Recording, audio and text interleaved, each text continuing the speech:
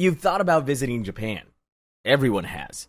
But give it a few hours, and we'll get to the parts that don't make the travel vlogs.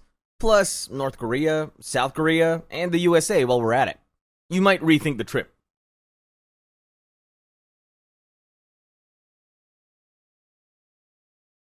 Imagine living where the leader's eyes follow you everywhere, where every word you say is dangerous, and where even if you're loyal to them, it can still cost your life. Behind the songs and parades are poison killers, computer thieves, and prisons you never leave. Welcome to the North Korea Iceberg. Tier 1. Know Your Korea. Kim Dynasty. So let's start with the obvious. The family that literally owns the place. The Kim Dynasty. The world's longest running family dictatorship that's still going strong after more than 75 years. First, let's rewind to 1948. The story kicks off with Kim Il-sung, who was kind of a guerrilla hero back in World War II fighting the Japanese. Then, when World War II ends, Korea gets split in half. The Soviets pick Kim Il-sung to run the North. The Americans pick Syngman Rhee for the South. But the next thing you know, Kim decides he wants it all. He invades the South, kicks off the Korean War, and almost wins, actually, until the US and UN smash the counterattack. The war ends in a bloody stalemate, but Kim spins it as a miracle victory and rebrands himself as the great leader, savior of the nation. We'll go over the war itself in more detail in the next entry. For now, let's focus on the Kim family. From there, he starts cleaning house. By the late 50s, anyone with ties to Moscow or Beijing mysteriously disappears. By the 70s, North Korea isn't just communist, it's a family empire. Government jobs go to blood relatives, and Kim's son, Kim Jong-il, is pre-sold to the public as the natural heir because of his revolutionary blood. Like being born Kim automatically makes you a hero. Of course, Kim Jong-il doesn't just inherit a title. He spends years working his way up, outmaneuvering rivals, especially his own uncle, Kim Yong-ju. By 1980, he's the second most powerful guy in the country, and the party faithful got the message. Loyalty to the Kims is loyalty to the country. When Kim Il-sung died in 1994, Kim Jong-il just stepped in smoothly, and the machine kept running. He becomes dear leader. Even after a devastating famine in the 1990s, the family's grip gets tighter. Kim Jong-il's answer was Songun policy, which in a nutshell, the army gets the best food and loyalty rewards, and nobody questions who's in charge, which we'll talk about more in Tier 4. Kim Jong-il eventually grooms his own youngest son, Kim Jong-un, for the role, and by 2011, we're 3 generations deep. The Kims are now North Korea's only legitimate rulers. In 2013, Kim Jong-un had his own uncle executed. 4 years later, his half-brother was killed in a crowded airport with a nerve agent. This is a family that does its firing in both senses of the word. How do they stay in power? Ruthlessness, brainwashing, and constant paranoia. Schools, media, even the language itself exists to make the Kims the center of the universe, the only thing standing between North Korea and foreign destruction. By the way, the story about Kim Jong-un's uncle and brother is interesting, to say the least. I made a dedicated entry for them in Tier 3, so hold on. Now that you know who's in charge of North Korea, let's rewind and figure out how the Korean peninsula got torn in two to begin with. Korean War. If you want to understand why Korea is still split, you have to start with the Korean War, the war that never actually ended. When Japan loses World War II, and Korea, after decades of brutal occupation, finally gets liberated. But freedom comes with a catch. The Soviets roll in from the north, the Americans from the south, and someone draws a line at the 38th parallel to keep things civil. But that temporary line becomes uncivilized fast. By 1948, you've got 2 rival states. Kim Il-sung runs the communist north. Syngman Rhee rules the anti-communist south. Each one says they're the real Korea. Then, June 25, 1950. The North, with Stalin's blessing and a few borrowed Soviet tanks, launches a massive invasion across the 38th parallel. They catch the South off guard, take Seoul in 3 days, and nearly push the South Korean army and a ragtag UN force into the sea at Busan. Kim Il-sung thought victory was close, that communists in the South would join him, and that the Americans might not bother showing up. Except the US does show up, hard. UN forces, led by the US, joined the fight. In September, the US landed troops behind enemy lines near Seoul. It works. North Korean forces are thrown into chaos, and Seoul is recaptured. And suddenly, the North is on the back where they started. UN troops blast their way past the 38th parallel. capture Pyongyang, and start dreaming about reunifying all of Korea under the South. And then, suddenly, China jumps in. Mao Zedong, pushed by Stalin, unleashes hundreds of thousands of volunteers to fight the war. UN lines got shattered. Seoul changes hands again.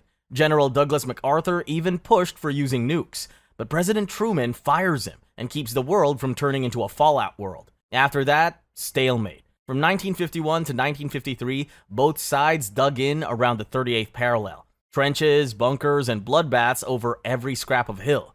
Bloody Ridge, Heartbreak Ridge, Pork Chop Hill. Peace talks started but dragged on for 2 long, miserable years.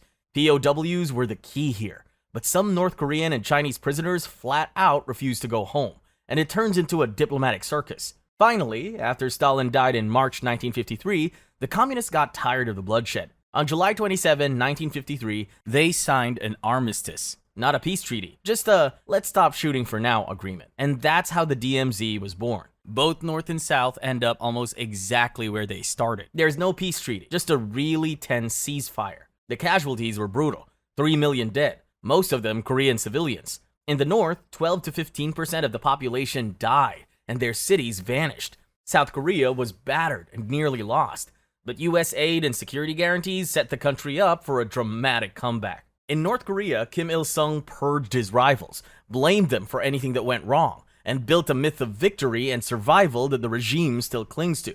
To this day, July 27 is celebrated in the North as Victory in the Fatherland Liberation War. But the reality is that it was a draw at best. Every North Korean learns a warped version of how they defeated the US. For the South, the Korean War still haunts them, and every time the DMZ flares up or peace talks stall, it's a reminder that a nuke could be launched any time to their head. Demilitarized Zone, or DMZ. After talking about the Korean War, you now know the DMZ. You've seen the photos, endless fences, guards staring each other down, the infamous blue huts at Panmunjom where North Korean, South Korean, and UN soldiers stand close enough to smell each other's breath. But here's the twist. All that paranoia has a good side effect. Nobody builds here. Nobody lives here. So after decades, this scariest place on Earth accidentally turned into a paradise for rare animals. The DMZ is now one of the weirdest wildlife reserves you'll ever hear about. It's a paradise for Eurasian otters, Amur leopards, golden eagle, and many other animals. People have even suggested turning it into a World Heritage Site, a peace park, if peace ever shows up. Still, the main soundtrack here isn't nature. It's boots, tank engines, and sometimes gunfire. There are about 1 million soldiers on each side, plus tanks, artillery, and, since North Korea went nuclear, even more stuff they're not supposed to have. Between 1953 and 1999, border skirmishes in and around the DMZ killed over 500 South Korean soldiers, 250 North Koreans, and about 50 Americans. Want some greatest hits? The Korean DMZ conflict, also known as the Second Korean War, was basically a long, bloody game of cat and mouse. In 1968, 31 North Korean commandos slipped through the DMZ to assassinate South Korea's president. They got almost all the way to his house before being stopped, botching the mission thanks to a mix of bad luck and worse planning. We'll get to that in Tier 6. South Korea, by the way, did plenty of cross-border raids too. Just don't expect to find them in the official history books. Then there's Panmunjom, the place where things get truly bizarre. In 1976, 2 US Army officers were hacked to death with axes just for trimming a tree. It's called the Axe Murder Incident. The US responded by rolling in troops and equipment for Operation Paul Bunyan. Not to fight, but to finish cutting down the tree. Petty? Sure, but it nearly started another war. It's just the beginning. In the 1980s, both sides had a flagpole race. South Korea builds a 100-meter flagpole. North Korea tops it with 160 meters and a flag the size of a tennis court. Each side blares propaganda and K-pop at the other through massive speakers, hoping to annoy, demoralize, or just drown each other out. The North even built invasion-sized tunnels under the DMZ. One was only discovered because a patrol noticed steam rising from the ground. Not exactly subtle of them. And then there are the escape attempts. Like in 2017, when a North Korean soldier, Oh Chong-song, made a break for the South, getting shot 5 times by his own guys as he sprinted across the line. The footage is insane, and when South Korean doctors patched him up, they found his insides were crawling with parasitic worms. A gut punch detail that says more about life in the North than any speech. But the DMZ isn't all gunfights and tension. Sometimes it turned into peaceful purposes. In 2018, the leaders of North and South Korea, Kim Jong-un and Moon Jae-in, met at Panmunjom, shook hands, and even stepped across the line together. For one shining moment, the world watched and thought, maybe this is how it ends. Maybe the DMZ becomes a bridge, not a wall. Of course, talk stalled, and the guns are still there, but it showed that even the most dangerous border on Earth can surprise you. You can even visit North Korea's empty propaganda village, which we will talk about in Tier 5, or step into a blue conference hut and technically stand in the North for a minute or two. But until there's real peace, the DMZ is still a ticking front for a new war. Nuclear weapons. You probably know North Korea best for the whole "we have nukes" thing, but that wasn't how it started. Believe it or not, this wasn't always a fire and fury story. It started quietly back in the Cold War, with Soviet scientists helping North Korean engineers build a research reactor in the sleepy town of Yongbyon. At first, it was all for peaceful purposes. Then, surprise, North Korea starts stockpiling everything it needs for bombs, fuel plants, processing facilities, and probably a vault marked totally not for nukes. By the late 80s, they'd built a reactor that could crank out enough plutonium for a couple of bombs a year, if they decided to make the jump. This made the US and Soviets nervous, so North Korea joined the Nuclear Non-Proliferation Treaty in 1985. Sounds good, right? Not so fast. The inspections get delayed, and pretty soon US intelligence realizes Pyongyang's been playing hide-and-seek with its plutonium. By 1993, North Korea was threatening to walk out of the treaty, and the world was biting its nails. Then came the first big nuclear crisis in 1994. North Korea removed all the spent fuel rods from its 5-megawatt reactor at Yongbyon, enough for several bombs. The US talked seriously about going to war because of this. But enter Jimmy Carter, ex-president turned last-minute peacemaker. He flies to Pyongyang and scores a deal. North Korea freezes its nuclear program in exchange for oil and help to build safer reactors. This is the agreed framework. For nearly a decade, it holds, but barely. North Korea doesn't make new plutonium, but behind the scenes, they're hustling to start a secret uranium enrichment program, working with Pakistan's Abdul Qadir Khan to get the technology. Fast forward to 2002, the deal blows up. Not with a bomb, but politically. The Bush administration calls out the secret uranium project and cuts off oil shipments. North Korea kicks out UN inspectors, restarts its reactors, and in 2003 becomes the first country ever to quit the NPT. Over the next few years, the nukes keep coming. In 2006, North Korea tests its first bomb underground. The blast is small, but the message is huge. The world throws sanctions at Pyongyang, but the tests just get bigger. 2009, 2013, twice in 2016, and then the monster bomb in 2017. Possibly a real hydrogen bomb. North Korea even launches missiles that can theoretically reach the US mainland. By 2024, estimates say North Korea's got about 50 warheads, plus the fuel to make half a dozen more every year. And in 2022, Kim Jong-un pretty much says we're not giving them up, ever. So why are they obsessed with nukes? Simple. Nukes are the ultimate insurance policy. Kim Jong-un watched what happened to Gaddafi in Libya. Give up your program, get invaded, get killed. Not a risk he's willing to take. North Korea is poor, outgunned, and isolated. But nukes means suddenly everyone wants to talk. Diplomacy turns into a Groundhog Day loop. Deal, missile test, broken deal, repeat. The US tried the agreed framework, then the six-party talks, then the whole Trump-Kim bromance era.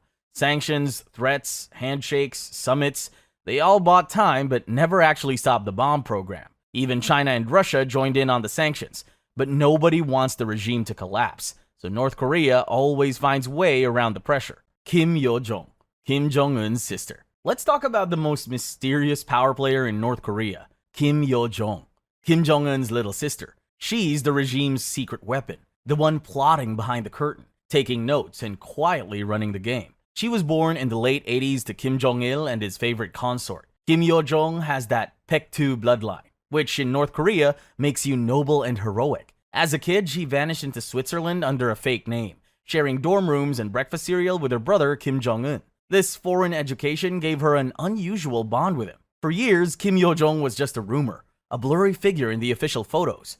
Then her father died in 2011, her brother took the throne, and suddenly she's everywhere, usually just behind Kim Jong-un, sometimes holding his papers or purse, always watching, always taking notes. By 2014, she was officially on the team, working in propaganda, stage managing the supreme leader's image.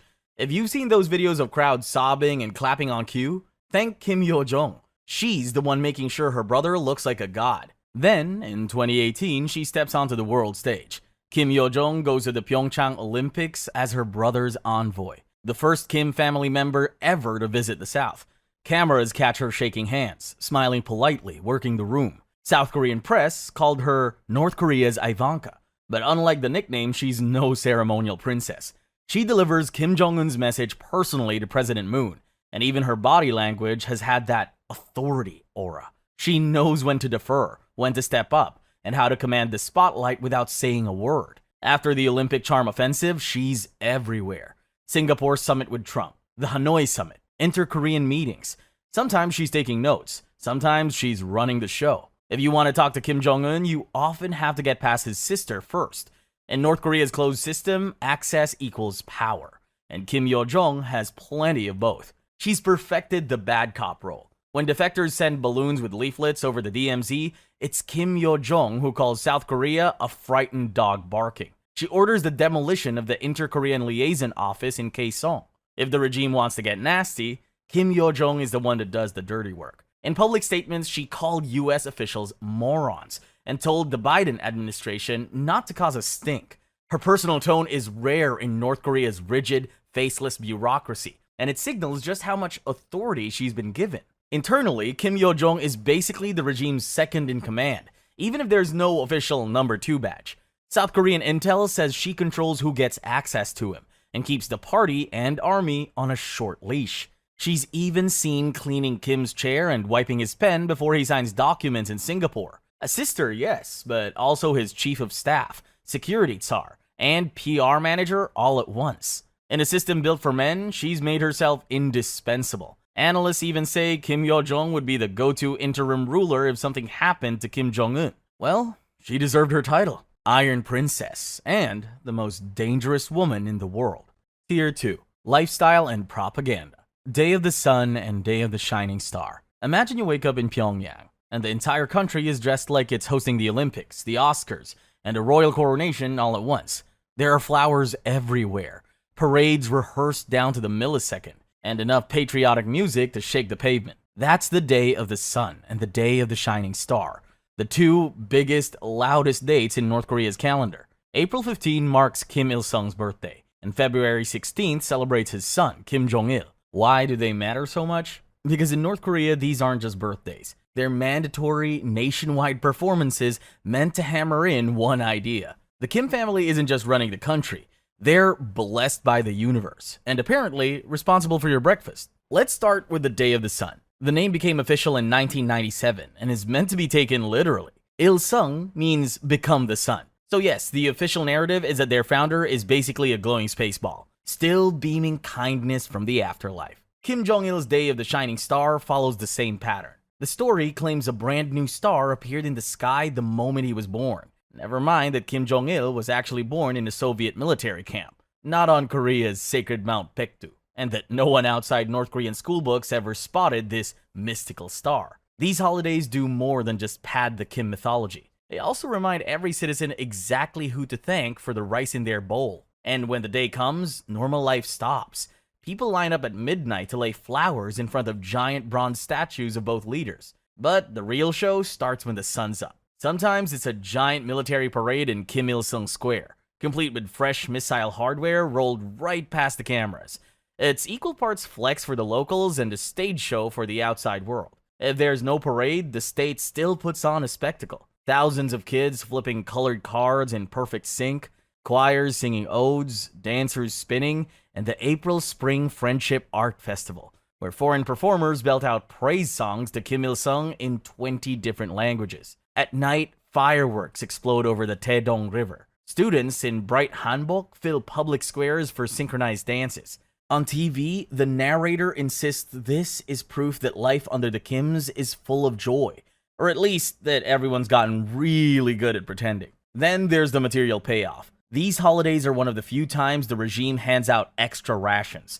Kids get bags of candy and cookies, a rare treat. Adults might score liquor or a cut of meat. In a place where food shortages are constant, that's a big deal. Bread and circus, everyone. Bread and circus. Sometimes these anniversaries double as a warning to the outside world. Missile tests are often scheduled for the dates.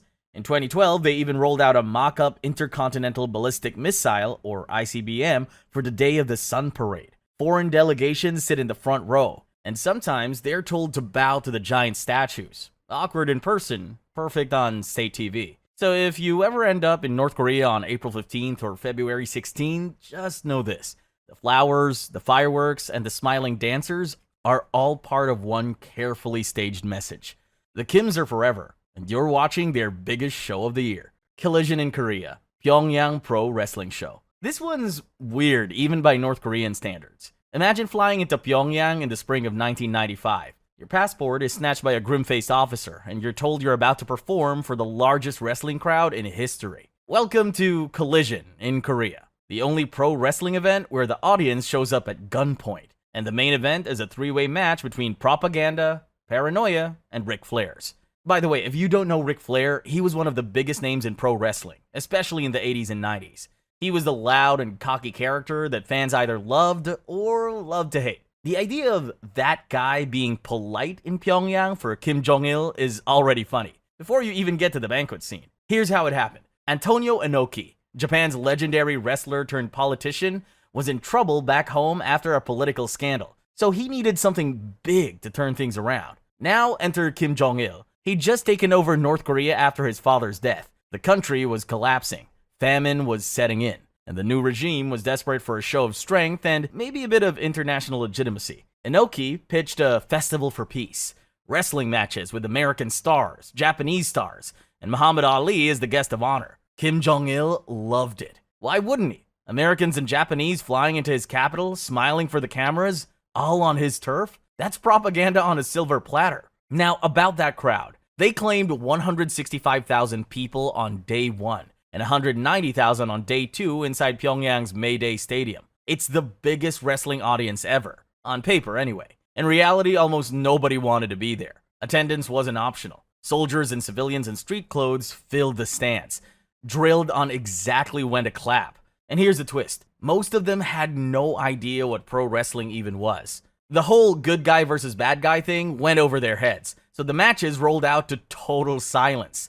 The only time you'd hear noise was when Muhammad Ali waved, because the officials told them, now you clap. Inoki got applause too, since state media called him the disciple of Riki Dozan, their national hero. Inside the ring, things got even stranger. Ric Flair had to stand up at a government banquet and say how honored he was to be in Pyongyang, and how Americans could learn from North Korea. Imagine that, the wrestler that's famous for trash talk, praising Kim Jong-il for the cameras. Flair later said it was the most surreal moment of his career, and that came from a man who once got hit by lightning. The main event was Inoki versus Flair. Inoki won. Nobody doubted that would be the outcome. Outside the ring, the wrestlers got a taste of North Korean paranoia.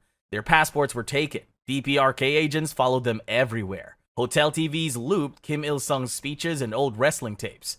One time, Scott Norton tried calling home, got overheard calling North Korea a shithole, and ended up in a basement interrogation room with a rifle in his face. He got out of it by convincing them it was just an argument with his wife. Even the audience was part of the propaganda, flipping colored cards in perfect sync to form giant images of doves in the Korean peninsula, a trick that took 6 months of rehearsals. When it was over, nobody on the foreign side got hurt, though a few probably went home needing therapy. Ric Flair said he nearly kissed the ground when he saw the American airline logos in Tokyo. So what's the result of this show? In wrestling terms, a total flop. WCW lost money. Nobody in the US cared. And Inoki still lost his election. For North Korea, though, it was a jackpot. Footage of Inoki and Flair bowing in Pyongyang, Muhammad Ali clapping for Kim Jong-il, that's the kind of stuff they could replay forever. The event lives on in Guinness records and a few documentaries as the biggest, strangest, and emptiest wrestling show ever. And here's the part that sticks with you. The same stadium later hosted public executions. So for 2 spring days in 1995, the people of Pyongyang went from being forced to watch fake fights to being forced to watch real ones. Pyongyang Racer. If you love Need for Speed, you should try its North Korean version. It's more like Need for Traffic. Introducing Pyongyang Racer, a game where the biggest challenge isn't speed, but making sure you don't catch the attention of a scolding traffic cop. Let's roll back to 2012. Kim Jong-un, North Korea's young new leader, was barely a year into the job. North Korea was still the world's most closed-off country. And then, out of nowhere, they put out something nobody expected.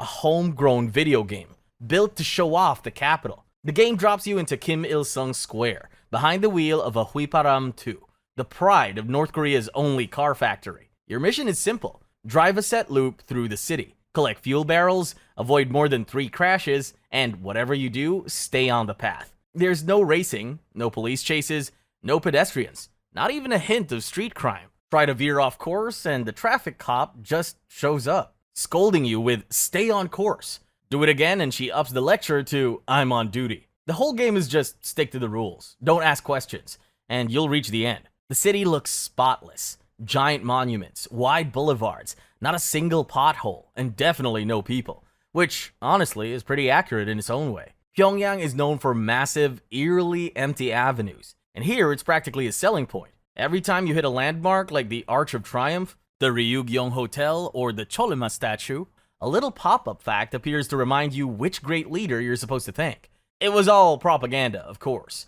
The game was made by a joint venture software firm called Nosotech, with a Beijing travel agency, Koryo Tours.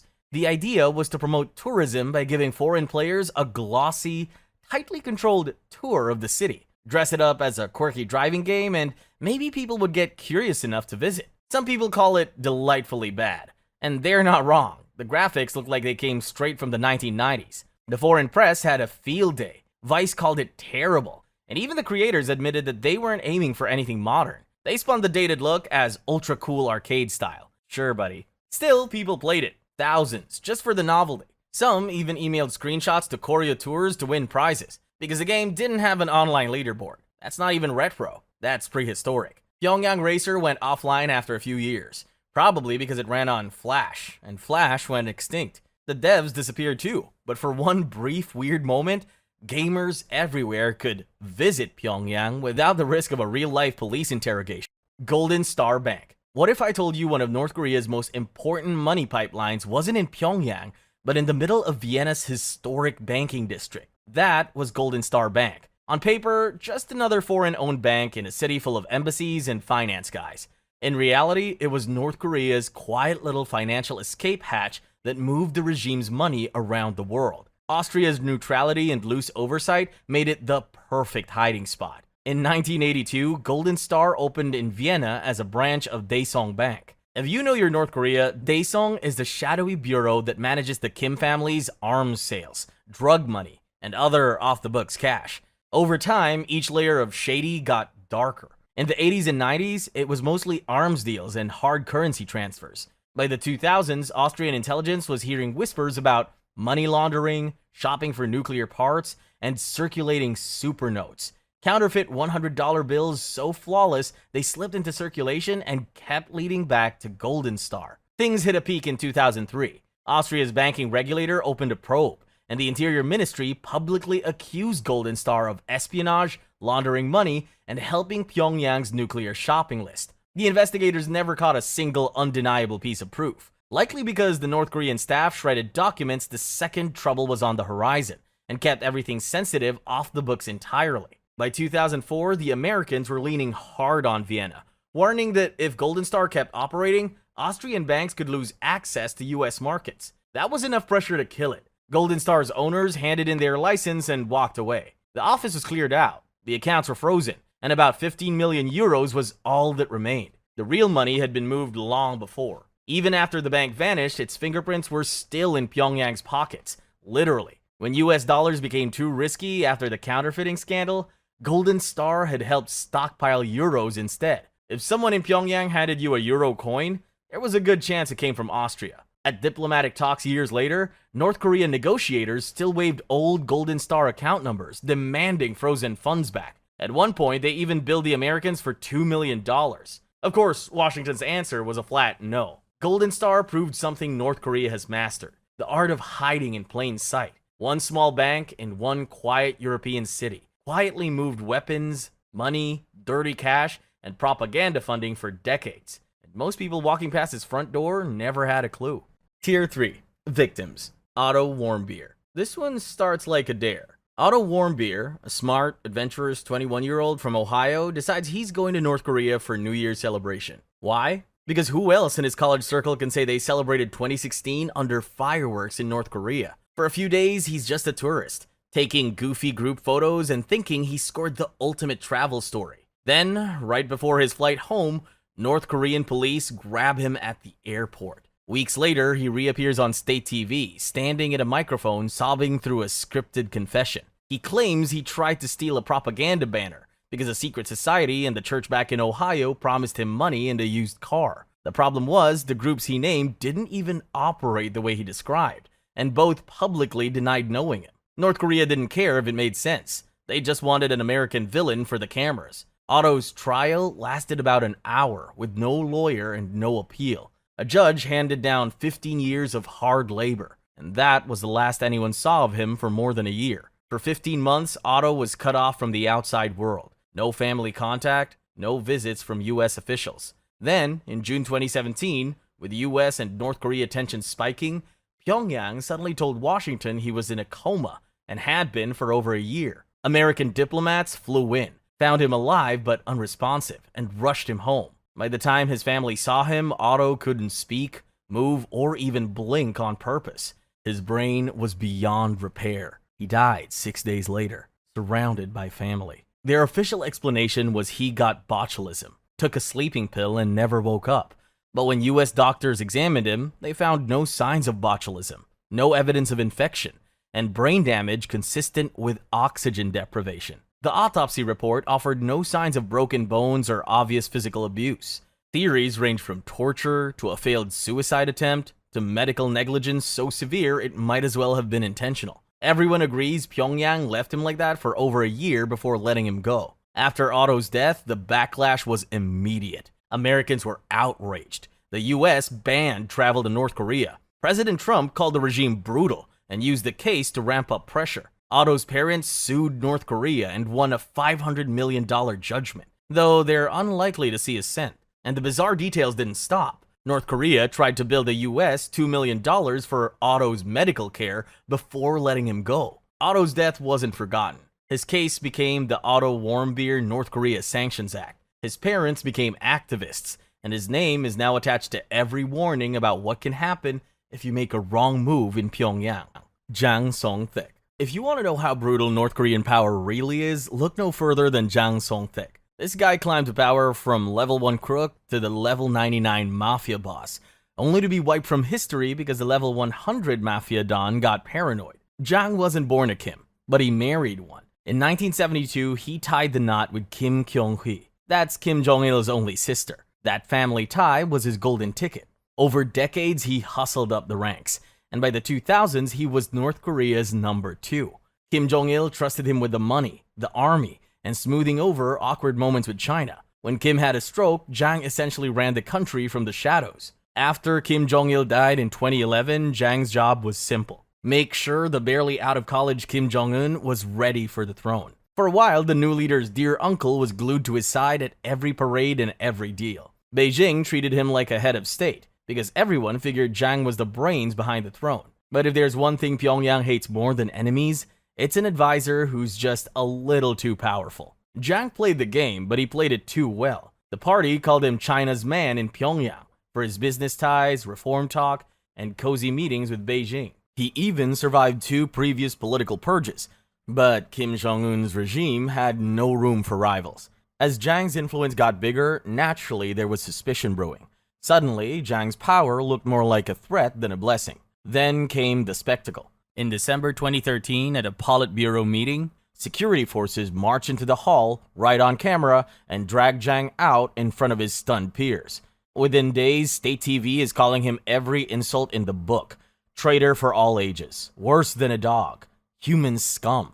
The regime accuses him of plotting a coup, womanizing, taking bribes, even clapping without enough enthusiasm. They blamed him for failed currency reforms, construction disasters, luxury spending, and even putting a monument in the wrong spot. Laughable charges, serious outcome. Zhang is convicted of treason and is executed immediately. The official version says firing squad, but the rumors are far more interesting. Anti-aircraft guns, death by dogs, pick your poison. What's certain is Pyongyang wanted everyone to know. Nobody, not even Kim Jong-un's own uncle, is untouchable. Within days, Zhang is erased from history. His old photos pixelated.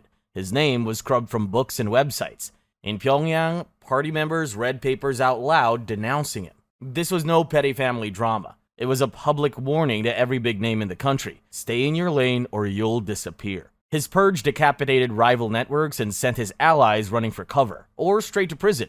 Beijing freaked out. Zhang was their guy in the regime, and now he's gone. Chinese officials kept calm in public, but scrambled behind the scenes, suddenly unsure who to trust in Pyongyang. For Kim Jong-un, the gamble paid off. It locked in his grip on the country, proved he could rule through fear, and showed that family ties mean nothing when power is on the line. But he also burned bridges.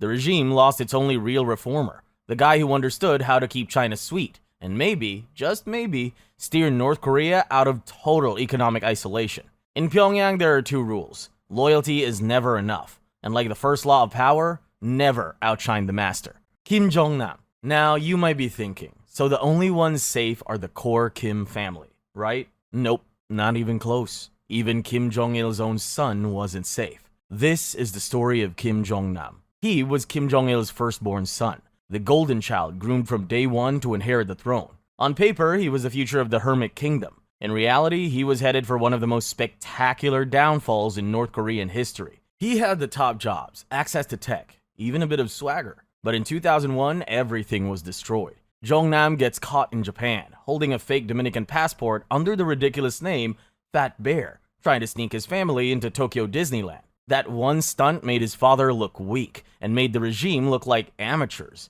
He got deported quietly, but the unspoken message was clear. You're finished. So he vanished. By 2003, he's out of Pyongyang, living large in Macau, gambling, eating well, throwing back wine, and showing off his Las Vegas and Asia lifestyle online. If you spotted him, you'd think he was just another rich guy blowing cash at the casino. But the truth was uglier. Being a Kim in exile didn't mean safety. It meant every day was a countdown. Jong-nam knew it too. After Kim Jong-il died and his half-brother Kim Jong-un took over, Jong-nam's fear went into overdrive. He wrote letters begging for his life, told friends he thought he was marked for death, and survived at least one real assassination attempt. When his only protector in Pyongyang, his uncle Jang Song-thaek, was executed, that safety net was gone. Therefore, he started bouncing between Macau, Beijing, and Southeast Asia, always glancing over his shoulder, sometimes even talking about fleeing to Europe just to get out of missile range. But he didn't run far enough. On February 13, 2017, at the Kuala Lumpur airport, two women walked up and smeared his face with VX nerve agent. VX is one of the deadliest chemicals on the planet. A drop smaller than a pinhead can shut down your nervous system, paralyze your muscles, and kill you in minutes. It's banned under international law, but here it was, smeared across Jong-nam's face in a crowded terminal. He staggered to a help desk, tried to get help, collapsed, and died on the way to the hospital. The women said they thought it was a prank show. They were duped, then charged with murder, and only released years later. By then, the world had already connected the dots. South Korean and US intelligence said this was Kim Jong-un's order. No one else had both the motive and the sheer audacity to unleash a weapon of mass destruction in an airport just to take out one man. So why kill him? That's where it gets messy. There's a dozen theories, all juicy. Maybe Jong-nam was talking to the CIA. He reportedly met with US handlers, was seen in hotels with stacks of cash, and had a suspicious backpack full of money when he died. Maybe China liked keeping him around as a backup plan if Pyongyang's leadership went sideways. Or maybe it was simpler than that. Jong-nam had a habit of talking too much. He told journalists he hated the dynastic rule, called his brother's government a joke, and predicted North Korea would collapse. In the Kim family, that's basically asking for an execution notice. After the hit, things got even darker. Jong-nam's son vanished into hiding, whisked away by a shadowy group, probably with US help. North Korea denied everything, and wouldn't even admit who died. If the regime wants you gone, they'll find you, airport crowd or not. But even with all that, North Korea wasn't content with just hunting down their own people overseas. Nope, they even tried to assassinate a foreign president. We'll talk about that when we hit tier 6. Lim Ji-hyun. Here's the premise. Lim Ji-hyun was a North Korean defector who escaped to South Korea, became a TV personality, then suddenly vanished and turned up in North Korea again, but this time as a propaganda tool. At about 23, Lim risked everything to escape. She crossed the river into China, slipped through the underground route defectors use, and made it to South Korea in early 2014. Far from the stereotype of a traumatized defector, she was bright, bubbly, and quick to adjust, soon appearing on TV shows for defectors under the name Lim Ji-hyun. She even launched a YouTube channel, shared stories about daily life in North Korea, and got a bunch of fans. She made people laugh, but she also made them think. People saw her as living proof that a North Korean could make it and actually be happy. But in April 2017, Lim just disappeared. No new posts, no calls, no TV shows. Her friends started to worry. The police checked her apartment. Everything was still there, including nearly $20,000 in her bank account. It looked like she'd left for a quick trip and never came back. Turns out she'd gone to China, probably to sort out something with money transfers for her family back in the north. A move that's actually common among defectors. And then, 3 months later, Lim Ji-hyun showed up in a North Korean propaganda video. She was back in the north, wearing a traditional dress with her hair cut short, looking totally different, nervous, pale, and acting nothing like her old self. She called herself by her old northern name and said she'd returned home because life in South Korea was hell. She went on to say she'd been tricked by promises of freedom, ended up working in bars, and wanted forgiveness for betraying her motherland. The North Korean scriptwriters were not subtle. Lim sobbed on camera, called herself human trash, and praised Kim Jong-un. No one in South Korea bought it. Her friends, her old TV colleagues, even the police said she must have been tricked or kidnapped. People who knew Lim said she would never go back on her own. The version people believes goes like this. Lim was desperate to help her family in North Korea, tried to send money through shady brokers, and got set up. Someone convinced her to come to China to fix the lost cash. There, North Korean agents snatched her and dragged her back across the border. If you're wondering, yes, this is something North Korea actually does. Their agents operate in China and watch for defectors trying to send money home. If they catch you, you're toast. North Korea loved the PR win. Lim was young, pretty, and famous in the South. Getting her to make a confession video on state TV was a gold mine. It was meant to scare other defectors. See? Even if you escape, you'll hate it and come crawling back. It also helped the regime call South Korean TV shows liars and even intimidate other defectors from speaking out. She vanished from public view after a few more forced videos. Nobody knows what happened to her after 2018. Maybe sent to a remote city. Maybe worse. Lim's bright smile on South Korean TV and her broken face in North Korean videos are a gut-punch contrast. One woman, two totally different worlds, and a story that still doesn't have a happy ending. Kenji Fujimoto. Imagine this. You're a sushi chef from Japan, and one day you get hired to make dinner for a mysterious client. Turns out that client is Kim Jong-il, and before you know it, for the next 13 years, you're making sushi, watching power plays up close, and seeing things no outsider was ever supposed to see in the palace. It started in 1988. Kim Jong-il had developed a taste for high-end Japanese food, so Fujimoto got the call. At first, he was just the sushi guy, but because Kim liked him, Fujimoto got pulled deeper into the inner circle, part chef, part entertainer, and sometimes even a pair of eyes and ears for the boss. Kim's appetite wasn't just for food. He'd send Fujimoto on shopping sprees overseas for caviar, sea urchin, fine whiskey, whatever struck him in the moment. Fujimoto says he saw it all. Wild parties with generals and dancers, disco lights, rivers of French champagne, and pleasure squads. Yes, exactly what it sounds like. Kim's lifestyle swung between extremes. One night he'd have dancers performing on command. The next he'd be in his private theater, doting on his little poodles and binge-watching movies from his personal library. He also got rare glimpses of Kim Jong-il as a dad. Fujimoto ate family dinners with Kim's children, a young Kim Jong-un, nicknamed Prince, and his favorite daughter, Yeojong. The seating chart said everything. Jong-un sat at his father's right. Yeojong sat at his left. The other son, Jong-chol, was further down the table. Even back then, you could see who the future leader would be. And if you're wondering why the eldest son, Kim Jong-nam, wasn't there, by then he'd already fallen out of favor after the Tokyo Disneyland incident and was living abroad, far from Kim's inner circle. Fujimoto even overheard stories about secret family vacations, Tokyo Disneyland, European theme parks, And all that while regular North Koreans couldn't leave their city without permission. By the early 2000s, Fujimoto realized how dangerous his position was. Being that close to the Kim family was like holding a winning lottery ticket that could explode at any moment. If they decided he knew too much, he'd be gone. So in 2001, he made his move. He asked for permission to shop for luxury food in Japan.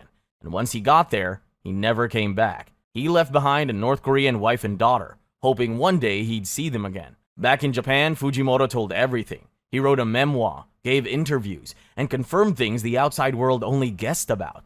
Kim Jong-il's obsession with luxury, his foreign cars, his imported brandy, and, most importantly, the existence of Kim Jong-un years before the world knew his name. He knew he'd painted a target on his back. He changed his name, wore disguises, and kept looking over his shoulder, convinced North Korea might send someone after him. Then came the twist. In 2012, after Kim Jong-un took power, the regime reached out and invited Fujimoto back. Yes, back into the country he'd escaped from. And then he went, maybe out of curiosity, maybe nostalgia. He expected, well, anything. Instead, Kim Jong-un greeted him with a hug, told him he was forgiven, and posed for photos like they were old classmates catching up. For 2 weeks, Fujimoto got the VIP treatment. Banquets, new construction tours, even a meeting with Kim's wife, Ri Sol-ju. He apologized for fleeing. Kim waved it off, and they toasted like old friends. Fujimoto knew it was part propaganda, part loyalty test, but maybe also part genuine sentiment from the kid who'd grown up eating his sushi. Even after that reunion, Fujimoto kept his guard up. For a while, he moved between Japan and North Korea, supposedly even opening a sushi restaurant in Pyongyang at Kim's request. Every so often, rumors would fly that he'd vanished or been killed. Then he'd pop up again, smiling and alive. And honestly, that's as close to a happy ending as you get in this saga. Tier 4. Disaster. The 1990s famine. In the early 1990s, North Korea was poor, but it still had enough to scrape by. But that ended when the Soviet Union collapsed. For decades, the Soviet had supplied cheap oil, fertilizer, and food to them. When that stopped in 1991, North Korea was suddenly on its own. China stepped in for a while, but even they started sending less because they had their own problems. Without fuel, North Korean farms couldn't run. Tractors were abandoned in the fields. Water pumps stopped working. Fertilizer was gone. So crops barely grew. Each harvest was smaller than the last, and the leaders in Pyongyang kept saying everything was fine, but everyone knew it wasn't. Then nature stepped in and made a bad situation worse. In 1995 and 1996, massive floods destroyed crops, wiped out food stores, and buried fields in thick mud, wiping out most of the year's harvest. The very next year, a drought baked the ground dry. By 1997, the country was in full collapse. North Korea had a public food system where people got rations from the state, rice, corn, and a little oil. But by 1997, that system was dead. Only 6 out of every 100 people were getting rations. And even then, the official amount was 128 grams a day. That's less than half a bowl of rice. Nowhere near enough to live on. People got desperate. They started eating grass, wild roots, tree bark, and anything else they could find. One survivor remembered eating a wild grass that made his face swell, but kept eating it anyway because there was nothing else. Many families mixed tree bark and sawdust into their cornmeal to make it last longer, even though it sometimes made them dangerously sick. Children picked unripe corn right off the stalks. Orphans roamed the streets looking for scraps. Even people with jobs and homes couldn't find enough to eat. The government knew people were starving. They told everyone to forage for wild foods, calling roots and grass healthy. But most of these plants made people sick or gave them diarrhea. Hospitals filled with children weak from hunger or poisoned by bad food. Nobody knows the exact toll. Estimates range from 600,000 to as high as 3 million. About 1 in every 20 people. All the while, Kim Jong-il kept living in comfort. He still threw parties, brought in luxury food from outside the country, and surrounded himself with excess while the rest of the nation starved. During the famine, he rolled out a new rule called Songun, which means military first. It meant that any food the country had went to the army before anyone else, but even soldiers were going hungry. Some had to grow their own food, and entire military units were sent to farm just to survive. If someone dared to complain, they paid the price. In 1997, the Minister of Agriculture was executed in public, accused of sabotaging the food system. When it was finally over, North Korea was a different country. Families were broken, children were gone, and people were afraid to trust anyone. Even now, survivors remember the years they had to eat grass, bark, and leaves just to stay alive. It remains one of the darkest, most scarring chapters in North Korea's history. The Ryongchon disaster. It's April 22, 2004. In Ryongchon, a sleepy border town near China, life's moving at its usual slow pace. Then, just after lunch, two freight trains slam into each other at the station. One's loaded with ammonium nitrate. That's the same chemical used for fertilizer, but also for making massive explosions. And the other's hauling fuel oil. You can guess what happens next. The whole place goes up in a fireball so big it shakes windows miles away. People in the Chinese city across the river said it felt like a bomb hit them. In seconds, Ryongchon turns into a disaster zone. The station's gone and replaced by a crater. Buildings vanished. Houses collapsed. Glass litters the streets. Some survivor later said it looked like a war. At first, people are saying thousands are dead. But once rescue crews get in and the Red Cross counts, the real toll was at least 54 dead.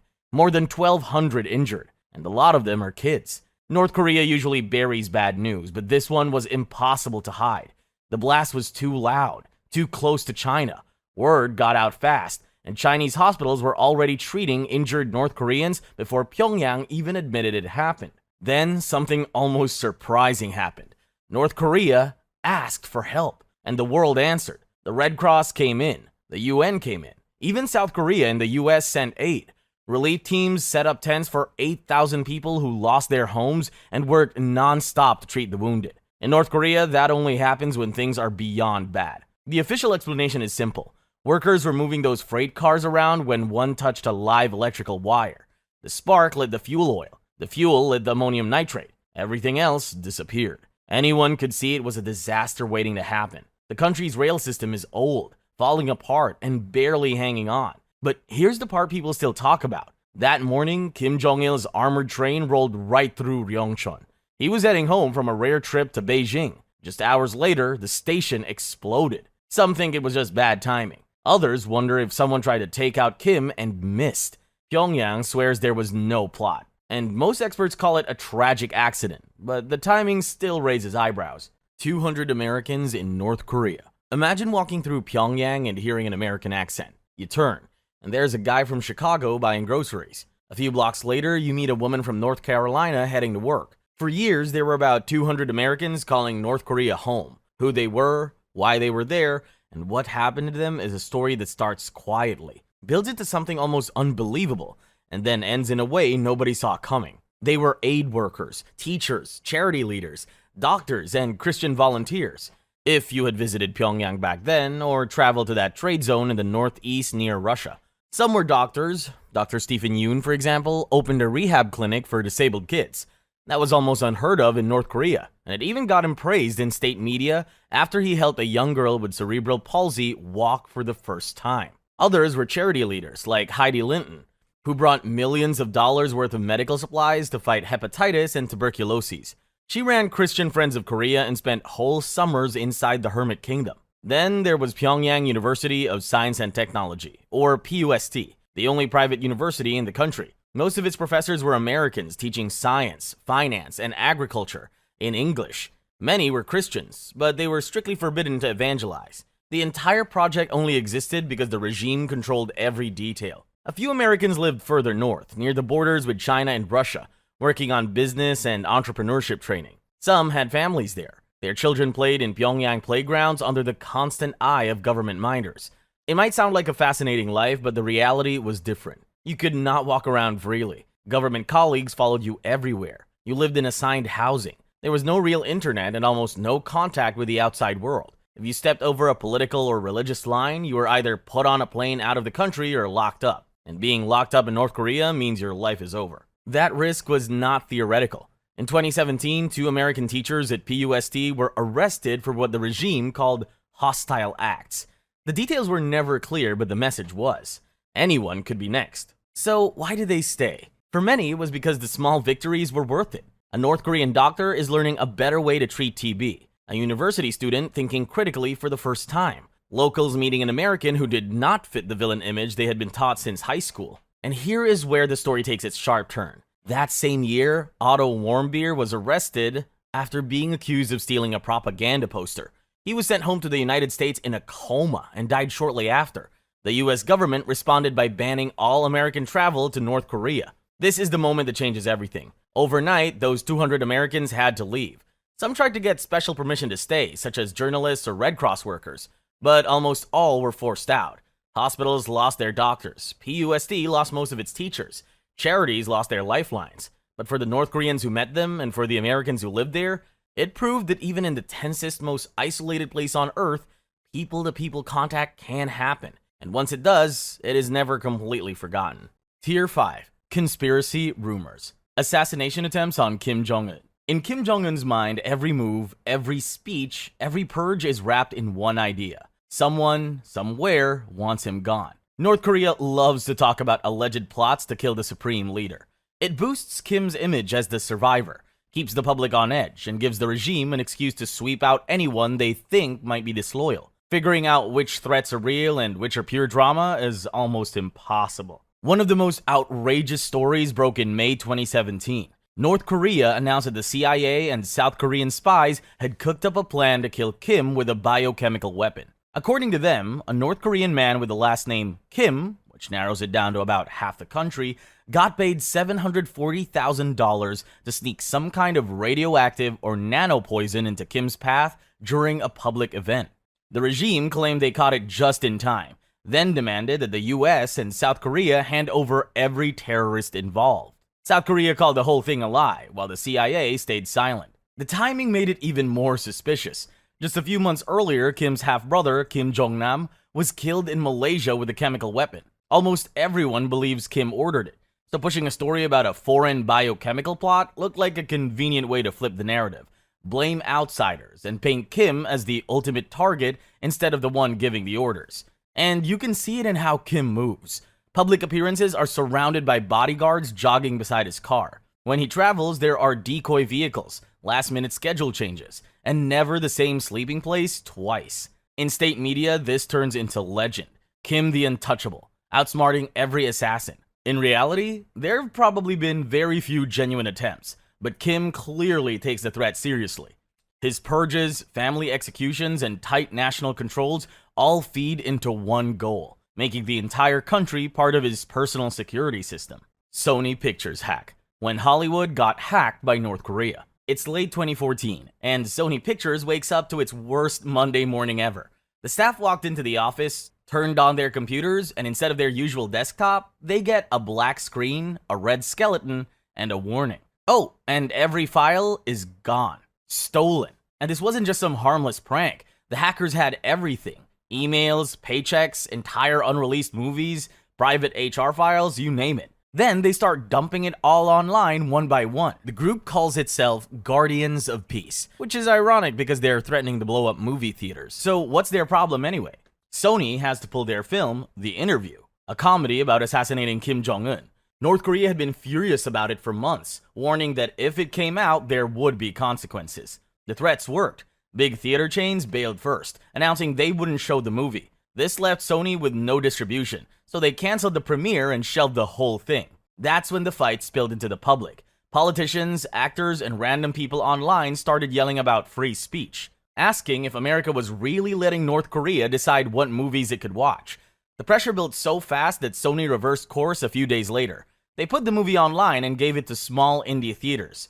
It got all the attention in the world, but made barely any money. Meanwhile, the FBI was on the trail. Investigators tore apart the code from the hack and found a rookie-level mistake. One of the attackers had logged into a server with a North Korean IP address. The tools and tactics matched earlier cyber attacks on South Korean banks and TV networks.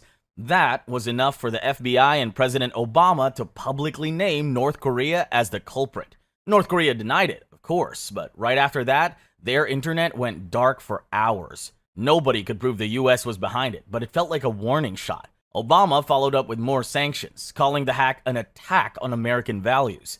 The leaks hurt Sony far more than just losing data. Private emails between executives hit the internet, revealing pay gaps between male and female stars, mocking comments about actors, and gossip about upcoming films.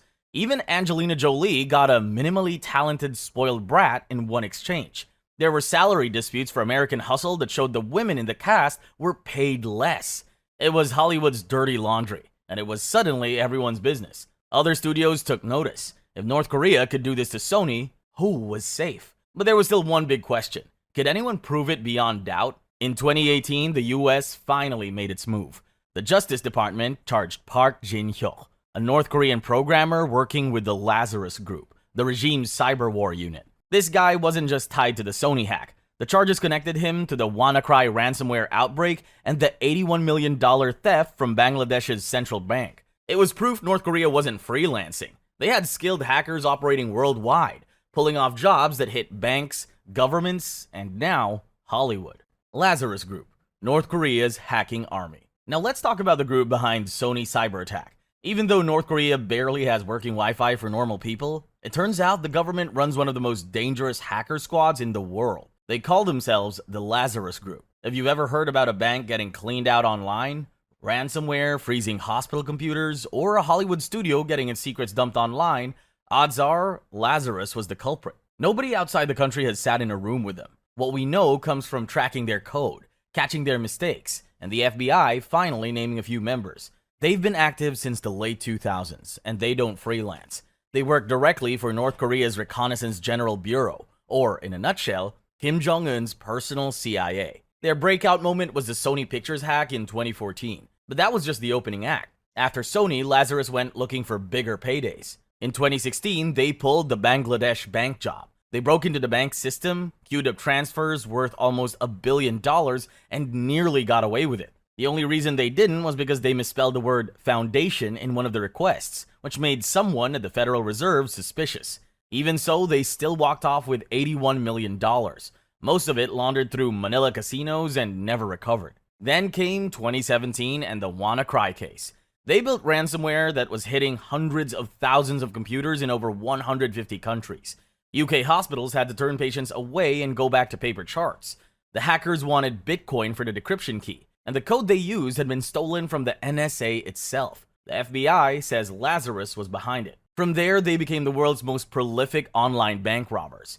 They hit banks in Vietnam, Poland, and dozens more. Then they shifted hard into crypto. In 2022, they breached the Ronin network, which powers part of the Axie Infinity game, and took $620 million in cryptocurrency, one of the biggest online heists ever. In 2023, they looted online casinos and crypto wallets for millions more. Why? Because North Korea is broke, and sanctions make legal trade nearly impossible. But if you got a handful of skilled hackers, you can bring in millions without moving a single shipping container. That money goes straight into missile programs and keeping the elite in luxury. And there's another benefit: terror. Hacks like Sony and WannaCry send the message that North Korea can cause trouble anywhere, anytime. Catching them is hard. They hide behind fake companies, route traffic through servers in China or Russia, and reuse old malware to confuse investigators. Sometimes they make mistakes like reusing the same code, connecting to a server with a North Korean IP,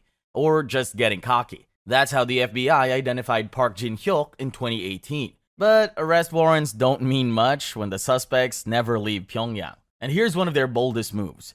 In 2021, Lazarus turned its sights on other hackers.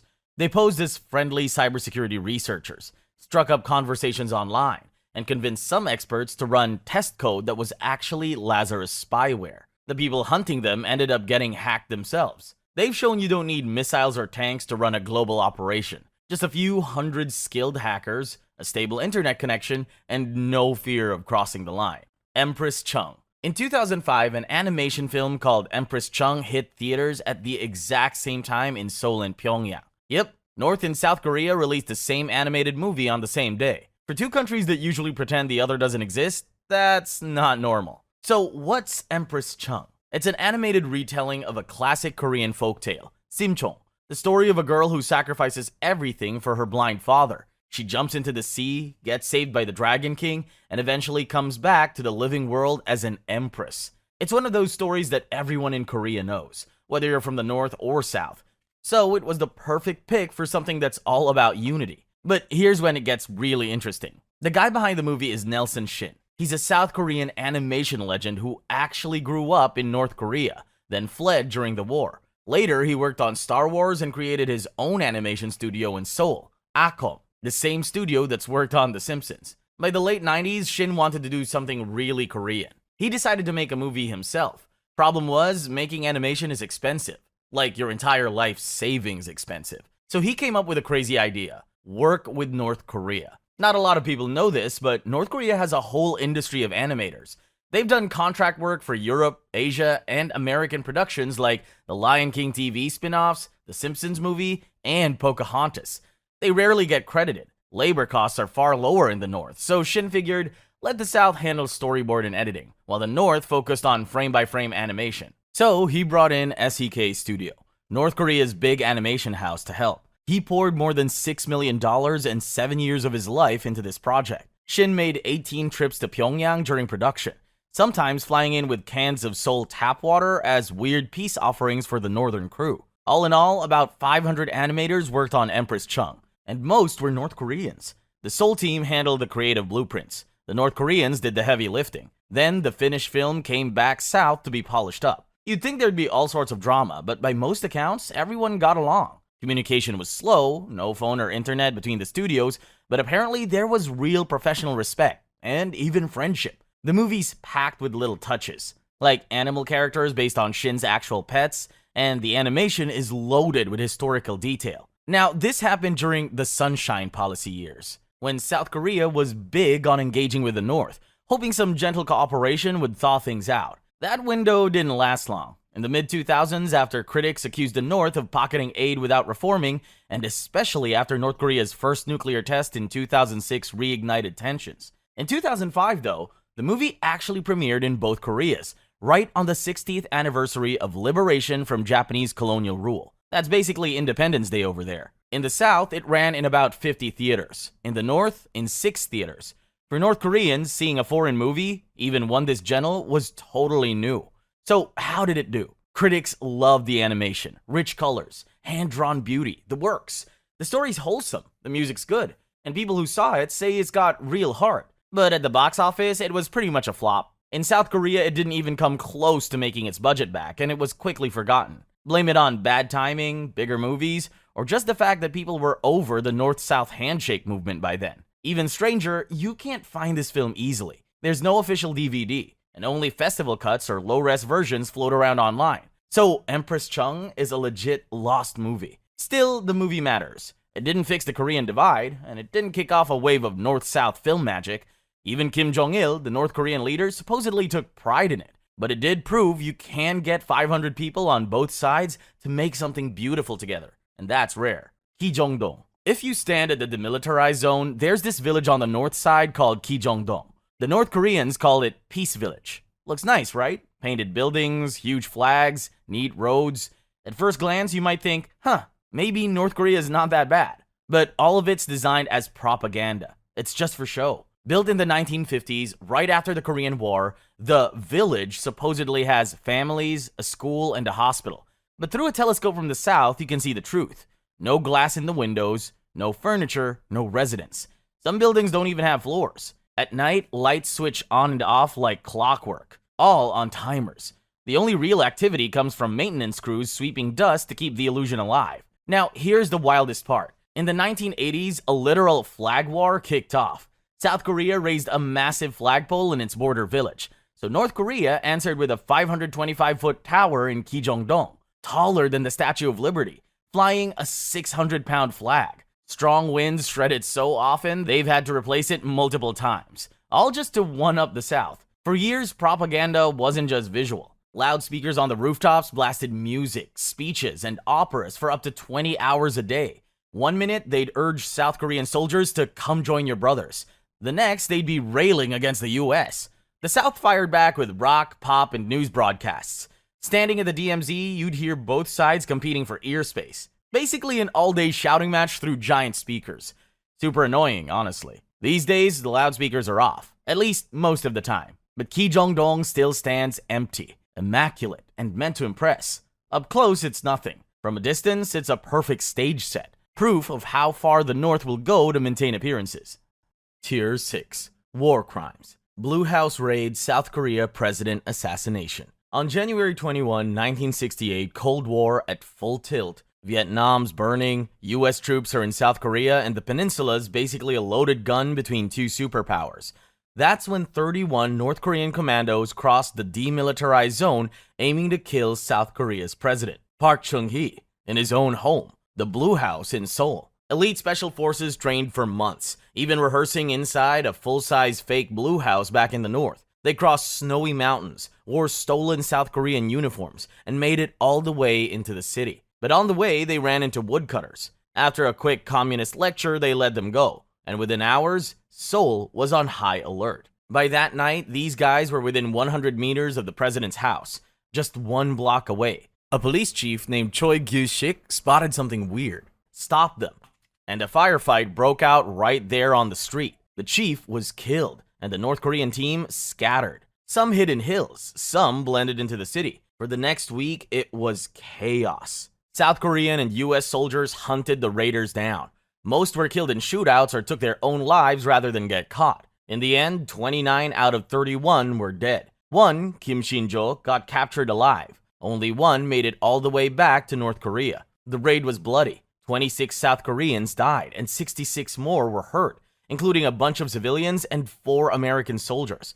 President Park came out unharmed, but the country was still shaken. People in Seoul were shocked. A hit squad from the north had almost reached their president's doorstep. Why go for something this extreme? The hope was that it might trigger protests or even an uprising that could tilt things towards reunification on northern terms. Historians and defectors say there was more to it too. Pulling off something this bold could score points with China, rattle the US and its allies, and give people back home a big, look how strong we are moment in the middle of the Cold War. South Korea's answer was personal. Park created his own secret commando unit with one job: assassinate Kim Il-sung. That unit trained for years, but never launched a mission. In 1971, the men mutinied after learning it was cancelled. That story became the basis for the movie Silmido, about a covert unit built for revenge that never got to carry it out. As for Kim Shin-jo, the lone surviving attacker, he never fired his gun, so he was eventually pardoned. He ended up becoming a Christian pastor and lived out his life in South Korea. Meanwhile, the only guy who escaped back north became a general. Talk about 2 totally different endings. Park Chung-hee tightened security, but later opened secret talks with the North. The Blue House raid remains one of the Cold War's boldest assassination attempts, a near miss that could have triggered all-out war. But even after that disaster, North Korea still didn't learn their lesson. They kept trying to assassinate the South Korean president, but this time it got even worse, because they did it in another country that's neutral. This one's called Rangoon Bombing. South Korea President Assassination Season 2. Just 15 years after the Blue House raid, North Korea tried it again. Another president, another hit squad. This time, the target was Chun Do-hwan, and the stage wasn't Seoul, it was halfway across the world in Myanmar. It's October 9, 1983. Chun is in Rangoon for a state visit, planning to lay a wreath at the Martyrs' Mausoleum. What no one in his motorcade knew was that the North Korean operatives had already been there for weeks. They slipped into Burma pretending to be Japanese tourists, smuggled in explosives, and hid them on the roof of the memorial. The timing was almost perfect, but a traffic jam delayed Chun's convoy by minutes, saving his life. Seconds later, the bomb went off. The blast tore through the memorial. 21 people were killed instantly, 17 of them top South Korean officials, including the foreign minister and deputy prime minister. 4 Burmese nationals died as well. 46 others were injured. Burmese security forces scrambled. They tracked the attackers down fast, the 3 North Korean commandos. 2 were killed on the spot. One, Kang Min-chul, was captured alive. He confessed in detail, naming himself as a North Korean military officer on direct orders from Pyongyang to assassinate Chun. He never apologized, saying he was only following orders. Burma kept him in prison for the rest of his life. He died there in 2008. So why did Pyongyang do it? According to Burmese court findings and South Korean intelligence, the orders came straight from Kim Jong-il. Chun was a staunch anti-communist military leader who publicly opposed the North, strengthened Seoul's alliances with US and Japan, and expanded ties with Southeast Asia.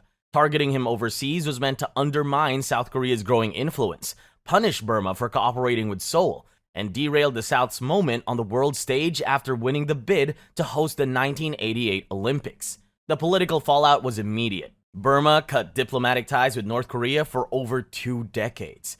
China summoned the North Korean ambassador in Beijing and demanded an explanation, which is an unusually direct rebuke from its biggest backer. The US, Japan, and much of the world condemned the attack. Chun flew home with the bodies of his officials. South Korea overhauled security, and the US later added North Korea to its list of state sponsors of terrorism. Ironically, the attack pushed Burma and South Korea closer together, the exact opposite of what Pyongyang wanted. Abduction of Japanese citizens. In 1977, 13-year-old Megumi Yokota was walking home from badminton practice in a quiet Japanese coastal town. The sun was setting and her house was minutes away, yet she never made it. No one heard a scream and no one saw a struggle. She's gone.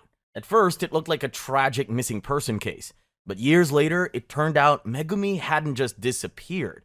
She'd been taken across the sea by North Korean agents, and she wasn't the only one. Throughout the late 70s and early 80s, regular Japanese citizens started vanishing. Schoolgirls, young couples, single moms, all kinds of people kidnapped from beaches or quiet streets, shoved into boats, and spirited away to North Korea. Japan's official count is 17 victims.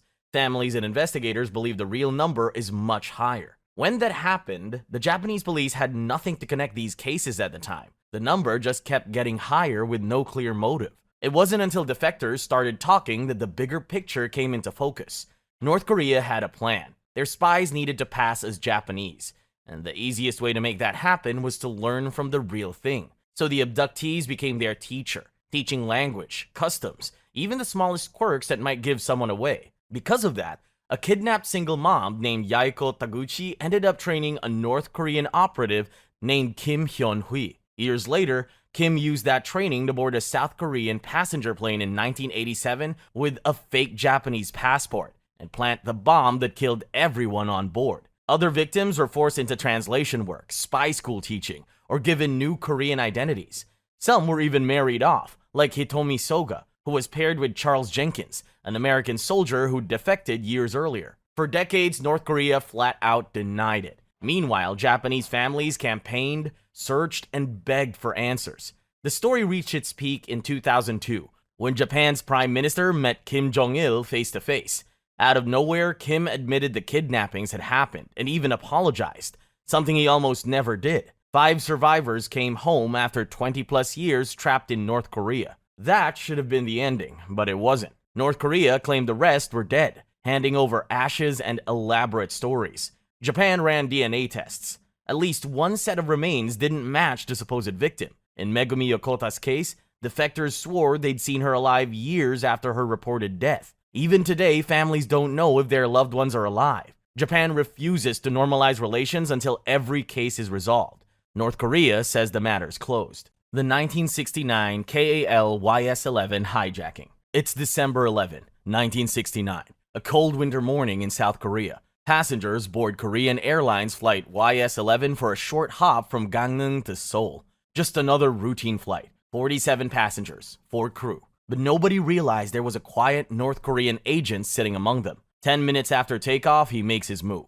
Bursts into the cockpit, weapon in hand, and tells the pilots they're going north. They don't have time to argue because minutes later, a pair of North Korean fighter jets pull up, escorting the plane to make sure the message is clear. The passenger plane lands at Sondok Airfield. After that, armed soldiers swarm on board. Everyone's forced off at gunpoint. Witnesses remember the hijacker being shoved into a black car after his job was done. Then comes the cover story. North Korea says the pilots defected, but when the first hostages made it home, they said there was no defection, just a hijacking from start to finish. Back in Seoul, people are furious and protests broke out. Families demand answers.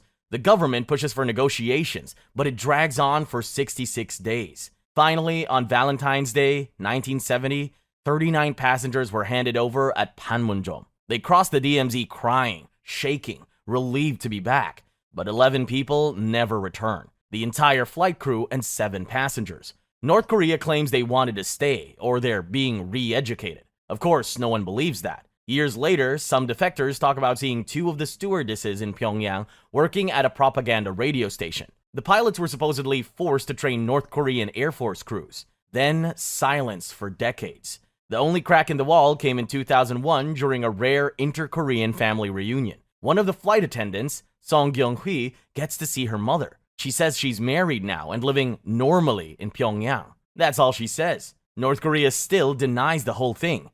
Even in 2020, they called it a fabricated, despicable political plot and tried blaming the South. But the witnesses, the returnees, the UN, they all agree on what happened. And that's where it still stands, more than 50 years later. Those 11 names are still on the UN's missing persons list. Nobody outside North Korea knows if they're alive. This is the disturbing South Korea iceberg. Tier 1. Korean War and DMZ. Imagine a border so tense that soldiers on both sides spend their entire shift staring at each other through binoculars, forbidden from making any gesture that could be seen as a threat. A place where stepping over an invisible line could restart a war that's been frozen for over 70 years.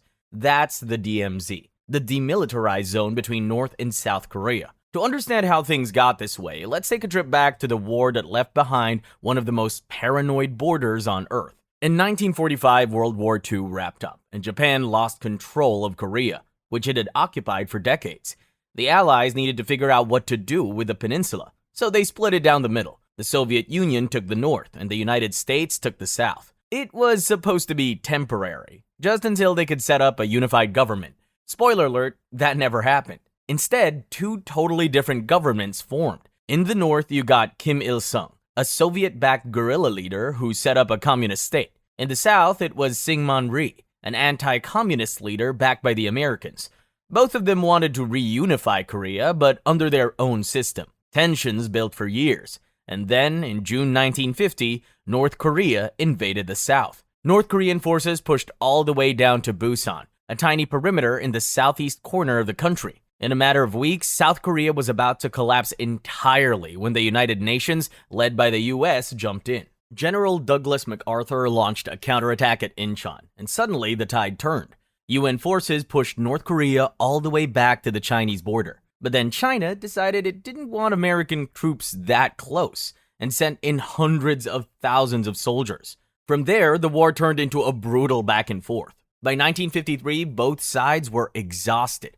Millions were dead, cities were flattened, and neither side had really won. So they signed an armistice, which was basically just a ceasefire, not a peace treaty. Technically, the war never ended. They just agreed to stop shooting for a while. That's where the DMZ came in. The demilitarized zone stretches about 160 miles across the peninsula and runs roughly 2.5 miles wide, slicing Korea in half. Despite the name, it quickly became one of the most heavily militarized borders on Earth. Which is almost funny if it weren't so bleak. Both sides crammed the area with troops, landmines, barbed wires, cameras, and guard posts where soldiers from north and south quite literally stared at each other all day. On top of that, loudspeakers on both sides blasted propaganda across the border on repeat. As the years went by, the DMZ itself became this weird tourist attraction. You could take tours right up to the edge, see the tunnels North Korea dug to try and infiltrate the south, and visit the joint security area where both sides occasionally met for talks. But underneath the tourist angle, the reality was still pretty grim. Before the war, Korea was one country, and families had relatives living all across the peninsula. When the fighting broke out in 1950, millions of people fled south to escape the violence. Parents grabbed their children and ran, thinking they'd be back in a few days. Brothers left their mothers behind, planning to return once things calmed down. But the war dragged on for 3 years. And when the armistice was signed in 1953, the border was sealed shut. Families were split, some stuck in the north, some in the south, with no way to contact each other. Over 70 years later, the South Korean government estimates there are still tens of thousands of people wanting to find out if their relatives up north are even alive. Plastic surgery capital of the world. You decide to visit South Korea for the holidays, and as you're walking through the Gangnam district in Seoul, you notice something. Every few steps you take, you see clinic after clinic advertising procedures with giant before and after photos in the windows. Double eyelid surgery, jaw reduction, nose jobs, you name it. South Korea has about 26 million women, and studies suggest that by their 30s, somewhere between 1 in 5 and 1 in 3 have undergone some form of cosmetic surgery. The most common procedure is double eyelid surgery, also called blepharoplasty. It creates a crease in the eyelid that many East Asians are born without. The surgery takes about 30 minutes and costs anywhere from a few hundred to a couple $1,000s, depending on the clinic. It's so normalized that parents sometimes gift it to their kids as a high school graduation present or before they start job hunting. Then there's jaw reduction surgery, which is way more intense. Surgeons literally shave down the jawbone to create a slimmer, more V-shaped face. It requires general anesthesia, weeks of recovery, and comes with real risks like nerve damage or infection. But it's popular because the beauty standard in South Korea heavily favors small, delicate facial features. So why is plastic surgery such a big deal in South Korea? For starters, there's enormous pressure to look a certain way, especially for women. Job applications often require a photo, and studies have shown that attractive candidates get hired more often and even earn more. The rise of K-pop and Korean entertainment played a big role too. Idols and actors started setting beauty standards no normal human could realistically meet. So cosmetic surgery became one way regular people try to keep up. Clinics leaned into this hard. They began marketing procedures by name-dropping celebrities, asking if you'd want a nose like this actress or lips like that idol, and then confidently promising they can make it happen. Eventually, word spread beyond South Korea. By around 2010, patients from China, Japan, Southeast Asia, and even the US were flying to Seoul like it was a holiday destination. The only difference was they weren't coming back with souvenirs. They were coming back with new faces. South Korean surgeons had built a reputation for being highly skilled and cheaper than their Western counterparts. So the government took notice and made it part of their national economic strategy. But turning the country into a surgery hotspot came with its own problems. As demand exploded, shady clinics followed. Botched surgeries became more common. Unqualified practitioners opened offices, and some patients walked out with permanent damage. In 2016, reports surfaced about so-called ghost doctors, where the surgeon advertised wasn't the one holding the scalpel. Some clinics even used doctors without proper licenses. The government stepped in with inspections and tighter rules, which sounds reassuring. In reality, the industry is so massive and competitive that sketchy operators will still find ways to slip through. Academic pressure. Picture this. It's November, and for one day, the entire country of South Korea slows to a near stop. Planes are grounded. Office workers are told to come in late so traffic stays light, and younger students line up outside testing centers holding signs and chanting encouragement. At the same time, ambulances are placed on standby in case a student breaks down under the pressure. All of this happens for a single exam that lasts 8 hours. It's called Sunyung, the College Scholastic Ability Test, and for hundreds of thousands of high school seniors, this one day can shape the rest of their lives. You'll understand better in a minute, but first, let's talk about the pressure. It starts early, usually when kids are 6 or 7 years old. That's when many of them begin attending hagwons, private after-school academies where students get extra tutoring in math, English, science, and basically anything that might give them an edge. For most families, this isn't optional. If you want your kid to have a shot at a good university, hagwons are where they go to stay competitive. Regular school ends around 3 or 4 p.m., but then students head straight to hagwons and don't get home until 10 or 11 at night. Weekends, more hagwons. Some kids actually spend more time in these tutoring centers than they do sleeping. The obsession makes more sense when you understand what's at stake. South Korea has a rigid social hierarchy, and the 3 top universities are the golden ticket. Getting into one of those almost 100% guarantees a stable, high-paying job at a major company or in government after graduation. Miss that window and your options narrow fast. So naturally, the entire education system funnels toward one event, the Sunyung, taken on the 3rd Thursday of November every year. One test with so much at stake. That level of pressure doesn't come without consequences. And one of those consequences is that South Korea currently has one of the highest self-deletion rates in the developed world, a big part of which traces back to the education system. In 2011, the Korea Advanced Institute of Science and Technology, one of the country's most elite universities, saw 4 students take their own lives within a few months. One was a 19-year-old freshman on academic probation who took an overdose of sleeping pills. Another was a math major who had graduated from a special science high school for gifted students. He'd applied for a leave of absence, citing depression, and had seen the school psychiatrist just a day before he jumped from his apartment building. The government has tried to address the issue. They've implemented policies to reduce hagwon hours, promoted alternative education models, and funded mental health resources for students. But cultural attitudes are hard to shift. Success is still measured by where you went to school and where you work. And as long as that's the case, the pressure won't let up.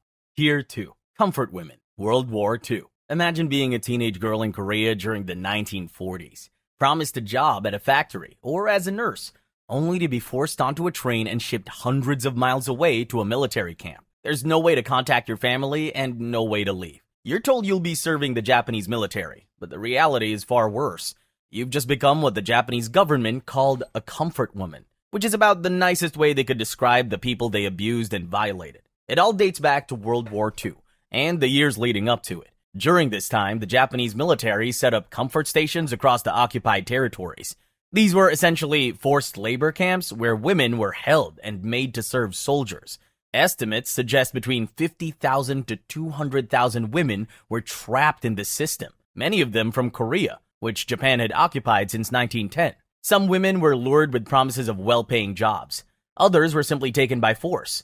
Many were teenagers, some as young as 14 or 15. Once they arrived, they had no freedom. They were given Japanese names, confined to small rooms, and subjected to extreme violence.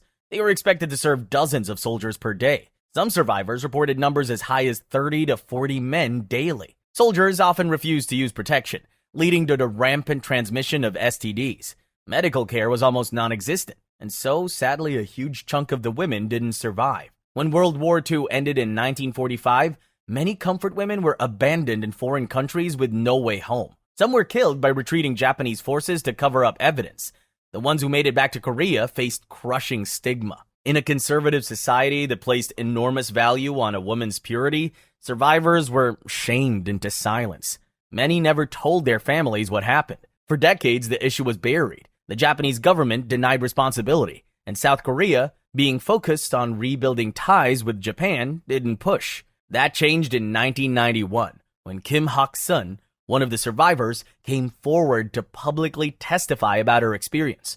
Her testimony broke the silence, and other survivors started coming forward, demanding acknowledgement and compensation from the government that had spent decades pretending none of this happened. Weekly protests began in front of the Japanese embassy in Seoul in 1992. They've continued every Wednesday since, making them the world's longest-running protest on a single theme. It's even in the Guinness Book of Records. The protesters, many of them elderly survivors, hold signs, give speeches, and refuse to let the world forget what happened to them. In 1993, Chief Cabinet Secretary Yohei Kono issued a statement acknowledging the military's involvement and offering an apology. But it was vague. It didn't explicitly admit the government had organized the system, and it didn't come with any real compensation. So the issue sat unresolved for over 2 decades. It wasn't until 2015 when South Korea and Japan struck a deal. Japan paid 1 billion yen into a foundation for survivors, and both governments declared the matter closed. Fast forward to now, and most survivors have passed away. The few remaining are in their 90s, still asking for recognition, which says a lot about how settled this really is. Burning Sun. Imagine walking into one of the hottest nightclubs in Seoul's Gangnam district. VIP tables, bottle service, K-pop stars hanging out in the back rooms. It's the kind of place where celebrities go to party, and regular people can't even get past the velvet rope. But behind the scenes, the same club was running something way darker. And when the whole thing exploded, it became one of the biggest scandals in South Korea's history. Burning Sun opened in 2018 in Gangnam, one of the wealthiest parts of Seoul. The club was partly owned by Seungri, a member of Big Bang, one of the biggest K-pop groups in the world at the time. His name alone brought in crowds and investors. The club became known as a celebrity hotspot, the kind of place where you'd see idols, actors, and rich kids throwing money around. In November 2018, a man named Kim Sang-kyo was assaulted inside the club by security guards after he tried to help a woman who appeared to be getting harassed. When he fought back, the guards beat him badly enough that he ended up in the hospital. Kim reported it to the police, but instead of investigating the club, the police arrested him. He was charged with assaulting the guards. The whole thing seemed like it would get buried, except Kim didn't let it go. He went public with his story in early 2019, posting about what happened on social media and reaching out to journalists. His account started getting attention, and reporters began digging into Burning Sun. What they found was way worse than a bar fight. Women started coming forward with stories of being drugged at the club. Some said they woke up with no memory of the night, or found themselves in hotel rooms with men they didn't know. Then, the chat logs leaked. In January 2019, a journalist got access to group chats between Seungri and other celebrities, including singer Jung Jun-young. The messages showed them sharing hidden camera footage of women they had been with. The videos were taken without the women's knowledge or consent, often while they were passed out or too out of it to realize they were being filmed. The men in the chats joked about it, traded the videos, and talked about which women to target next. Other celebrities were caught up in it too, including Choi Jung-hoon from the band FT Island. The group chats also revealed conversations about bribing police officers to make problems disappear. Seungri and his business partners allegedly paid off cops to ignore complaints about the club and to cover up assaults. The police corruption angle made things even messier. A senior police officer in Gangnam was found to have close ties to Burning Sun's management and was accused of tipping them off about raids. That's why Kim Sang-kyo's assault report went nowhere at first. Public anger exploded. Protests erupted outside the Blue House with thousands of people demanding answers.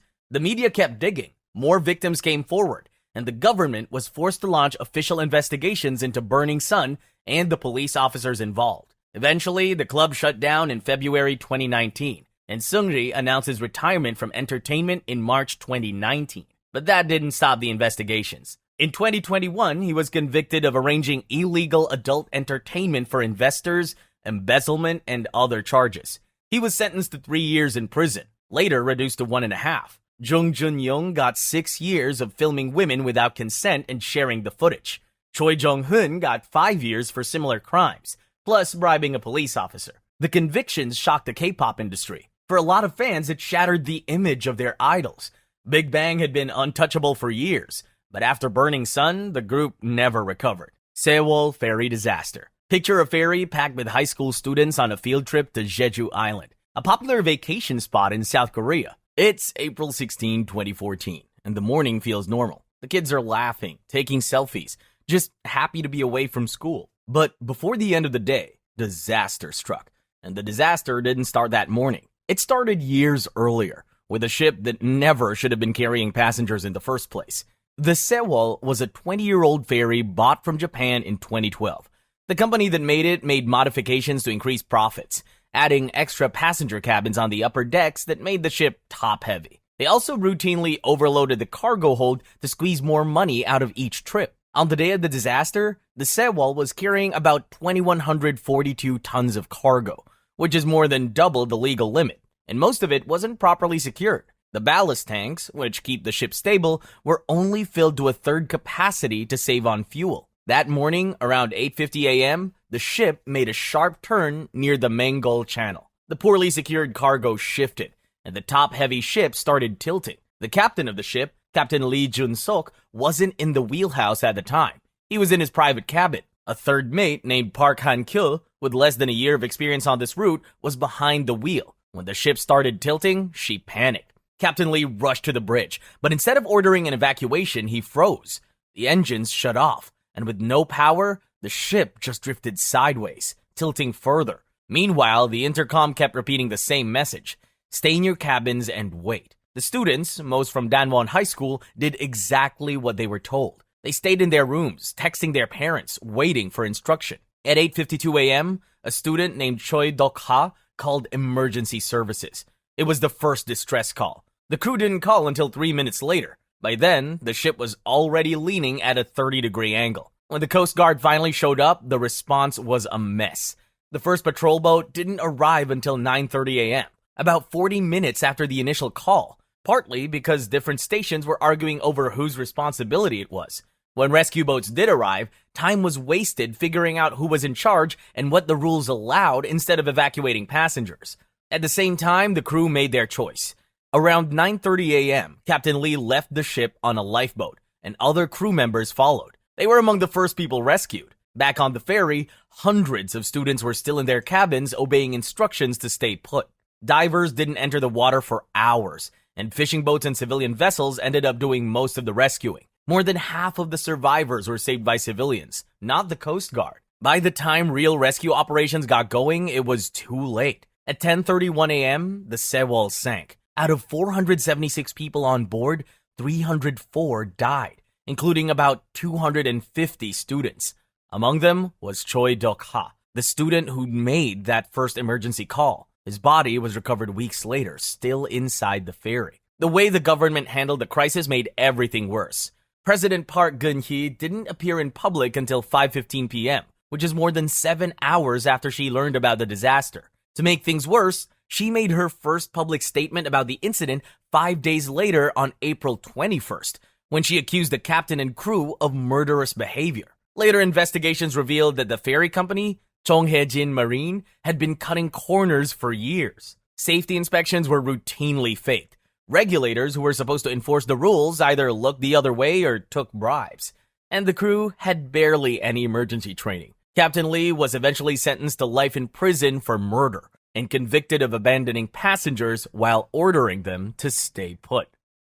Tier 3. Itaewon Halloween Crush 2022. Imagine a narrow alleyway in one of Seoul's busiest nightlife districts on Halloween night. It's packed wall to wall with people in costumes, laughing, drinking, and trying to squeeze through to the next bar or club. The crowd is so thick you can barely move. And then all of a sudden, someone near the top of the alley trips. And within minutes, everything spirals out of control. Before we get into what happened, you need to know about where it all went down. Itaewon is a neighborhood in Seoul known for its international vibe. Bars, clubs, and restaurants. It's where young people go to party, especially on weekends. Halloween had become a big unofficial celebration there over the years, with tens of thousands of people flooding the streets in costume. There were no formal events or organizers. It was just a massive, unplanned street party that grew bigger every year. On the night of October 29, 2022, estimates put the crowd at around 100,000 people. Most of them were crammed into a small area near Hamilton Hotel, where the bars and clubs are concentrated. One particular alley, a narrow, sloped path between buildings, became congested. It was only about 3.2 meters wide, roughly 10 feet, and it sloped downhill. People were using it to move between the main street and the side streets where more venues were located. By around 10 p.m., the alley was dangerously packed. People were pressed so tightly together that moving became impossible. Some tried to turn back but couldn't. Others were being pushed forward by the crowd behind them, who had no idea what was happening up ahead. Witnesses said the crush started near the top of the alley when someone fell. The people behind couldn't see it and kept pushing forward. Most people fell, and soon bodies started stacking on top of each other. The pressure was so intense that people couldn't breathe. Some were lifted off their feet entirely, suspended by the crowd. Others were pinned against walls or crushed under the weight of bodies. People nearby tried to pull victims out, but there were too many, and the crowd was too dense. Emergency calls started flooding in around 10:15 p.m., but it took time for responders to even reach the alley because of how packed the streets were. By the time police and paramedics got there, dozens of people were already unconscious or dead. Bodies were laid out in rows as responders tried to figure out who could still be saved. The final death toll was 159 people, with another 196 injured. Most of the victims were in their 20s and 30s. Many were foreign nationals, including people from China, Japan, the United States, and other countries. The aftermath was brutal. Families showed up at hospitals looking for their kids. Survivors posted on social media, desperately trying to find friends they'd been separated from in the chaos. The government declared a national mourning period, but anger quickly followed the grief. People wanted to know why there had been so little crowd control for an event that brought 100,000 people into a small area. It turned out there had been warnings. Police had received multiple reports throughout the night from people in the crowd saying it was getting dangerously packed. Some called emergency services, saying they felt like they were going to be crushed. But those warnings didn't lead to action. Kim Kwang-ho, the police chief in charge of the Yongsan district where Itaewon is located, was charged with professional negligence. Several other officials faced similar charges. In 2023, the district chief and other officials were convicted and received prison sentences, though many felt the punishments didn't match the scale of the failure. President Yoon Suk-yeol later issued an apology and promised reforms to prevent similar disasters. The Itaewon crash became another example of South Korea's struggle with public safety and accountability. Like the Sewol disaster, it was a tragedy that didn't have to happen. The warning signs were there, the crowds were visible, but the systems that were supposed to protect people failed, and the cost was measured in lives. President Park Geun-hye. Imagine being the president of a country, and every major speech you give, every policy decision you make, goes through someone who doesn't work for the government. Someone who has no official title, no elected position, and no qualifications beyond being your friend. Now imagine that person is the daughter of a cult leader who claimed your dead mother appeared to him in a dream. That's exactly what happened in South Korea in 2016, and it brought down the country's first female president. It all started on October 24, 2016, when a cable news channel called JTBC got their hands on a tablet computer. The tablet belonged to a woman named Choi Soon-sil. The channel had people investigating Choi Soon-sil and the foundations she controlled on grounds of suspicious donations. While tracking her movements, they located a rental office in Germany that Choi had previously used and then abandoned. Inside this abandoned office, they found a Samsung tablet computer just sitting there with no encryption, no password protection, nothing. They initially set out to dig into her suspicious foundation funds, but what they found was shocking. On the tablet were 44 files containing drafts of presidential speeches, confidential government documents, and sensitive policy information. Choi had been editing the president's speeches, reviewing classified reports, and had access to state secrets that even some cabinet members didn't see. The problem? Choi Soon-sil held no government position. She was just President Park Geun-hye's friend. The friendship went back decades, and it didn't start the way you'd expect. Choi's father, Choi Tae-min, was a cult leader who founded something called the Eternal Life Church, which mixed Christianity, Buddhism, and Korean shamanism. In 1974, after Park's mother, who was a member of the cult, was killed by a North Korean assassin, Choi Tae-min approached a grieving 22-year-old Park Geun-hye with a compelling pitch. He told her that her dead mother had appeared to him in his dreams, asking him to help her daughter. Park believed him. Choi Tae-min became her spiritual advisor, and when he died in 1994, his daughter, Choi Soon-sil, inherited a position like it was a family business. For years, Choi Soon-sil operated in the shadows, but once Park became president in 2013, Choi's influence skyrocketed. She didn't just edit speeches anymore. Prosecutors later found she'd used her connection to Park to extort money from South Korea's biggest companies. The chaebols, Samsung, Hyundai, SK Group, and Lotte were pressured into donating a total of 77.4 billion won, roughly $60 million, to two foundations that Choi controlled. The companies complied because they knew Choi had the president's ear, and refusing could mean trouble for their businesses. When the news broke, the people of South Korea stormed the streets in protest. On October 29, 2016, tens of thousands of people gathered in Seoul's Gwanghwamun Square, a massive plaza right in front of the old palace, holding candles. They called it the Candlelight Revolution. Every Saturday for months, the protests grew. By November 12, over 1 million people showed up. By November 26, it was 2 million. The protests were peaceful, but relentless, continuing through one of the coldest winters Seoul had seen in years. President Park tried to save herself. She made 3 public apologies, each one more desperate than the last. None of it worked. Her approval rating dropped to 4%, one of the lowest ever recorded for a sitting president. The end came quickly after that. On December 9, 2016, the National Assembly voted to impeach her. Out of 300 lawmakers, 234 voted yes, which meant more than half of Park's own party had turned against her. She was immediately suspended from office. 3 months later, on March 30, 2017, she was arrested. And in April 2018, she was sentenced to 24 years in prison for abuse of power, bribery, and leaking state secrets. Her sentence was later increased to 25 years. Choi Soon-sil got 20 years for her crimes. Now, Park wasn't the first South Korean president to end up in prison, and she wouldn't be the last. Dog meat trade. Imagine walking through a traditional market in South Korea and passing by a section where dogs are kept in cages. But they're not pets waiting to be adopted. They're being sold for meat. For some older Koreans, dog meat soup, called bosintang, is a traditional dish believed to boost stamina, especially in the summer. The practice of eating dog meat in South Korea goes back centuries and is rooted in times when protein was scarce and people ate what they could. The dish became associated with health benefits, particularly the idea that it could help you endure hot weather or recover strength after illness. It was never mainstream in the way beef or pork is, but it had its place in certain communities and among older generations who grew up eating it. The legal status of dog meat has always been unclear. South Korea's animal protection laws don't explicitly ban eating dogs, but they do classify dogs as pets, not livestock.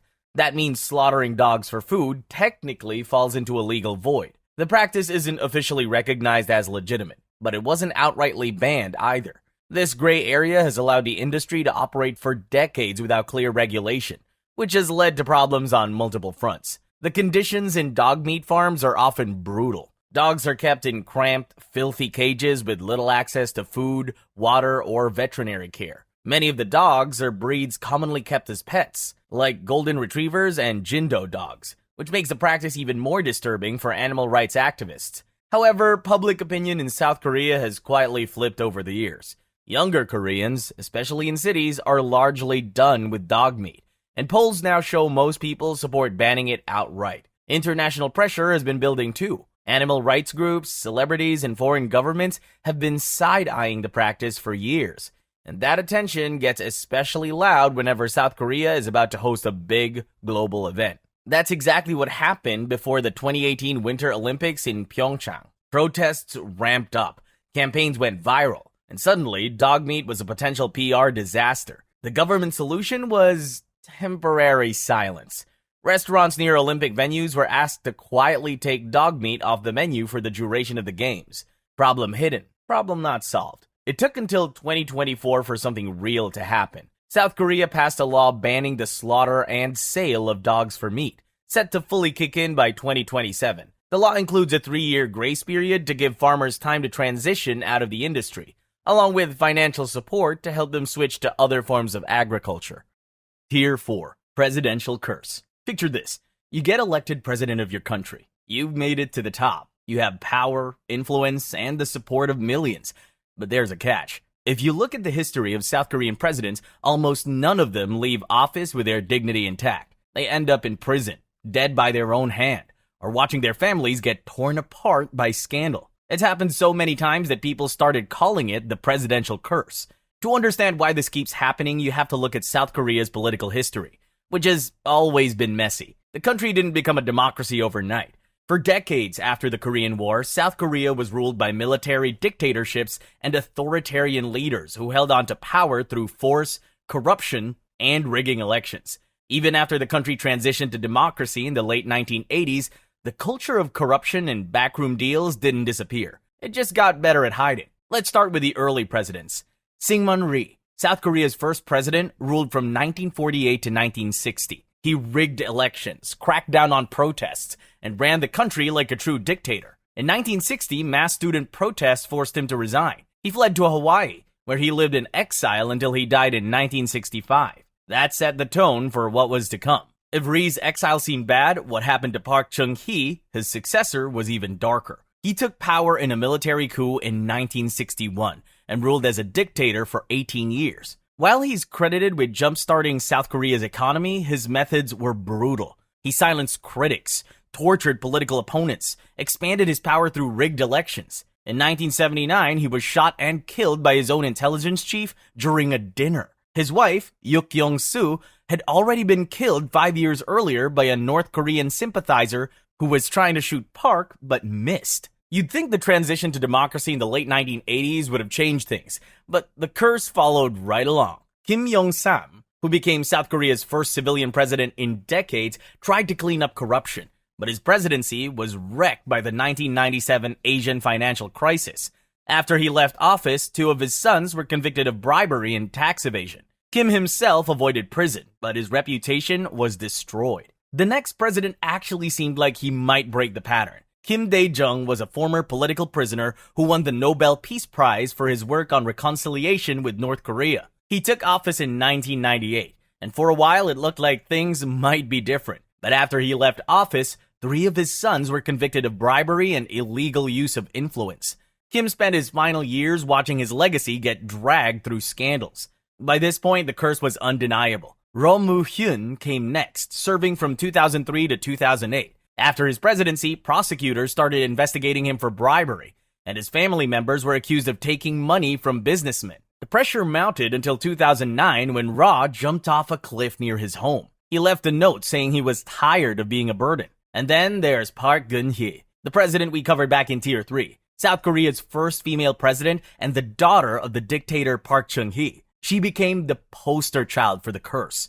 She was impeached in 2016 after it came out that she had let her friend, a woman with no government position, influence state decisions. She was convicted of corruption and abuse of power, and sentenced to decades in prison. She was eventually pardoned in 2021, but never returned to politics. Brothers Home Slave Labor Camp. Imagine being a kid on the streets in 1980s South Korea. Maybe homeless, maybe just poor, hanging around a bus station or a market. A van pulls up. Men in uniforms grab you, throw you inside, and drive you to a place surrounded by fences. You're told this is for your own good, that you're being sent somewhere to get help. But once you're inside, you realize it's a prison. You're forced to work all day, beaten if you slow down, and if you try to escape, you might not survive. That was Brothers Home. And for over a decade, thousands of people disappeared into it. The place was founded in 1976 by a man named Park In-gun in the port city of Busan. On paper, it was a welfare facility meant to help homeless people, orphans, and people with disabilities. The government supported it, funneling money and people into the compound as part of a nationwide effort to clean up the streets before the 1986 Asian Games and 1988 Seoul Olympics. But the reality was completely different. Brothers Home operated like a forced labor camp. People were rounded up off the streets for looking poor or not having an ID. Police conducted sweeps, grabbing people from train stations and markets, then dumping them at Brothers Home. Once you were inside, getting out was nearly impossible. The population swelled to around 3,000 people at its peak. Some were genuinely homeless or orphaned. Others were just in the wrong place at the wrong time. There were children, teenagers, adults, elderly people, and people with disabilities, all crammed into the same facility. The conditions were brutal. Residents were forced to work long hours in the facility's 20 factories, farms, and workshops. They made products that sold for profit, but workers didn't see a cent. If anyone refused or tried to resist, they were beaten with sticks, metal pipes, and fists. Some were locked in solitary confinement for days. Others were starved as punishment. Abuse was rampant. Women and children were especially vulnerable, and they suffered at the hands of guards and other inmates. Medical care was practically non-existent, so injuries and illnesses went untreated. People died from beatings, malnutrition, disease, and neglect. Estimates suggest that at least 500 people died inside Brothers Home, though the real number could be higher because records were poorly kept or destroyed on purpose. The facility got away with it for years because it had government backing. Local officials knew what was happening but looked the other way. Brothers Home was solving a problem by getting undesirable people off the streets cheaply. The government even gave Park In-gun awards for his charitable work. The whole time, Park was making money from two sources. He pocketed government subsidies meant for the inmates' care and profited from the goods they produced through forced labor. The truth started coming out in December 1986, when prosecutor Kim Yong-won went pheasant hunting and stumbled across workers in shabby clothes being guarded by men with wooden batons. Kim investigated, and in January 1987, he raided Brothers Home with the police. Park In-gun was convicted of embezzlement and illegal confinement, but only served a few years. Tier 5. Jang Jae-yeon. Imagine being a young actress trying to make it in one of the most competitive entertainment industries in the world. You've landed a few roles, your face is starting to get recognized, and it seems like your career is finally taking off. But behind the scenes, something else is happening. Your agency is controlling every aspect of your life, and the price of success is higher than you ever imagined. That's what happened to Jang Jae-yeon. Jang wasn't a massive star, but she was building a solid career. She appeared in popular TV dramas, including Boys Over Flowers, one of the biggest K-dramas of the late 2000s. She was 29 years old in 2009. And her career was finally starting to take off. She was getting better roles and more people were starting to notice her work. But on March 7, 2009, she was found dead in her home. She had hung herself. She had left behind a 7-page letter. In it, Jang described being treated like property by her agency, The Contents Entertainment. Her contract, which she signed early in her career, gave the agency near total control over her life. She wasn't just required to act. She was required to attend private gatherings with influential men in the entertainment and business world. The letter listed over 30 people, TV executives, newspaper editors, CEOs of major companies, and even a prosecutor. These were men with power, men who could greenlight projects, promote actors, or bury careers with a phone call. Jang described being forced to attend these private dinners and drinking sessions where she was expected to entertain these men, pour their drinks, and provide inappropriate favors. If she refused, her agency told her she'd be blacklisted and never work again. The letter also revealed that she had tried to break her contract, but the agency wouldn't let her. The more she resisted, the worse the treatment got. At one point, she was beaten and threatened by her manager, Kim Sung-hoon. By the time she wrote the letter, she felt like there was no way out. She explicitly stated that she was being forced into these situations against her will. When the letter went public after her death, it set off a massive scandal. But the investigation that followed went exactly how you'd expect. Police interviewed some of the men named in the letter, but they were all acquitted. Her agency tried to downplay the letter, suggesting she had been mentally unstable. Some people questioned whether the letter was even real, despite forensic evidence confirming it was written in her handwriting. Prosecutors reopened the case multiple times over the years, but nothing stuck. Her former manager was eventually convicted of assault and coercion, but only received a suspended sentence. He never spent a day in prison. No one else on the list faced any legal consequences. The men named in the letter went back to their powerful positions as if nothing had happened. Jang Jae-yeon's death left a scar on South Korea's entertainment industry. Her letter pulled back the curtain on a system that had been operating in the shadows for years. But the fact that no one was held accountable also sent the message that power still protects power, and that even when victims speak out, justice isn't guaranteed. Unit 684. Imagine being recruited for what you're told is a top-secret mission to save your country. You're promised honor, glory, and a place in history. The training is brutal, designed to turn you into a killing machine, but you push through because you believe in the cause. Then, years later, after you've sacrificed everything, the government decides the mission is too risky and just abandons you. No explanation, no discharge, just silence. This is what happened to Unit 684. A group of men the South Korean government turned into assassins and then threw away when they were no longer useful. Unit 684 was born out of rage and fear. In January 1968, North Korean soldiers nearly succeeded in assassinating South Korean President Park Chung-hee during a raid on the Blue House, the executive office and residence of the President of South Korea. The attackers got within a few hundred meters of Park before being stopped. The South Korean government was humiliated and furious. Park wanted revenge, and he wanted it to be deadly. The plan was simple. Train a team of elite soldiers to sneak into North Korea and kill Kim Il-sung. An eye for an eye.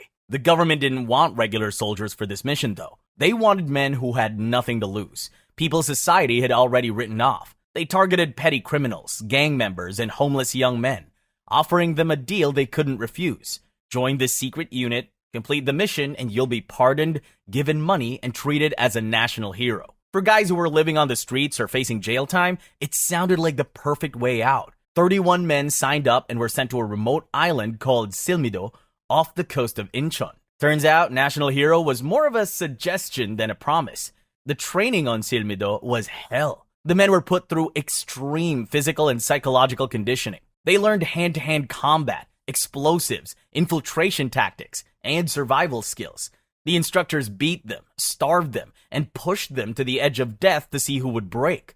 Some didn't make it. Reports suggest that several trainees died during training from the harsh conditions alone. Others were reportedly executed for failing to meet standards. Eventually, only 24 of them remained. The survivors became hardened, dangerous, and completely loyal to the mission. Perfect killing machines. Just what every government needs. For 3 years, they trained non-stop, waiting for the order to move. But the order never came. By 1971, the political situation had shifted. South Korea and North Korea were beginning talks to ease tensions, and suddenly sending assassins to kill Kim Il-sung didn't look great for diplomacy, so the mission was quietly scrapped. The problem was that the government now had 24 trained operatives on an island with no mission. Letting them go wasn't an option, since they knew sensitive information. So instead, they came up with what they thought was the best solution. The men were left on the island, training for a mission that would never happen. Months turned into years, morale collapsed, and eventually the soldiers realized they'd been lied to and abandoned.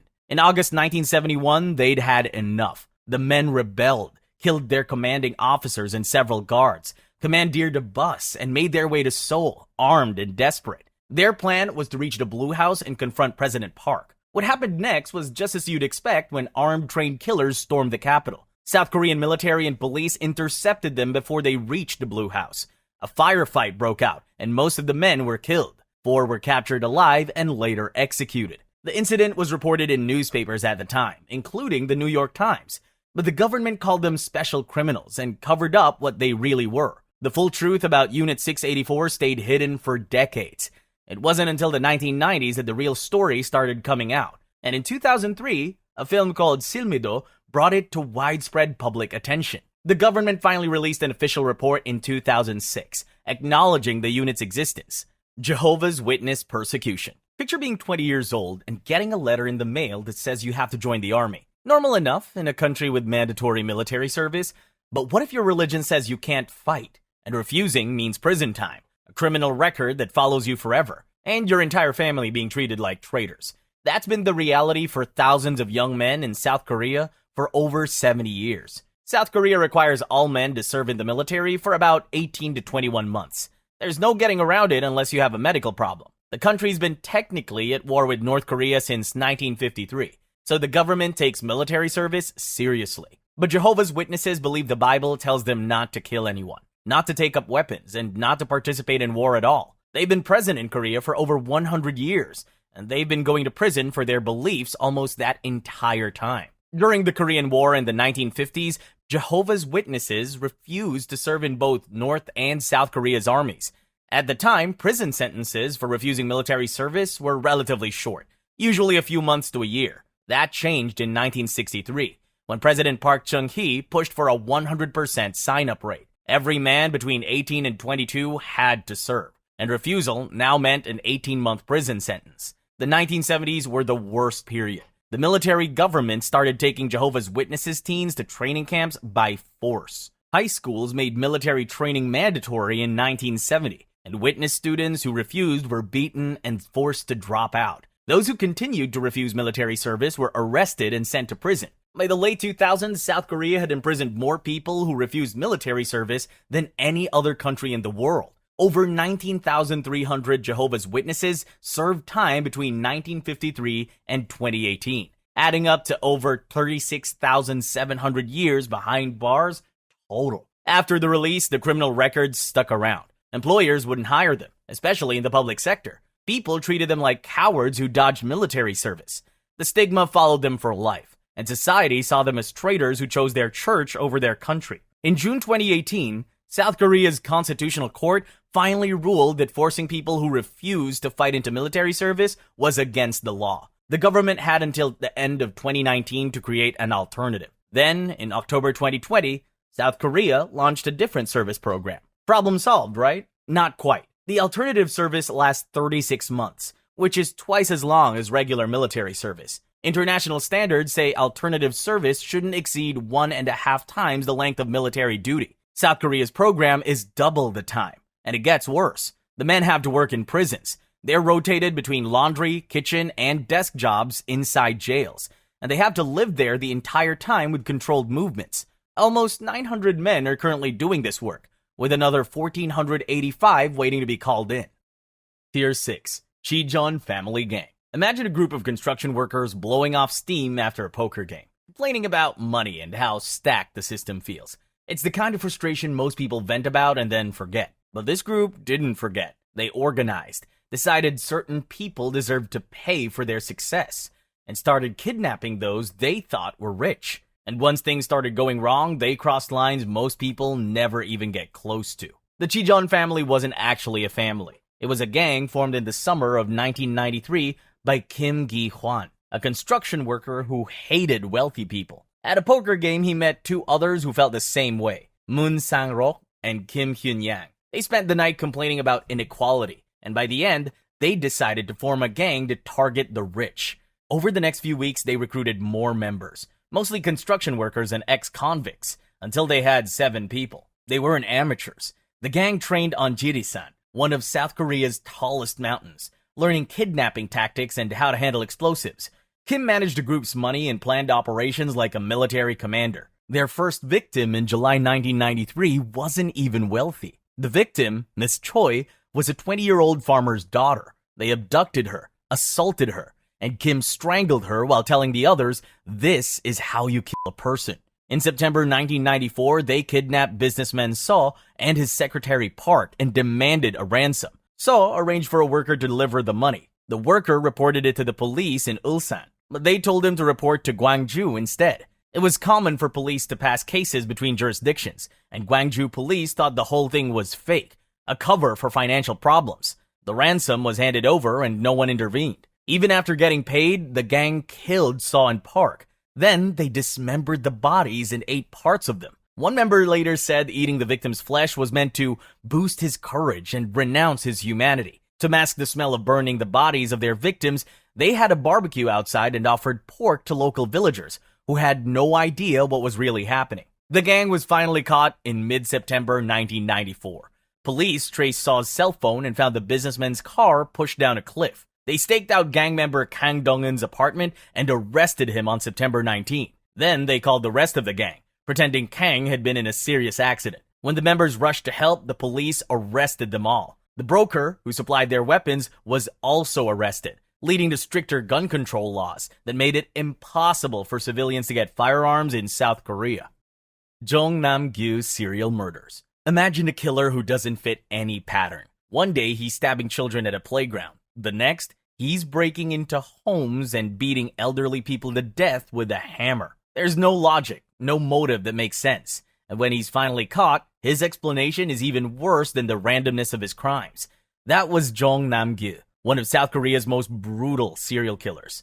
Jong's killing spree started in December 2004 in Bucheon, a city just west of Seoul. His first victims were two boys, ages 12 and 13, playing at a playground. Jong approached them with a knife, threatened them, and dragged them to a nearby mountain. He assaulted them and then strangled them to death. The randomness of it threw investigators off. There was no clear motive, no connection between Jong and the victims, and no obvious reason why a stranger would target two kids at a playground. The killings didn't stop there. Over the next 2 years, Jong killed 12 more people and injured 19 others. His victims ranged in age and gender. He killed women, men, children, and elderly people. Some were attacked on the street, others in their homes. He used knives early on, but as his spree continued, he switched to blunt objects like hammers. The lack of a clear pattern made it nearly impossible for police to predict where or when he'd strike next. The investigation was a mess. Police had multiple violent crimes on their hands, but they didn't immediately connect them to a single perpetrator. To make matters worse, Jong was careful. He didn't leave much behind, and when he did, it didn't point anywhere useful. South Korea's criminal profiling was still relatively new at the time, and the tools to track someone like Jong weren't as advanced as they are now. Jong was finally caught in 2006 after a failed attack. He tried to kill someone, but the victim fought back and escaped. Police found him shortly after and arrested him. When they started questioning him, they realized he was responsible for far more than just one attempted murder. Jong confessed to 14 killings and 19 assaults. He walked investigators through the crimes, describing them in detail without showing any emotion. When asked why he did it, Jong told police he killed all those people because he wanted to smell more blood because it smells good. When asked if he regretted anything, he said his only regret was getting caught before he could kill 1,000 people. Jong's case forced South Korea to face the reality of psychotherapy in a way it hadn't before. The idea that someone could kill without reason, without remorse, and with genuine enjoyment was hard for the public to process. Most people assume killers have motives, financial gain, revenge, something that explains the violence. Jong didn't fit that. He killed because he liked it, and that was terrifying. He was sentenced to death in April 2007, but he never made it to execution. On November 21, 2009, while being held at Seoul Detention House, Jong hung himself using a rope knot made from a plastic bag. A guard found him unconscious early that morning and rushed him to the hospital, but he died the next day. And that wraps it up. From a country torn apart by war to one of the world's strongest economies, South Korea's history is a mix of rapid progress and deep scars that haven't fully healed. If you made it this far, hit that like button and subscribe for more deep dives into topics nobody else wants to touch. Imagine being trapped on an island prison during the Civil War, packed into stone cells with thousands of men, starving, sick, and crawling with lice. You can't escape. The river is freezing. The guards are watching, and every attempt could mean death.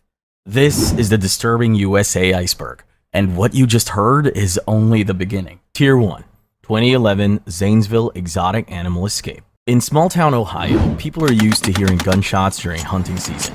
But on October 18, 2011, the sound that rang out in Zanesville wasn't from a hunt. It came from Terry Thompson's property, and what followed was straight out of a horror movie. starring lions. When police arrived at his 73-acre property, they found Terry dead on the ground with a self-inflicted gunshot wound. But that wasn't the main concern.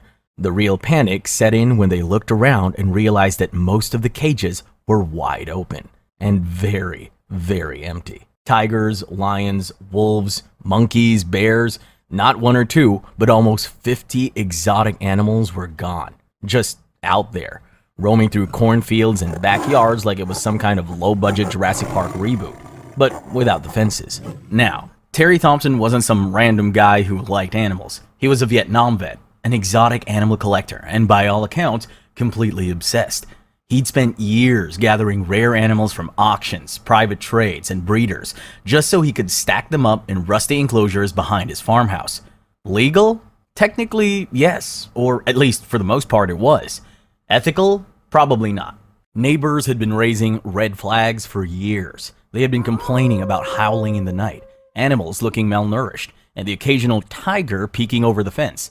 But Ohio's exotic animal laws were so loose back then that Terry got to run his private zoo with next to no consequences, until his life started falling apart.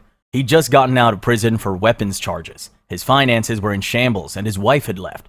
So on October 18, he opened every cage, lured the animals out, and then shot himself. When they realized just how much of a pickle they were in, law enforcement had to make a brutal call. Public safety first. They couldn't risk a lion wandering into someone's backyard, so they started shooting. One by one, they took out the animals. Some were running through the fields, others were hiding in trees. By the end of it, 18 Bengal tigers, 17 African lions, 6 black bears, 3 mountain lions, 2 grizzlies, 2 wolves, and 1 baboon were dead. Some sources say the monkey was never found. Lucky guy. Photos of the aftermath sparked national outrage. People couldn't believe it took this level of disaster for lawmakers to tighten regulations. Ohio scrambled to fix its exotic animal policies, but for many, it was too little, too late. And as bizarre as this is, it's nothing compared to the stretch of forest where people just vanish without a trace. We'll get to that in Tier 2. Sylvia Likens' torture and murder. In the summer of 1965, Sylvia Likens and her sister Jenny ended up in a stranger's house. Their parents worked the carnival circuit and needed someone to look after them. Gertrude Baniszewski, a single mom with 7 kids and no real income, offered to take them in for $20 a week. It was supposed to be temporary, just a bit of help until the family got back on their feet. But that house on East New York Street in Indianapolis became anything but safe. To be fair, Gertrude wasn't actually a stranger. She was a family acquaintance the Likens had met through her daughters at school, and she promised to care for the girls like they were her own. But when the weekly payments started arriving late, she got angry. And when she got angry, Sylvia paid for it. At first, it was just yelling, a slap here and there. But soon it got worse instead. Gertrude wasn't the only one involved. Her kids joined in. So did the neighbors. Actual children, some as young as 10, took part in what became an almost daily routine of abuse. They blamed Sylvia for things she never did. Stealing, lying, and acting fast. That was all the excuse they needed. She was beaten with belts, burned with cigarettes, made to eat things that weren't at all safe for consumption, stripped and mocked while other kids watched. They branded her with a hot needle and carved "I'm a prostitute" and proud of it into her stomach like she was property. They shoved objects into her body, forced her into boiling hot baths, and made her perform humiliating acts. It didn't take too long before Sylvia's body began to shut down. Her sister Jenny was disabled by polio, and the poor girl was terrified she'd be next, so she stayed quiet. Eventually, they stopped letting Sylvia come upstairs. They kept her in the basement, barely fed, barely clothed, and barely alive. By the time Gertrude realized Sylvia might actually die, it was too late. She tried to fake a note, claiming Sylvia had run off and had been attacked to cover her tracks. But Sylvia never made it out of that house. Her body was found on a mattress in one of the bedrooms covered in bruises, burns, and open wounds. She was only 16. When police arrived to investigate, they weren't prepared for what they found. It wasn't just Gertrude. It was her kids and the neighbors' kids. A whole group of people had taken part in this, and an even bigger group had looked the other way and let it happen. Sadly, stories like this didn't end with Sylvia. Years later, out in the dry dirt outside Albuquerque, investigators found a whole row of women buried in the ground. We'll get to that in Tier 5. Oklahoma City bombing, April 19, 1995. On a regular Wednesday morning in Oklahoma City, a yellow Ryder rental truck parked outside the Alfred P. Murrah Federal Building. Nothing about it looked suspicious. It was just a truck sitting quietly on a downtown street. And then, at 9:02 a.m., it exploded. The bomb inside weighed over 4,800 pounds. It was a homemade mix of fertilizer, diesel fuel, and other chemicals. The blast ripped through the 9-story building like it was made of cardboard. Windows shattered blocks away. The street itself cracked open, and a 30-foot crater opened up under what used to be the front entrance. In seconds, downtown Oklahoma City looked like it had been hit by an airstrike. In total, more than 600 people were injured, and 168 people were killed. 19 of them were kids from the building's daycare center that just happened to be right above where the truck was parked. In 1995, it was the deadliest act of domestic terrorism in U.S. history. The man behind it all was Timothy McVeigh, a 27-year-old Gulf War veteran with a deep grudge against the U.S. government. He was obsessed with Waco and Ruby Ridge, two federal raids that ended in bloodshed, and he saw the bombing as payback. He didn't just want destruction, he wanted a message. McVeigh wore a t-shirt that quoted one of the men who stabbed Julius Caesar. It read, "Sic semper tyrannis," which translates to, "Thus always to tyrants." In his car were pages from the Turner Diaries, a racist novel that literally describes bombing a federal building. And no, parking the truck under the daycare wasn't a mistake. He knew. What's wild is that he didn't put a lot of thought into his getaway plan. About 90 minutes after the bombing, a state trooper pulled him over for driving without a license plate, then found a loaded gun. McVeigh was arrested on the spot. Days later, FBI matched him to the bomb materials and the Ryder truck rental. His accomplice, Terry Nichols, was arrested soon after. But McVeigh was the one who lit the fuse, and in 2001, after a high-profile trial, the government executed him by lethal injection. Oklahoma has seen some dark stuff, but wait until you hear about the teenager who went on a killing spree with his girlfriend in Tier 2. In the meantime, let's go over an incident that might make you start seeing your partner a little differently. The murder of Suzanne Morphew. At first, it seemed like the setup for a made-for-TV mystery. A clear spring day, a peaceful mountain town in Colorado, and a mom who disappears without a trace on Mother's Day. Prime TV material. But this time, it was very real. Suzanne Morphew was last seen near her home in Salida in May 2020. Her bike was later found tossed into a ravine. Then her helmet turned up nearby. But there was no blood, tire tracks, or really anything that could help the investigation. Her husband, Barry Morphew, did everything you'd expect from a man whose wife had just gone missing. He stood in front of cameras looking heartbroken, begged the public for help, offered a reward, and even sat down for a few interviews. But off camera, things weren't adding up. Suzanne had been texting friends for months about wanting to leave him. She said she felt trapped in the marriage. Which brings us back to Barry. He wasn't exactly your average husband or guy for that matter. He was a deer hunter with access to a tranquilizer cocktail strong enough to drop a fully grown elk in seconds. The stuff's called BAM. It's a mix of 3 powerful drugs used by wildlife officials, and Barry just so happened to have a prescription for it. He also happened to be the last person to see Suzanne alive. Investigators thought they had enough to charge him, so in 2021 they did. Their theory was that he used BAM to knock Suzanne out, got rid of her, and staged the bike scene. But then the case fell apart. The prosecution rushed everything, withheld evidence, and ignored details that didn't fit their theory, like the unknown male DNA found in Suzanne's car. It didn't match Barry. And so, just like that, the charges were dropped in 2022. For a while, it felt like the case was over. But in late 2023, Suzanne's remains were found by accident. A team searching in a remote area of Moffett stumbled on a shallow grave, and there she was. Her body had been there for years, still dressed in her biking clothes. When experts examined her remains, nothing obvious stood out. There were no gunshot wounds, stab marks, or any signs of a struggle. So they looked deeper. Inside her bones, they found traces of BAM, that wildlife tranquilizer her dear old husband just so happened to have access to. In 2025, Barry Morphew was re-indicted. There's still no confession, no witnesses, and no clear story about what happened that day. But one thing's for sure, Suzanne didn't just ride off and vanish. 3 Mile Island partial meltdown. At 4 a.m. on March 28, 1979, inside the 3 Mile Island nuclear plant in Pennsylvania, a valve jammed open, and that was it. One valve got stuck, and everything started spiraling. It was part of the cooling system on reactor unit 2. The valve was supposed to shut once the pressure dropped, but it didn't. So instead of keeping the system sealed, it let water escape. The water that was supposed to cool the reactor core just kept draining out. And the worst part was the people running the plant didn't realize it. Control room indicators showed the valve was closed. When they finally realized something was wrong, operators misread what was happening. They actually slowed down the emergency cooling system, thinking the reactor had too much water.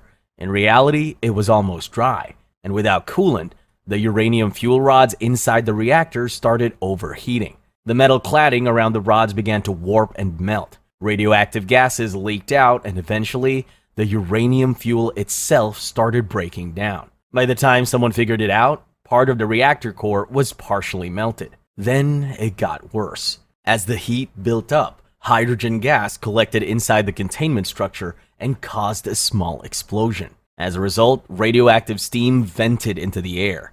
Locals reported seeing a strange mist above the plant and getting a weird metallic taste in the back of their throats. Over 100,000 people packed up and left. They didn't wait for the government to tell them whether it was safe. Officials tried to calm everyone down, saying no one had died, the radiation was low, and that things were under control. Technically, they weren't wrong. No immediate deaths were linked to the accident, but people still wonder what damage was really done. Cleanup took over a decade and cost roughly $1 billion. Unit 2 was permanently shut down. Tier 2. Bennington Triangle Disappearances. From 1945 to 1950, something strange kept happening in the woods of southwestern Vermont. It wasn't a monster or a cult or anything like that. It was people. Ordinary people who walked into the forests around Glastonbury Mountain and never came back. The first to vanish was Mitty Rivers, a 74-year-old local who knew the area like the back of his hand.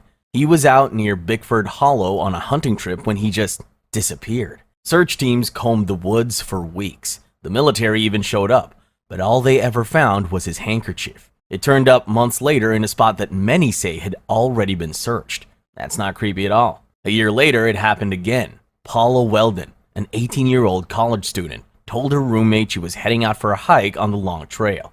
She wore a red jacket that was bright enough to spot from a mile away, but didn't take a bag, food, or even a coat, even though it was freezing outside. Witnesses saw her walking along Route 9, but after that, it's like she vanished into thin air. Her disappearance was such a mess that Vermont eventually created its own state police force in response. Then came James Tedford, a war veteran living in a local retirement home. On December 1st, 1949, exactly 3 years to the day after Weldon's disappearance, he boarded a bus back to Bennington and was seen by multiple passengers during the ride. But when the bus pulled in, he was gone. His luggage was still on board and his timetable was open on his seat. Some reports say he vanished without even getting off the bus. Others think he stepped off at one of the stops and never made it back. Either way, it doesn't make a lot of sense. The fourth case happened in October 1950. Paul Jepson, an 8-year-old boy, was sitting in his family's truck while his mom fed pigs on their farm. When she came back, he was gone. Bloodhounds picked up his scent, followed it to a crossroads near Glastonbury, then lost it completely. Some people say he was taken. Others think the land itself swallowed him. The red jacket he was wearing never turned up either, just like Paula's. 2 weeks later, 53-year-old Frida Langer was hiking with her cousin when she slipped into a stream and went back to their campsite to change clothes. She never made it back. This time, there was a body, but not right away. Frida's remains were found 6 months later in an open field that had already been searched more than once. No one could say how she died, and the decomposition was too advanced to figure it out. That was the last disappearance tied to what people now call the Bennington Triangle. It's not an official name, but it stuck, partly because there's no real explanation for what actually happened to those 5 people. Some of them were experienced hikers, and others disappeared in broad daylight. No bodies were ever found, except Frida's. So, you see, it's quite the mystery. Today, the area around Glastonbury is mostly abandoned. The mountain itself was once home to small logging towns that faded out after the industry dried up.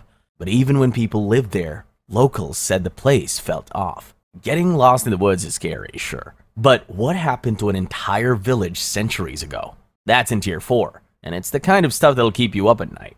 Starkweather Fugate Killing Spree. In 1958, Nebraska found itself in the middle of a real-life nightmare, and it all started with a scrawny 19-year-old called Charles Starkweather, who was angry at just about everything. He grew up in Lincoln with a speech impediment, a messed-up leg, and a permanent grudge against the world. Kids picked on him, teachers ignored him, and his own dad wasn't exactly gentle. Once he hit his teens and started lifting weights, he stopped getting pushed around and started pushing back. Charles felt like life had cheated him. He hated anyone who seemed happier, richer, or more respected. In his words, dead people are all on the same level. So when he finally snapped, it wasn't some heat-of-the-moment thing. He meant it, and he didn't go alone. He brought his 14-year-old girlfriend, Carol Ann Fugate, with him. The spree kicked off when Charles tried to buy a stuffed animal on credit at a gas station. The clerk said no, so Starkweather came back later and shot him dead. That was murder number 1. Nearly 2 months later, on January 21, 1958, he went to Carol's house and killed her mother, stepfather, and 2-year-old baby sister. He shoved their bodies into a chicken coop and stayed in the house with Carol for days, who claimed he had held her hostage. Others say she was in on it. Either way, once they left, the body count only got higher. They killed a family friend just for knowing them. Then a teenage couple offered them a ride. They ended up in an abandoned storm cellar. The boy was shot in the back of the head while the girl was left alive because Charles had plans for her. But it didn't stay that way for long. She put up too much of a fight, and her captors didn't like that, so she also caught a bullet. In Lincoln, Charles and Carol broke into a wealthy family's mansion and killed the housemaid, stabbed the wife, shot the husband, and broke the family dog's neck, just to keep quiet. They packed up stolen jewelry, cut out newspaper photos of themselves, and drove off in their victim's shiny black Packard. Panic spread fast. Everyone was on edge and armed. Roadblocks started popping up all over town, and some folks even formed vigilante groups, but none of it stopped the spree. Instead, it kept going until they finally reached Wyoming. There, they murdered a traveling salesman and tried to steal his car. But when it stalled, a good Samaritan pulled over to help. Starkweather tried to kill him too, but before he could finish the job, a deputy rolled up. Carol ran straight toward the cop, screaming that Starkweather was going to kill her. Charles took off in the car, but after a short chase, he pulled over because he was convinced he was bleeding out from shattered glass. He wasn't, but the drama was over. Starkweather was executed in the electric chair the following year. Carol was sentenced to life, but walked free after serving 17 years. To this day, people still argue about whether she was a terrified kid or just as guilty as he was. Either way, there's no denying that this killer couple left behind a trail of bodies, chaos, and one of the darkest stains on Nebraska's history. 1927 lynching of John Carter. In the spring of 1927, Little Rock felt like a city holding its breath. The Mississippi River had been flooding nearby towns. People were getting pushed out of their homes, and the tension across the South was thick enough to cut with a knife. Folks were nervous, paranoid even, and that's when everything went from 0 to 100. It started with a murder. A young white girl was found dead in a church, and not long after, a black janitor named Frank Dixon and his teenage son were arrested. There was no solid evidence they were involved. All the authorities really knew was that they'd been nearby when it happened, but apparently that was proof enough. To keep them from being lynched by an angry mob, police quietly moved the father and son from jail to jail. But the tension didn't die down. It just waited. Then, out of nowhere, a second story hit the streets. A black man named John Carter had allegedly taken advantage of a white woman and her daughter. Nobody saw it happen, but it didn't matter, because no one asked questions. Carter didn't even get a chance to defend himself. A white mob found him on the outskirts of town, and that's when the assault started. They beat him with pistols, dragged him to a telephone pole, and hanged him. When they were done, they shot his body full of bullets, just to be sure. At that point, they could have stopped, but they didn't.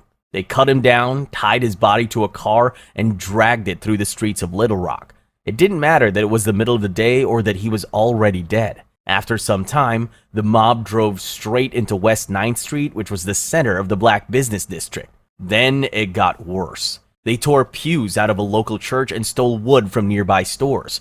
Once they had enough, they built a bonfire right in the middle of the street and threw Carter's body into it. Reports say thousands showed up to watch, but even after the fire, it still wasn't over. At least one person who was there that day claimed they saw someone use the burned remains of Carter's arm to direct traffic. If you're wondering where the police were during this, because, it's kind of their job to stop things like this from happening, well, your guess is as good as mine. What we do know is that they stood by and didn't do anything to stop it. Some sources even say that the officers present were busy taking pictures. By the time the National Guard arrived, the crowd was gone. No one was arrested and no one was held accountable. The city just swept up the ashes and kept it moving. Or at least the white people did. After the incident, several black families packed up their things as quickly as they could and ran as far away from Little Rock as possible. Homes were left behind and businesses were abandoned. What official records labeled as a riot was really a public lynching of a man who was, by all intents and purposes, innocent. For years, Arkansas acted like it never happened, but it did, out in the open, with thousands watching. And as horrible as this was, another town you'll see in Tier 5 took things even further. They didn't just kill people, they ran them out of town and took their property. But first, let's talk about two brothers who went on a killing spree together. Wichita Massacre. In December 2000, two brothers, Reginald and Jonathan Carr, showed up in Wichita, Kansas. At first, it was petty crimes, robberies, carjacking. Still awful, but not headline news. But it didn't stay that way. What started small quickly turned into one of the most brutal and senseless killing sprees in recent U.S. history. Their first known victim was a baseball coach. They robbed him at gunpoint and roughed him up, but he survived. Then, they killed a local librarian in her driveway, just for being in the wrong place at the wrong time. As scary as that sounds, they were just getting started. On December 14, the Carrs broke into a home in a quiet Wichita suburb. Inside were 5 young professionals, close friends in their 20s, hanging out after work. One of them had just bought an engagement ring. He planned to use it that night when he proposed to his girlfriend. Instead of whatever fun activities they had planned for the night, the group was held at gunpoint, stripped naked, and forced into acts so disturbing they barely sound real. The Carrs forced the men and women to violate each other while they watched, and then they joined in. After that, they ransacked the house, grabbed anything of value, wallets, jewelry, bank cards, whatever they could find. Then they marched everyone out into the cold. They drove the victims to a snowy soccer field, lined them up, and shot them execution style, one by one. Then, just to be sure, they ran over the bodies with a truck. But one woman survived. Her name was Holly G, and the only reason she lived was because her plastic hair clip got in the way of the bullet that was supposed to kill her.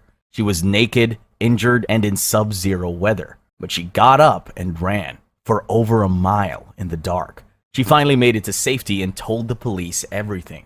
While Holly was fighting for her life, the Carr brothers went back to the house and beat the victim's dog to death with a golf club. And if you're wondering why the hell they would do that, well, that makes 2 of us.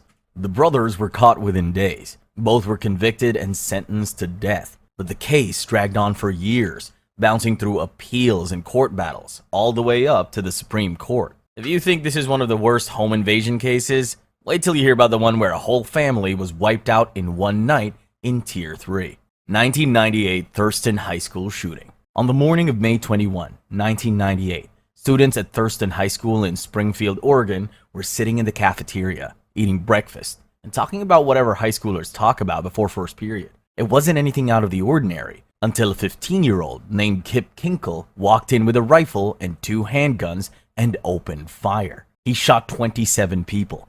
2 students were killed, and the rest were injured by bullets, flying debris, or just the sheer chaos that broke out. When his gun jammed, a group of students tackled him and held him down while he screamed for someone to kill him. It all ended quickly, but the damage was done. And as bad as that sounds, it gets worse. The night before, Kip had murdered his parents.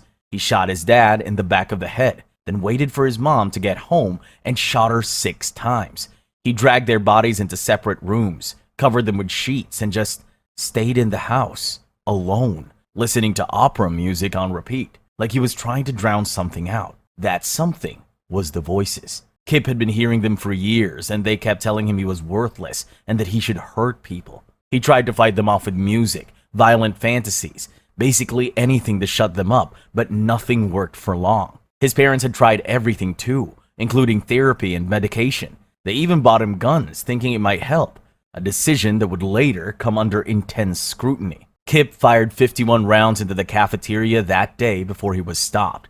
Later in custody, he pulled a knife on an officer and begged them to shoot him. He really wanted to die, but he didn't get his wish. Instead, he was sentenced to 111 years without the possibility of parole. After a round of evaluations, Kip was diagnosed with paranoid schizophrenia, which honestly makes some of his behavior make a lot more sense. As of now, he's still in prison, still hearing the voices.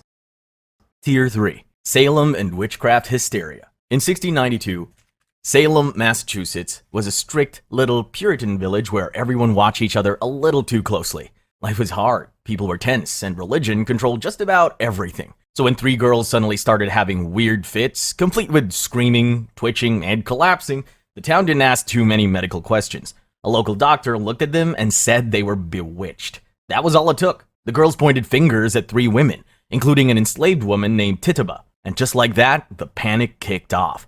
More people got accused, then more. Then it snowballed. Families turned on each other. Kids testified against their own parents, and in less than a year, over 200 people had been accused of witchcraft. The trials were a disaster from start to finish.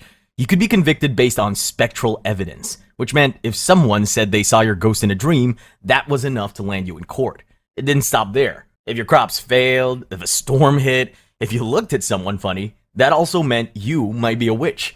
People were hanged based on nothing. 20 people were executed in total. 19 were executed by hanging, and one man, Giles Corey, was slowly crushed to death with stones because he refused to enter a plea. They kept piling rocks on him until his chest gave out. Pregnant women were accused. Old women, too. Children also weren't safe. As a result of these wild allegations, dozens of people died in cold jail cells, waiting for trials that never happened. And while everyone blamed witchcraft, historians point out that land disputes and personal grudges also played a big role. Accusing someone of witchcraft could lead to their property being seized. So some people definitely use the hysteria to settle scores or grab land. Why file a lawsuit when you can just scream witch? It finally ended when the accusations got a little too bold.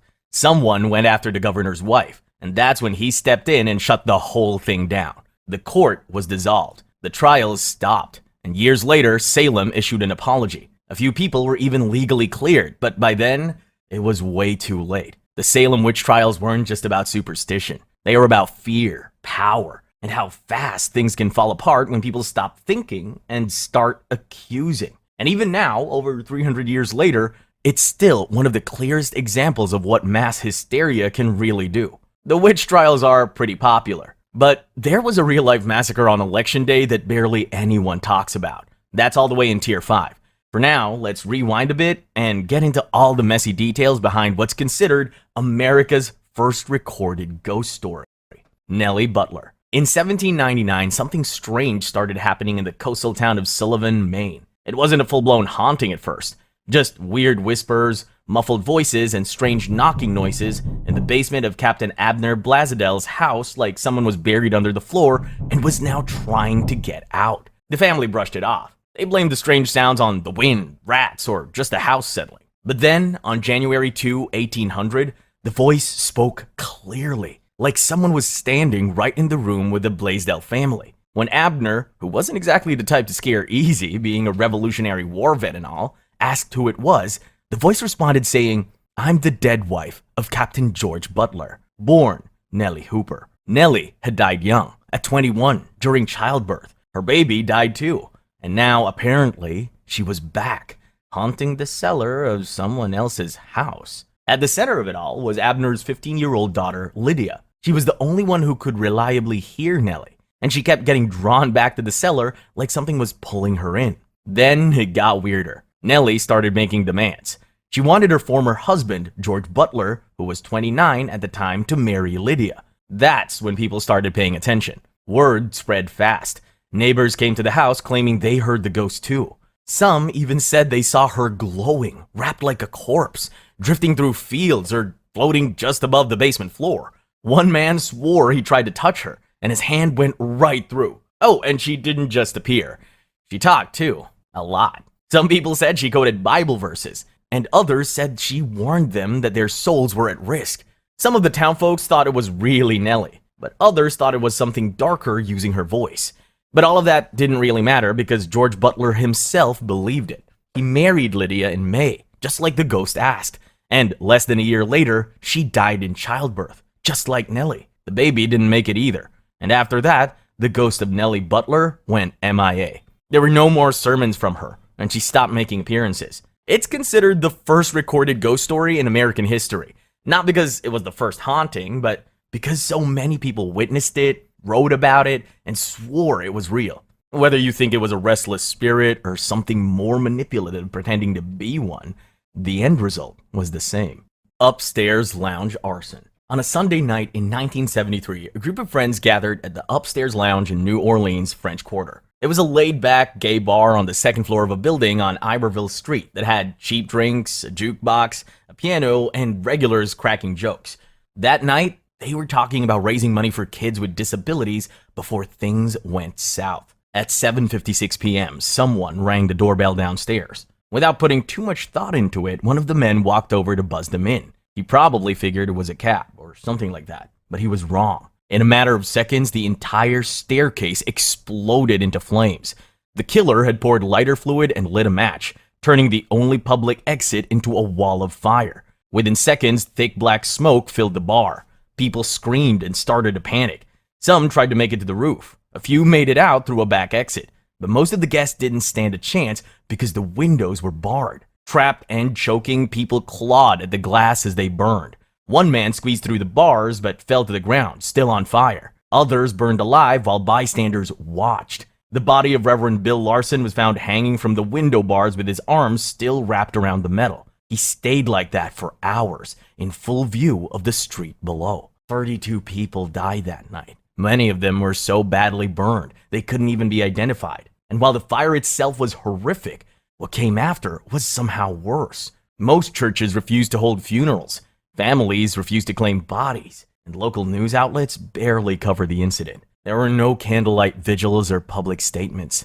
The city just moved on. Police questioned a man named Roger Dale Nunez. He was a drifter with a violent record who had been kicked out of the bar earlier that day, so it made sense that he was considered a suspect. On top of that, he actually admitted to his friends that he started the fire, but he was never charged. A year later, he unalived himself. The case was swept under the carpet without proper investigation or any real answers, and no one batted an eye because the victims were gay men in 1970s America. The building was eventually repurposed, and the bar was forgotten. The Upstairs Lounge arson was an intentional act of violence, but sometimes disasters hit out of nowhere, and as you'll see in Tier 4, sometimes they hit twice. Cleveland School Fire. On May 17, 1923, the little wooden schoolhouse southeast of Camden, South Carolina, was filled to the brim. It was the last day of school, and almost 300 people had crammed into Cleveland School for a student play called Topsy Turvy. The show was meant to be lighthearted,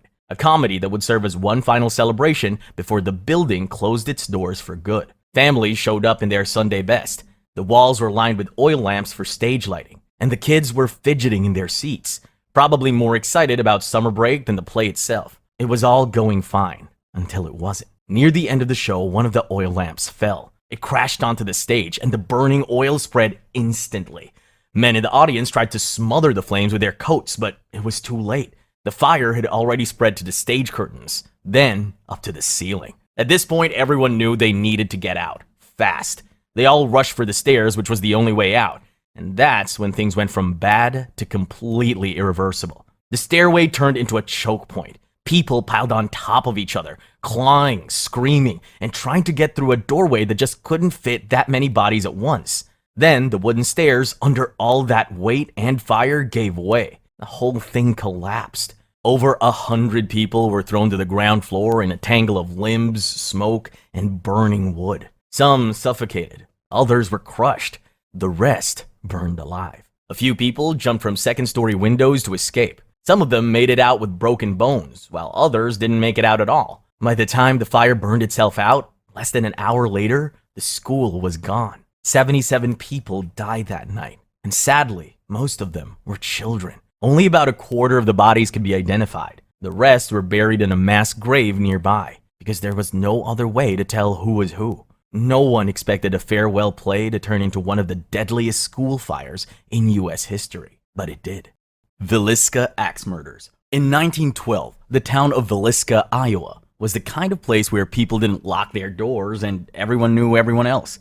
That changed overnight. On June 10, 8 people were found dead inside the Moore family home. Josiah Moore, his wife Sarah, their 4 kids, and 2 friends who had stayed the night, Lena and Ina Stillinger. All of them were murdered in their sleep with an axe.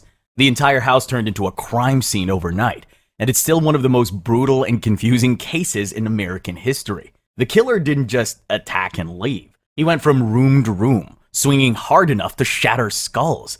Josiah was hit in the face so many times that in the morning, there wasn't much left to recognize. Even the children weren't spared. And just to make sure, the killer came back around to hit them again, after they were already dead. The axe used to commit the gruesome crime wasn't some weapon brought in from the outside. It belonged to Josiah. And while that's creepy enough on its own, the crime scene had even weirder details that still don't make sense to this day. For starters, every mirror in the house was covered, and the windows were draped with clothes. There was a bowl of bloody water in the sink that made investigators think that maybe the killer washed up after. And to top it all off, a 4-pound slab of bacon was found just sitting on the floor next to the axe. And no one knows why. It wasn't stolen, it wasn't eaten, it was just there. Police also found 2 cigarette butts in the attic, meaning the killer might have been in the house the whole time, just waiting for the family to fall asleep. And then there was Lena Stillinger. Her body was found in a strange position. Her undergarments had been removed and her leg was placed in a weird position. Investigators thought it looked staged, like someone wanted to send a message or do something more sinister, but they could never prove what happened. What made things even worse was how the scene was handled. The townspeople practically flooded the house. Neighbors walked through the blood, touched the bodies, and even took pieces of the victims' skulls as souvenirs. By the time the authorities tried to secure the crime scene, it was already ruined. Dozens of suspects were questioned over the years. Jealous rivals, angry drifters, even a traveling preacher who confessed and later took it back. But nobody was ever convicted. The case went cold, and it stayed that way for more than a century. Now the Moore house is open to the public. You can actually pay to spend the night there. Some people do it for the thrill. Others swear they hear footsteps, whispers, or see shadows moving around. Either way, it's still the place where 8 people went to sleep and never woke up. And nobody ever found out who did it. Tier 4. Brunco's Cabin. The bloodiest cabin in Arizona. At first glance, there's nothing too special about the ruins of Brunco's Cabin. Just some crumbling stone walls sitting out in the Arizona desert, baking under the sun like the rest of Tombstone's leftovers. As far as we know, there are no signs and no fences. Nothing to suggest it once earned the nickname, the bloodiest cabin in Arizona. But give it time. The longer you look into this place, the messier it gets. The story starts back in 1858 with Frederick Brunco, a German mining engineer who came to the American Southwest chasing silver. He brought a small crew with him, a chemist, a cook, and a few miners, and they set up camp in the San Pedro River. The plan was simple: dig, strike silver, get rich, and get out. But that's not what happened. Instead, one of his men returned from a supply run to find the place ransacked. To begin with, Brunco was dead. His skull had been crushed with one of his own tools. The rest of the workers were either murdered or missing. The cook was gone. The livestock was nowhere to be found, and their supplies had also vanished.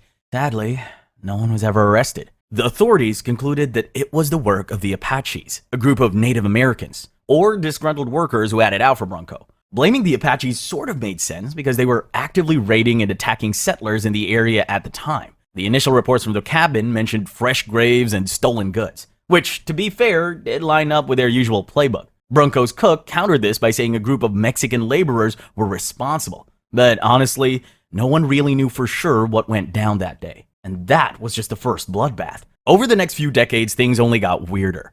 Everyone who tried to settle near the cabin seemed to end up dead one way or the other. Some were shot, others were stabbed. A few were just found face down in the dust with no clear cause of death. One U.S. Marshal was gunned down right on the front step during a land dispute. Others died in fights over silver claims or stolen goods. Some deaths were pinned on the Apaches, others on bandits, rivals, or even ghosts, depending on who you asked and how drunk they were.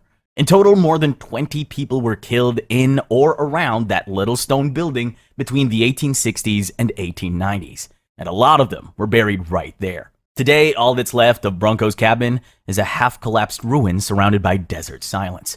But the stories haven't faded. Some say the land still feels heavy, like it's holding on to everything that happened there. Others say it never stopped. Either way, the next time you're out near Tombstone and think about pulling over to explore, maybe think twice.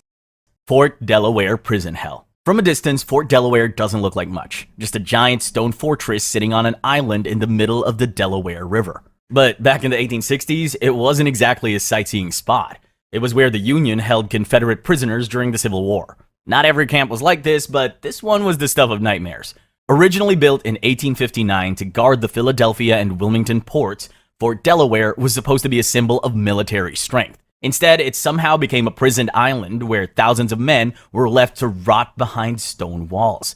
After the Battle of Gettysburg in 1863, things got out of hand fast. The Union flooded the fort with around 13,000 Confederate prisoners of war, even though the space was only built to hold maybe a third of that. The cells were cramped, the water was foul, and the food, well, let's just say that hardtack was better suited for repairing fences than feeding humans. The beef and bread were just as bad, and more often than not, meals were served with a side of weevils. Needless to say, sickness spread fast. Smallpox, scurvy, dysentery, and lice didn't just pass through, they moved in. One Confederate soldier described seeing prisoners covered in so many lice that it looked like their clothes were moving. Another said the prison stank of death. Some men literally wasted away in their bunks, but they couldn't even do that in peace because the bunks were overrun with rats. So if the living conditions were that bad, why didn't people just escape? Well, because it was nearly impossible. And the ones who did try learned that the hard way. One man waited for the river to freeze, then skated across it. Another faked his own death, hid inside a coffin, and slipped out with the bodies. A few tried swimming for it, but they were either shot, dragged under, or swept away by the current. Around 2,900 prisoners died inside Fort Delaware, and they weren't treated any better in death than in life. Their bodies were ferried across the river and buried in trenches at Fort Mott, New Jersey, with no gravestones. After the war, the survivors didn't have anything good to say about their time at Fort Delaware. Most just want to forget it ever happened. Problem is, the place didn't go quietly. Today, Fort Delaware is a state park. There are ferry rides, historic tours, even reenactments. But when the fog rolls in just right, and it's late enough, visitors swear they hear the sound of bodies being dragged across the floor. Okay, so that's pretty dark.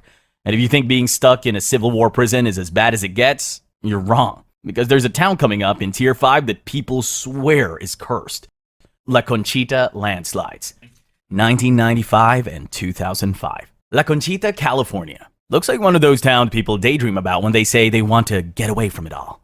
It's a quiet little stretch of beach between Santa Barbara and Ventura with waves on one side, cliffs on the other, and not much in between except palm trees, surfboards, and peace. But what most people don't realize is that the town is basically stuck in a geological sandwich, and the top layer doesn't like staying put. Back in 1995, after months of relentless rain, the cliffs behind La Conchita finally gave out. The land slumped forward, like a giant finally rolling over after a long nap. As a result, 9 homes were destroyed. Miraculously, no one died. The locals counted themselves lucky to be alive, but Mother Nature was just getting started. Because 10 years later, it happened again. Only this time, it didn't hold back. In January 2005, California, it had been raining heavily for weeks. The ground was waterlogged and unstable. And then, without warning, a huge section of the previous landslide broke loose. But this wasn't the slow crack and crumble you see in disaster movies. This was a full-speed wall of liquefied mud, debris, and rock blasting through the town like a freight train. 13 houses were completely wiped out. Another 23 were smashed into splinters. 10 people were buried alive in their own homes. Rescue efforts were frantic. People dug through the mud with their bare hands, screaming out the names of their loved ones. Some victims were found hours later, but others weren't so lucky. After that, the lawsuits started flying. Families blamed the state, the county, land developers, just anyone who might have ignored the warnings. And those warnings weren't subtle. Geologists had flagged the area as unstable for decades. Locals knew about the 1995 slide, sure, But even before that, the land had a long history of moving. In 1909, a landslide in the same area buried a railroad track. La Conchita didn't just have two disasters. It's built on top of one that never really stopped. The bluffs are still moving. Rainy seasons still open up new cracks. And the warning signs are basically just there for decoration at this point. The question isn't if the land will move again, it's when. Crow Creek Massacre. A long time ago, around the 1300s, a group of initial coalescent people settled along the Missouri River, near what's now Chamberlain, South Dakota. They dug a trench around their village, not for farming, but for defense. Something about the times made them nervous. Unfortunately, they didn't finish it in time. When archaeologists later discovered that site, they found a mass grave inside the ditch that contained the bones of at least 486 people. Men, women, and kids. Most had been mutilated, skulls cracked open.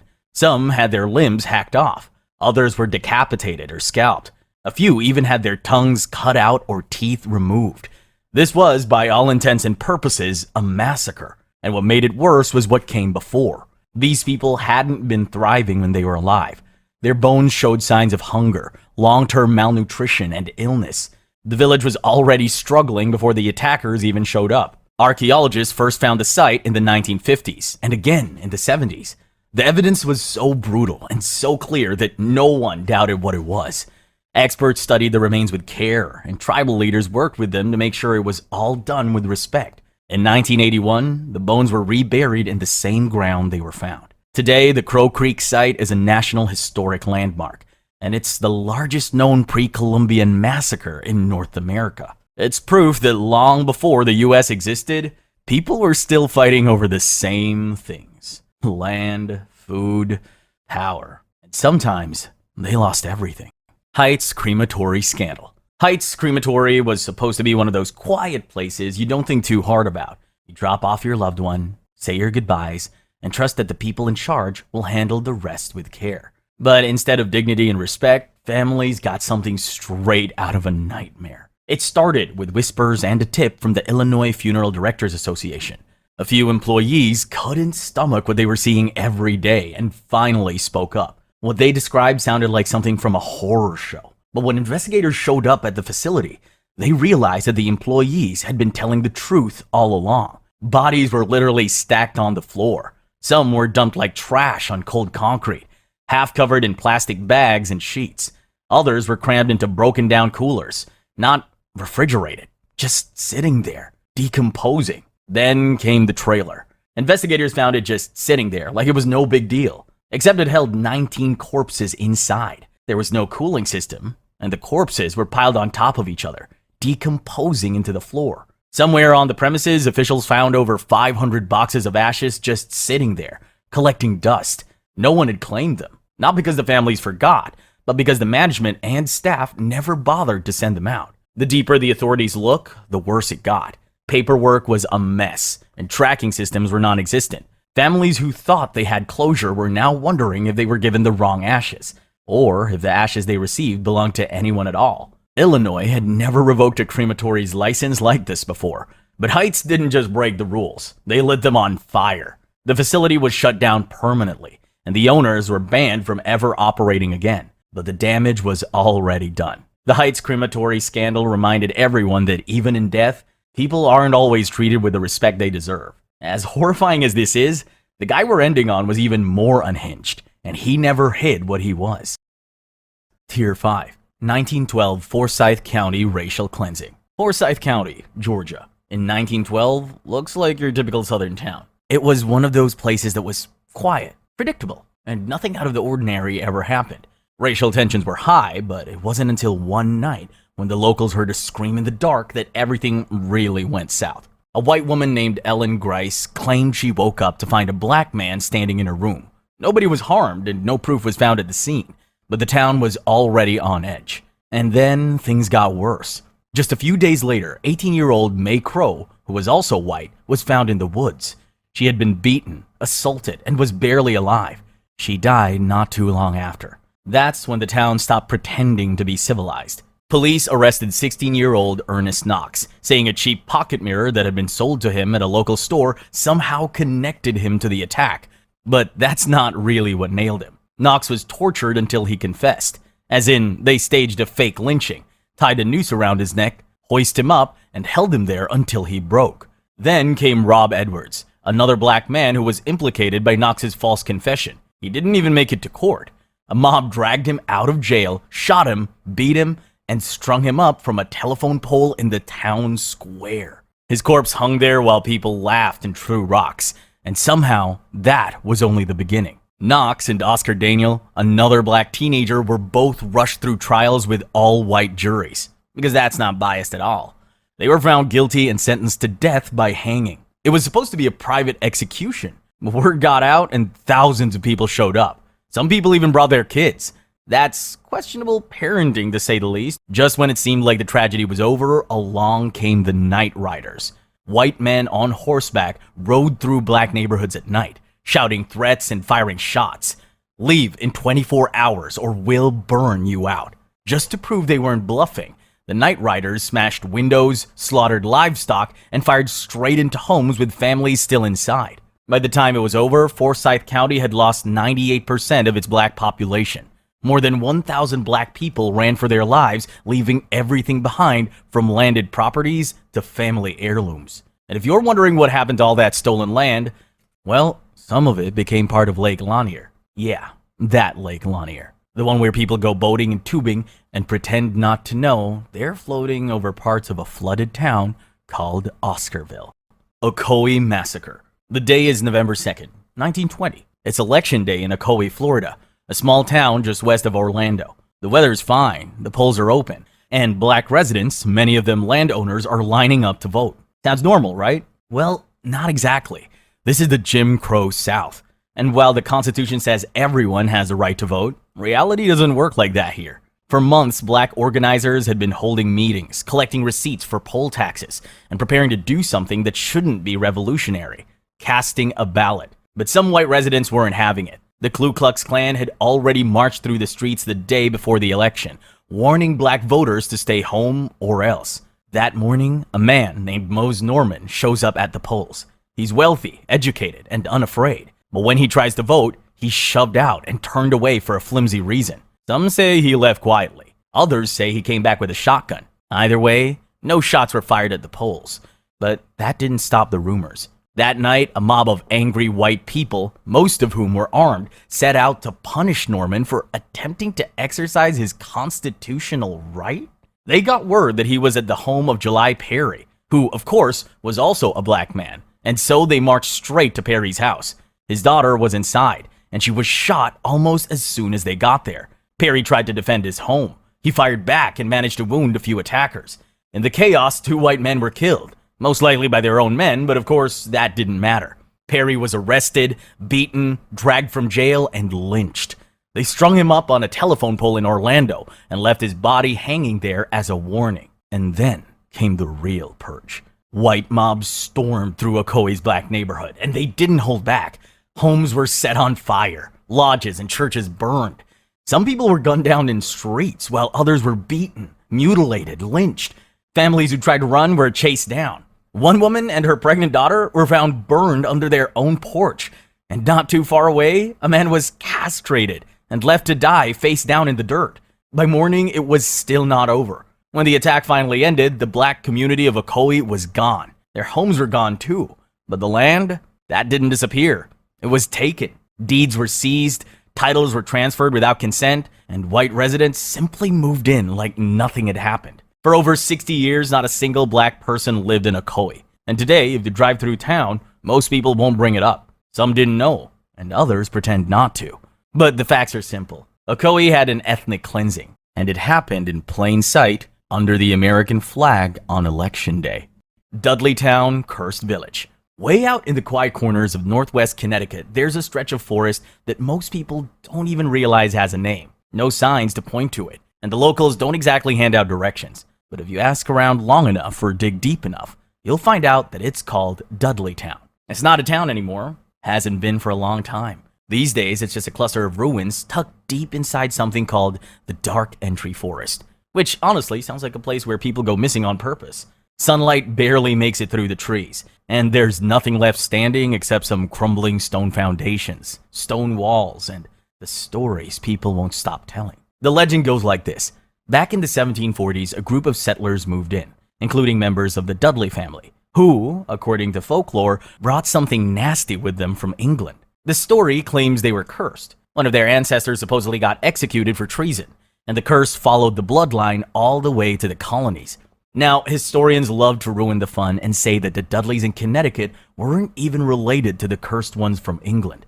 But facts never really stood a chance against this place's reputation. Over the next century, Dudley gained a name for being off. Crops failed, families fell apart, and people went missing. More than a few residents lost their minds or died under weird circumstances. And the land just wouldn't cooperate. The soil was bad, the water didn't taste right, and eventually everyone got tired of fighting it. So the town emptied out, house by house. Dudleytown never had a post office or a mayor, and eventually it had no people either. What didn't fall apart after everyone left got swallowed by the forest, and as the trees moved in, the rumors started to grow. By the late 20th century, the place had already picked up nicknames like the Cursed Village or Connecticut's own Hellmouth, depending on who you asked. In the 1970s, ghost hunters started showing up. They brought cameras, tape recorders, and way too much confidence. Some swore they saw shadowy figures moving between the trees. Others said they heard whispers or felt watched. One Hollywood actor even called it the most haunted place on earth. I can think of a few worse places, but you get the point. Today, the whole area is closed off. It's private property, and trespassing isn't allowed. You'll get stopped by police if you try to sneak in, and they're not in the mood for ghost stories. The owners of the land have spent years trying to shut down the hype, but the legends just won't die. Maybe they never will. Dudleytown might just be a forgotten spot in the woods, but the legends haven't stopped. Whether it's a real curse or just centuries of bad press, Dudleytown's reputation still sends people into the woods, looking for answers they probably don't want. West Mesa Murders. In early 2009, a woman was out walking her dog on the edge of Albuquerque when she spotted something poking out of the dirt. It wasn't a rock, and it didn't look like animal remains either. When police started digging, they uncovered one of the most mysterious mass graves in American history. Buried beneath the cracked desert floor of West Mesa were the remains of 11 women and girls. Most of them were Hispanic, and they had all gone missing between 2001 and 2005. One victim was just 15. Another was 4 months pregnant, and all of them had been buried by someone who was crafty enough to never get caught. The media called him the West Mesa Bone Collector. Whoever he was, he buried the bodies in a dry arroyo on the outskirts of town, just far enough away to be forgotten, but close enough that no one would question the tire tracks in the dirt. Years later, satellite image showed faint tire tracks, changes in the dirt, and signs that something or someone had been regularly visiting that stretch of land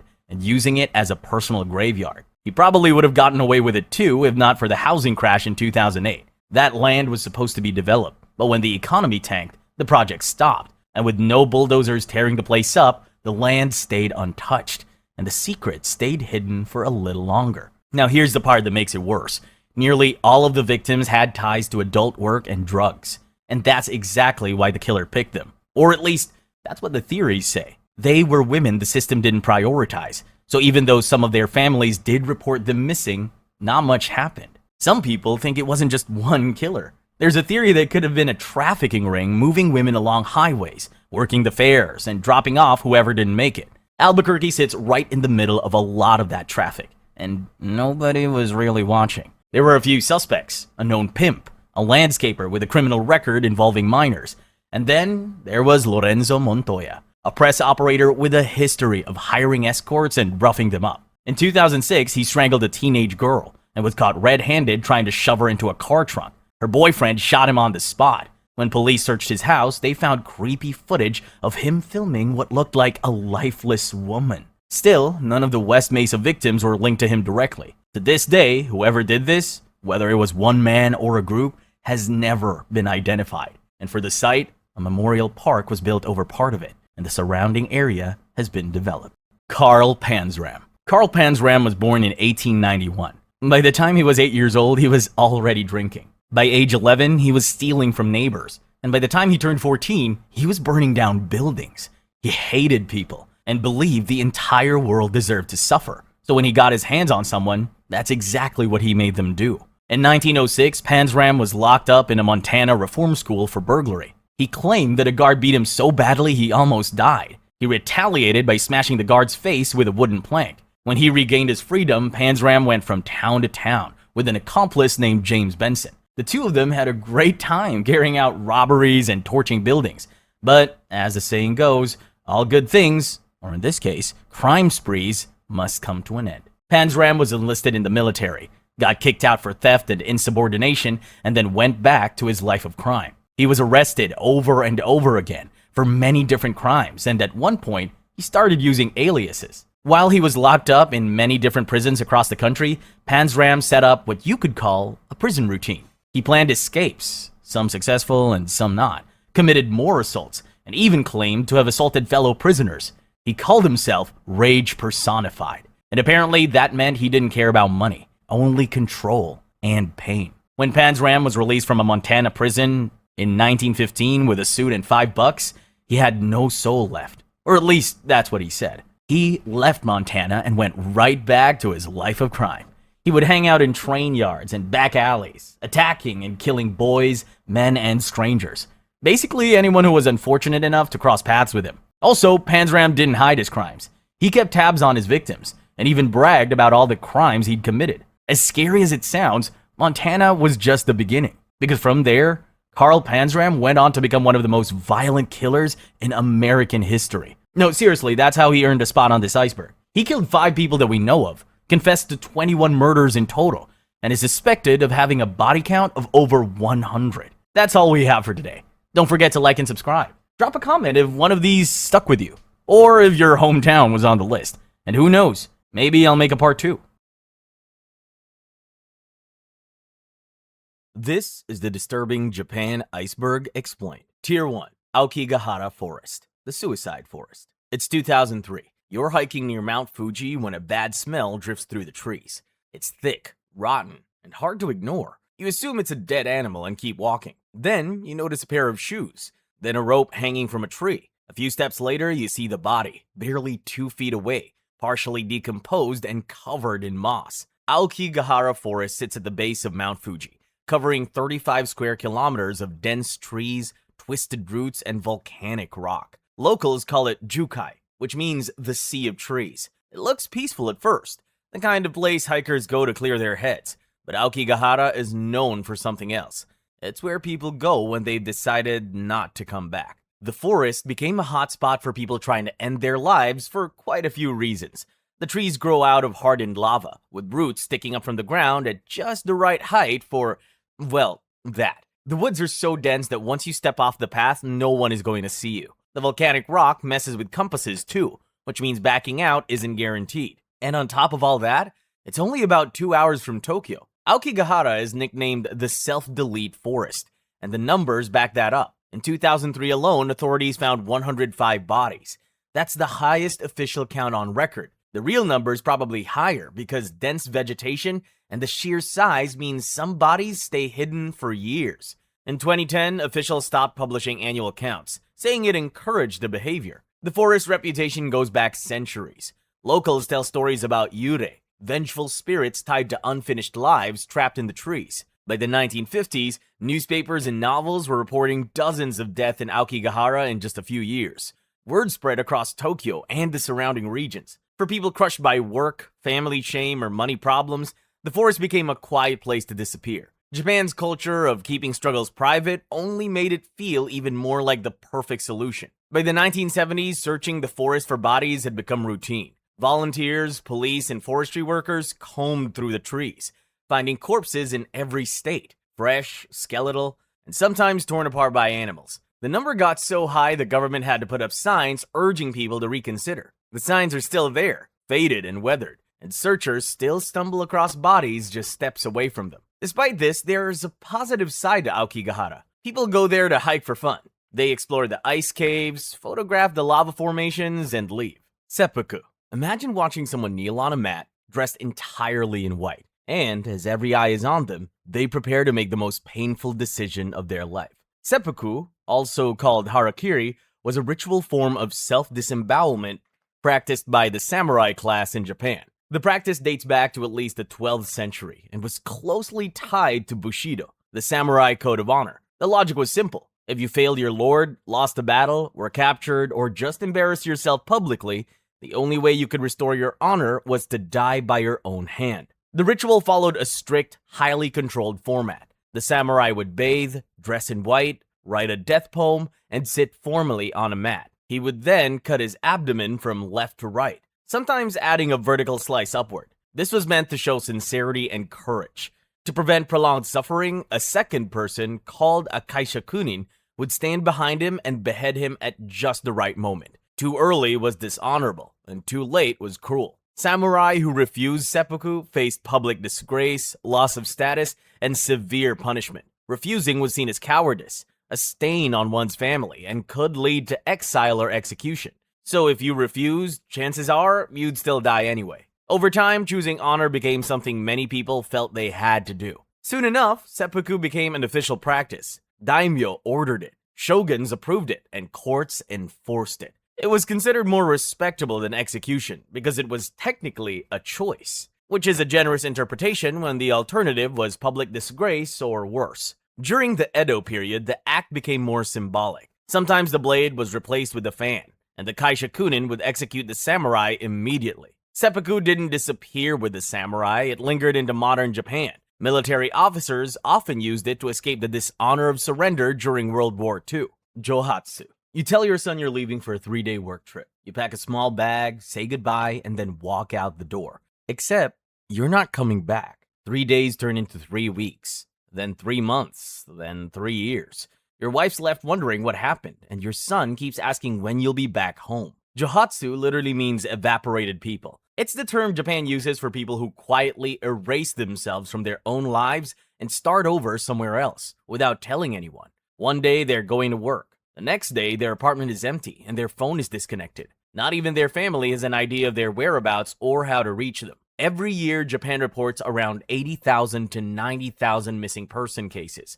Most are eventually found, but experts estimate that tens of thousands of those cases are voluntary disappearances, aka people who choose not to be found. The guy from the intro? That's Sugimoto. He ran a small business that failed. Facing his family with that failure felt impossible, so he lied about a work trip and never came back. He left his wife to raise the kids alone while he started over under a fake name somewhere nobody knew him. In Japan, struggling publicly feels like creating problems for everyone else. Asking for help looks like failure, and losing your job means dishonoring your family. So for many people already drowning, disappearing feels like the quietest way out. Johatsu is common enough now that there's an industry for it run by professionals called yonigeya, or night movers, who help people vanish. They show up in the middle of the night, pack your belongings, erase your online presence, and relocate you somewhere nobody would think to look. Once gone, Johatsu often end up in places like Sanya or Kamagasaki, neighborhoods known for day labor,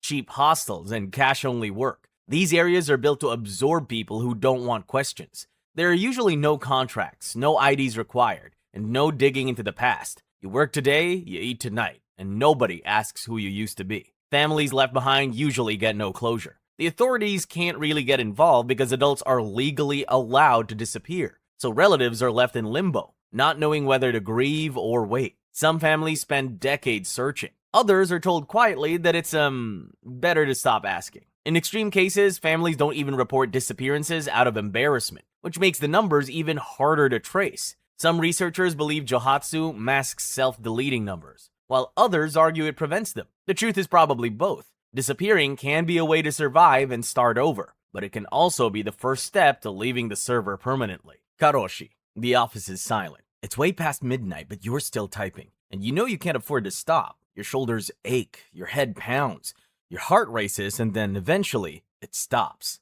Karoshi is what happens when the work doesn't stop, so the body does. Heart attacks, strokes, even self-deleting from chronic exhaustion. Basically, death from overwork. The word entered public use in the late 1970s, when otherwise healthy middle-aged workers began dying suddenly after long periods of excessive overtime. They weren't involved in industrial accidents or suffering from undiagnosed illnesses. Their bodies just stopped functioning after years of being pushed past reasonable limits. During Japan's post-war economic boom, Long hours, total loyalty to the company, and social pressure to never leave work before your boss became normal. Being tired was a badge of honor. Employees slept at their desks, missed holidays, and quietly collapsed at home. When they died, it was often written off as unfortunate but understandable. By the 1980s, the issue was impossible to ignore. Government reports tied extreme overtime to deadly heart attacks, and families started suing companies. In severe cases, karoshi overlaps with unaliving. Workers overwhelmed by impossible demands and constant pressure take their own lives, a phenomenon sometimes referred to as karojisatsu. These cases are often difficult to prove legally because stress is invisible, and exhaustion, unfortunately, does not leave fingerprints. Eventually, the Japanese government decided to intervene and try to fix things. Laws were introduced to limit overtime, encourage time off, and recognize karoshi as a work-related death eligible for compensation. Some companies even introduced mandatory no overtime days, which sounds good until you realize that culture does not change because a memo said so. For many workers, nothing really changed. People still stayed late and skipped leave, all because they feared looking replaceable or weak. Hikikomori. Ever thought about just locking your door and opting out of society entirely? Well, in Japan, that thought turned into a real, long-term lifestyle for some people. Hikikomori is a Japanese term for extreme social withdrawal, where someone pulls inward so completely they vanish from public life for years, or sometimes decades. The phenomenon first drew attention in the 1990s, when Japanese psychiatrists noticed a growing number of young adults who refused to work, go to school, or socialize. Some rely entirely on family, while others scrape by on savings, government aid, or part-time online work. Hikikomori usually starts with pressure, bullying, failing at school, losing face at work, or just the constant terror of messing up in a culture that demands perfection and forgives almost nothing. From the outside, it might look like a choice, but it isn't that simple. Most cases come with total digital immersion. Video games, forums, and social media take the place of real-world interaction. Contact with the outside is minimal and tightly controlled. Meals, hygiene, sleep, all of it follows routines within the room. It's like living in a tiny, extremely strict country of one. Most hikikomori live with their parents. At first, families tell themselves it's temporary and assume it'll pass. Months stretch into years. Friends stop coming by. Holidays grow quiet. And suddenly, it's a full-blown crisis. Care falls entirely on the parents. They slide meals under the door, cover rent and bills, and many drain their savings, or even their pensions, supporting a child who might now be in their 40s or 50s. Japan calls it the 80-50 problem. Hikikomori in their 50s still living with parents in their 80s. When those parents die, the support system collapses overnight. Suddenly, the hikikomori has no income, no social skills, and no idea how to function. In extreme cases, they don't even know what to do when a parent dies. Bodies can stay in bed for weeks, and sometimes the child wastes away beside them. In 2019, social workers in Saitama Prefecture checked on a man in his mid-40s who hadn't left his childhood bedroom since the late 1990s. His parents brought meals to his door every day and paid all his bills, telling neighbors he was working from home. When his father died, nothing changed. The man stayed in the room. Authorities only got involved when the house went silent, and he was placed under local welfare supervision, where he survived quietly. The government and nonprofits have tried everything: therapy programs, support groups, even social coaches who visit homes to push reintegration. Results vary. Sometimes it works, and other times, well...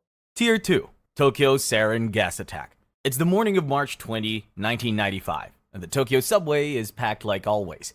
You're inching along through the Kasumigaseki when a man steps off, leaving something behind. At first, nobody notices, but minutes later, people start coughing. Their eyes are burning, and they're stumbling as if the air itself turned against them. That's when you realize something is very, very wrong. What you just witnessed is part of a chain of events that's now known as the Tokyo Sarin Gas Attack, the deadliest act of domestic terrorism in modern Japanese history. It wasn't carried out by a foreign enemy or a shadowy intelligence agency or even a political movement in the traditional sense.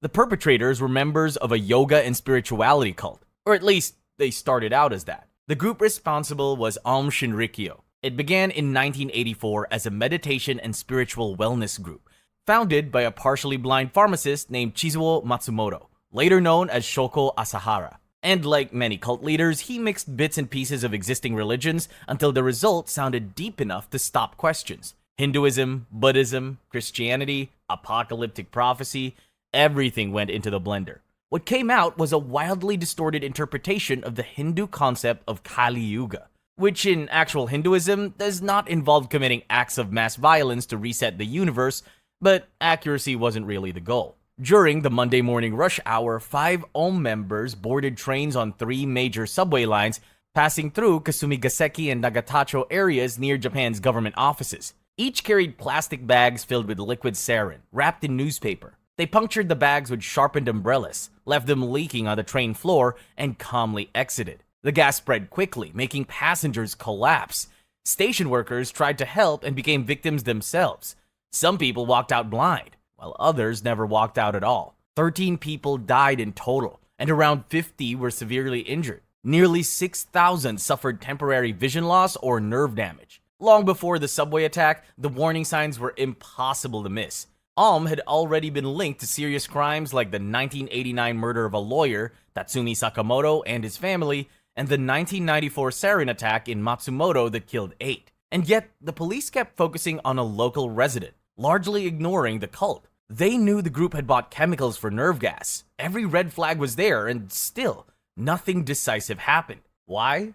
Bureaucracy. Investigations stuck in prefectural lines slowed everything down. Authorities were also wary of overstepping, worried about violating religious freedom without rock-solid proof. By early 1995, a raid on Aum's compound was finally scheduled for March 22, but the cult got wind of it. 2 days before police could move, Aum struck first, unleashing the subway attack. The fallout didn't end with the victims. The attack forced Japan to ask the hard question: how could this happen? In response, the government passed stricter laws, allowing long-term surveillance and closer inspections of Aum and its successor groups. The assassination of Shinzo Abe. On July 8, 2022, Shinzo Abe, Japan's longest-serving prime minister, was giving a routine campaign speech in the city of Nara. Crowds gathered freely, microphones were handed to speakers without heavy screening, and security was low-key, because historically, it had always worked that way. Then, out of nowhere, 2 shots were fired from behind him. Abe collapsed. He was rushed to the hospital and pronounced dead hours later. The weapon was homemade. It was a crude firearm built specifically because guns are nearly impossible to obtain in Japan.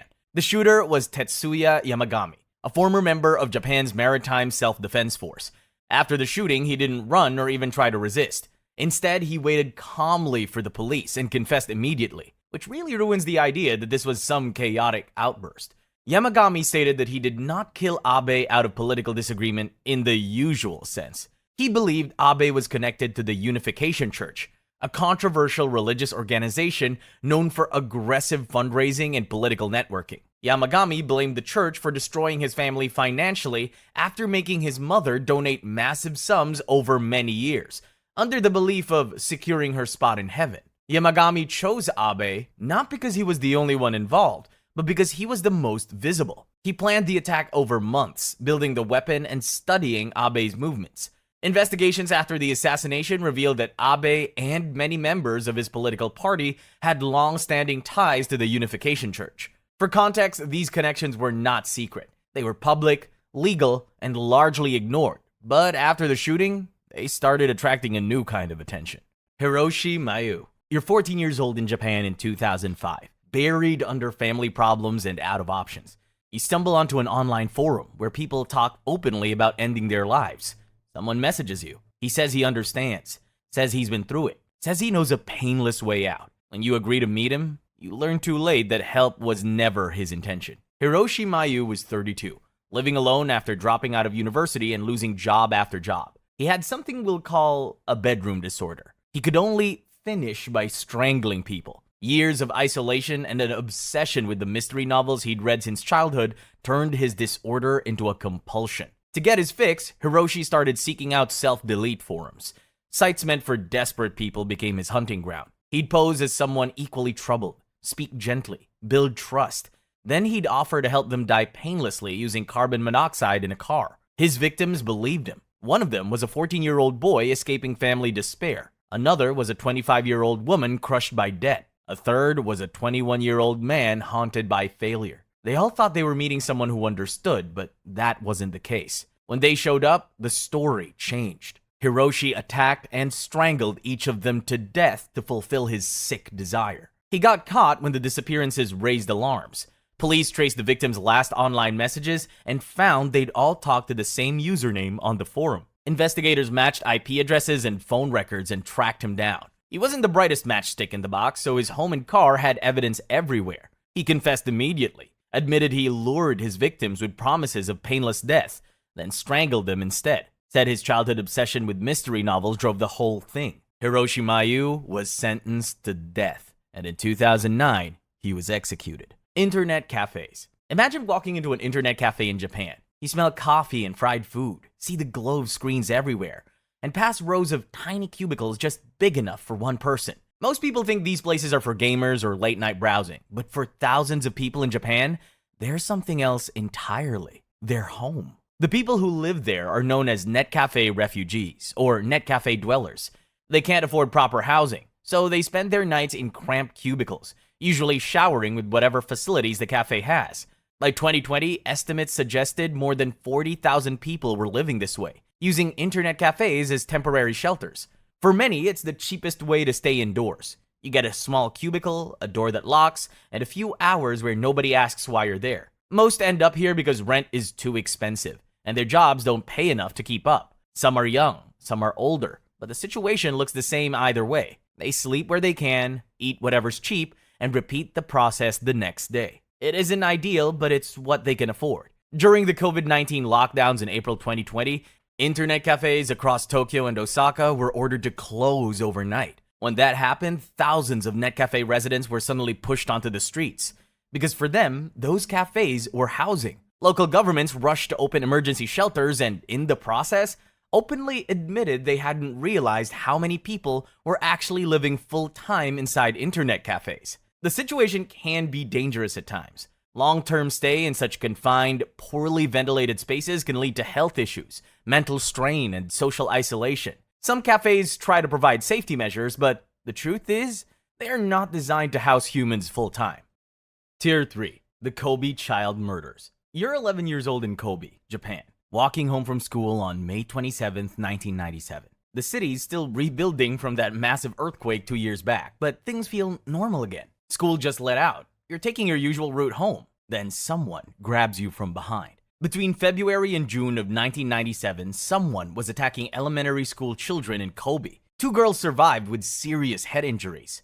A 10-year-old named Ayaka Yamashita was beaten to death with a hammer. Then Jun Hase, just 11 years old, was killed on his way home from school. Parents started holding their kids' hands a little tighter. Suddenly, the streets didn't feel safe anymore. Then, the killer decided people weren't terrified enough, so he sent a message.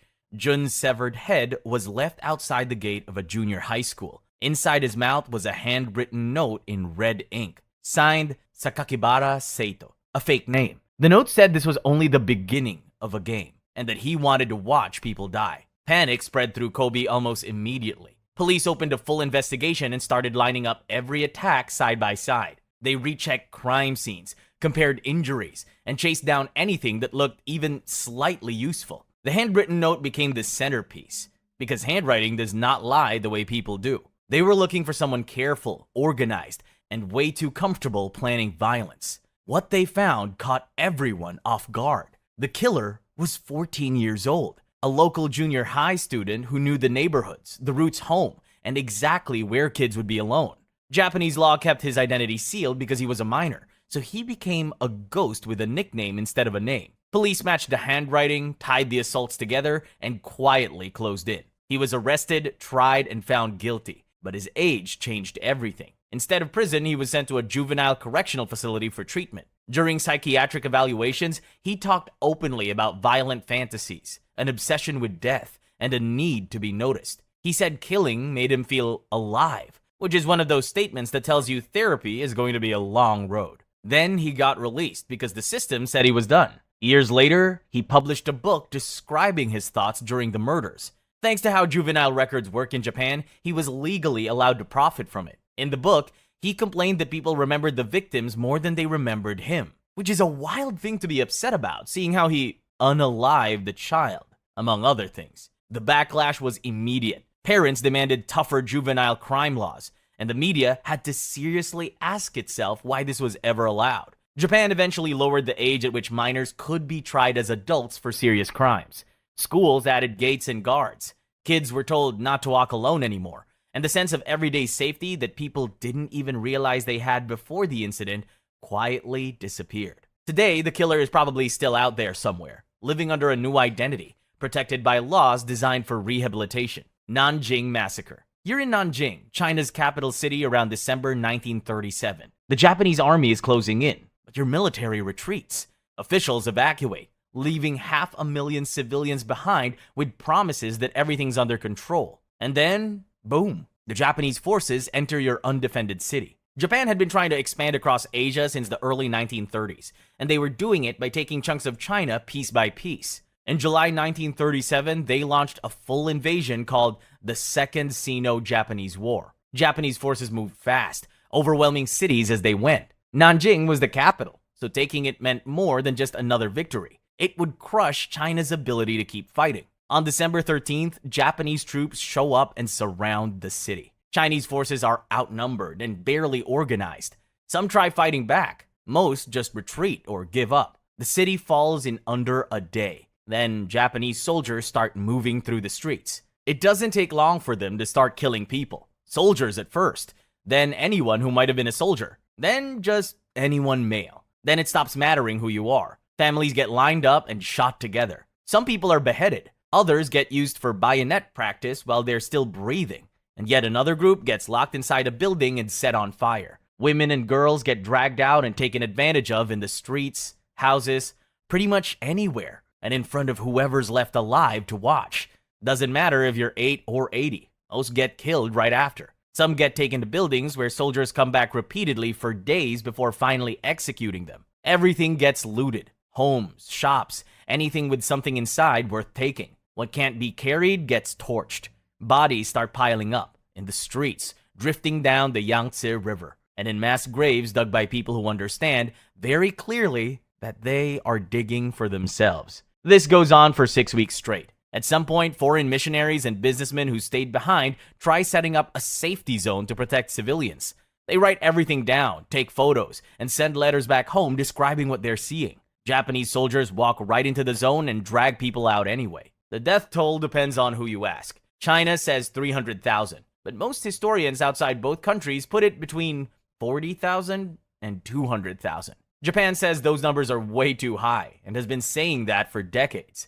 The war ended in 1945. Some officers got tried and executed for what happened at Nanjing, but Japan never actually owned up to it as a country. Textbooks downplay it or leave it out. Politicians call it exaggerated, and some even say it never happened. When apologies do come, they're worded carefully enough to mean nothing. China built a memorial hall in Nanjing to honor the victims and keep their version of the tragedy alive. Japan's been complaining about it ever since, saying it exaggerates what happened. They go back and forth about the numbers, about what to call it, and about whether the term massacre is even accurate. The thing is, the evidence is pretty damning. There are photos, diaries from Japanese soldiers describing what they did, sometimes even bragging about it. Survivors left detailed accounts too, from those who lived through it and foreigners who were in the city. Most of the survivors are gone now. The kids who saw it in 1937 would be in their 90s today if they're even alive. And somehow, people are still arguing about what actually happened.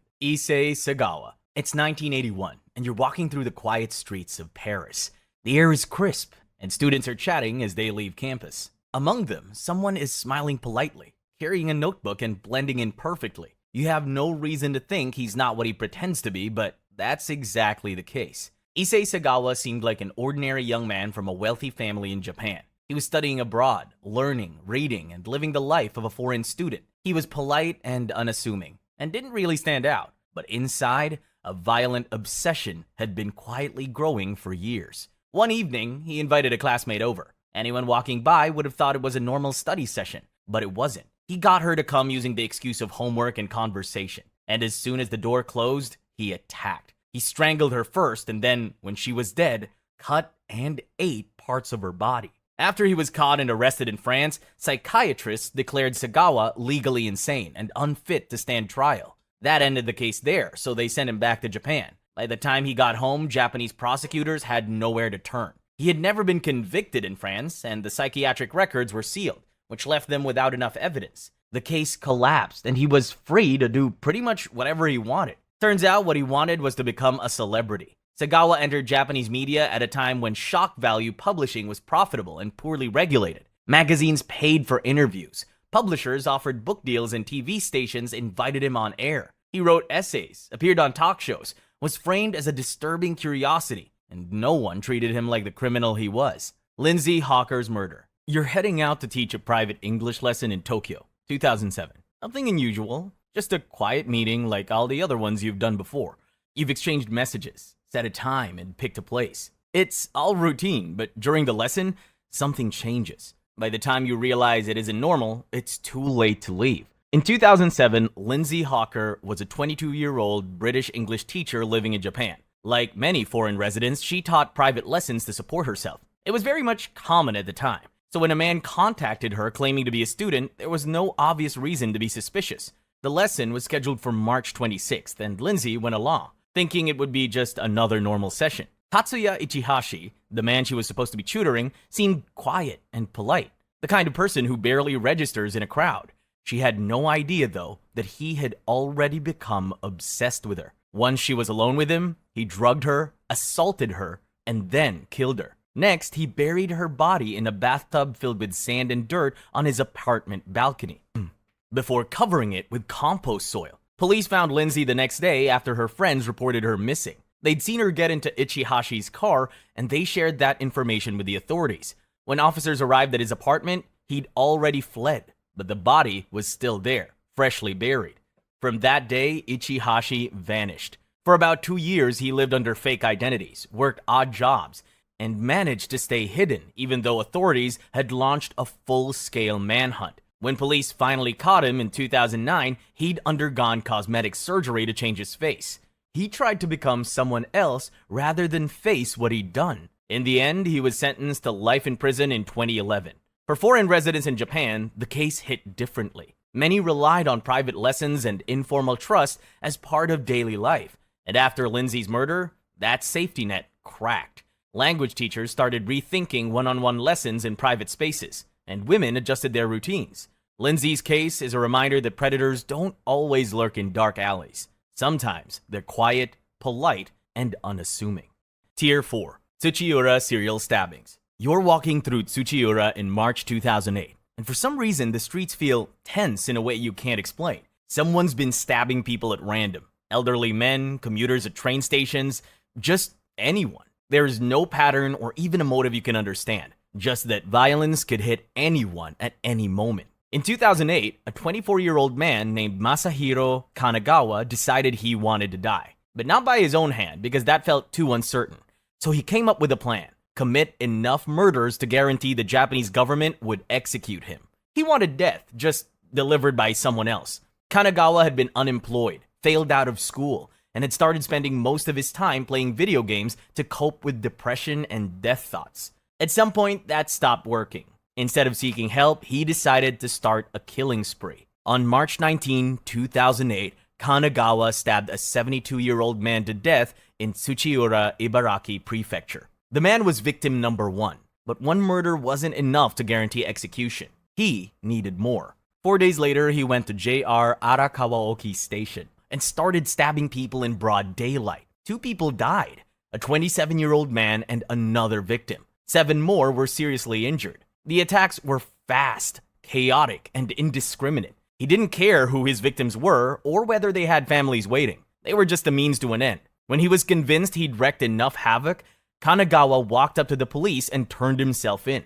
During his trial, psychiatrists diagnosed him with narcissistic personality disorder. But the court ruled he was fully mentally competent, aware of his actions, and able to understand right from wrong. He knew exactly what he was doing, and did it purely out of self-interest.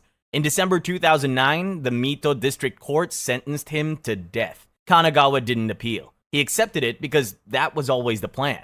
The court gave him exactly what he wanted. On February 21, 2013, Masahiro Kanagawa was executed by hanging. The state carried out the plan he designed for himself. The victims' families were left with nothing but grief, and Japan was left wondering how someone could manipulate the justice system into doing their bidding. Hachioji Supermarket Triple Murder. You're working the late night shift at a supermarket on July 30th, 1995. The store's quiet, and it's almost time to call it a night. You and two other employees are upstairs in the office finishing up paperwork. Then someone walks in. Before you can say anything, tape's going around your wrists.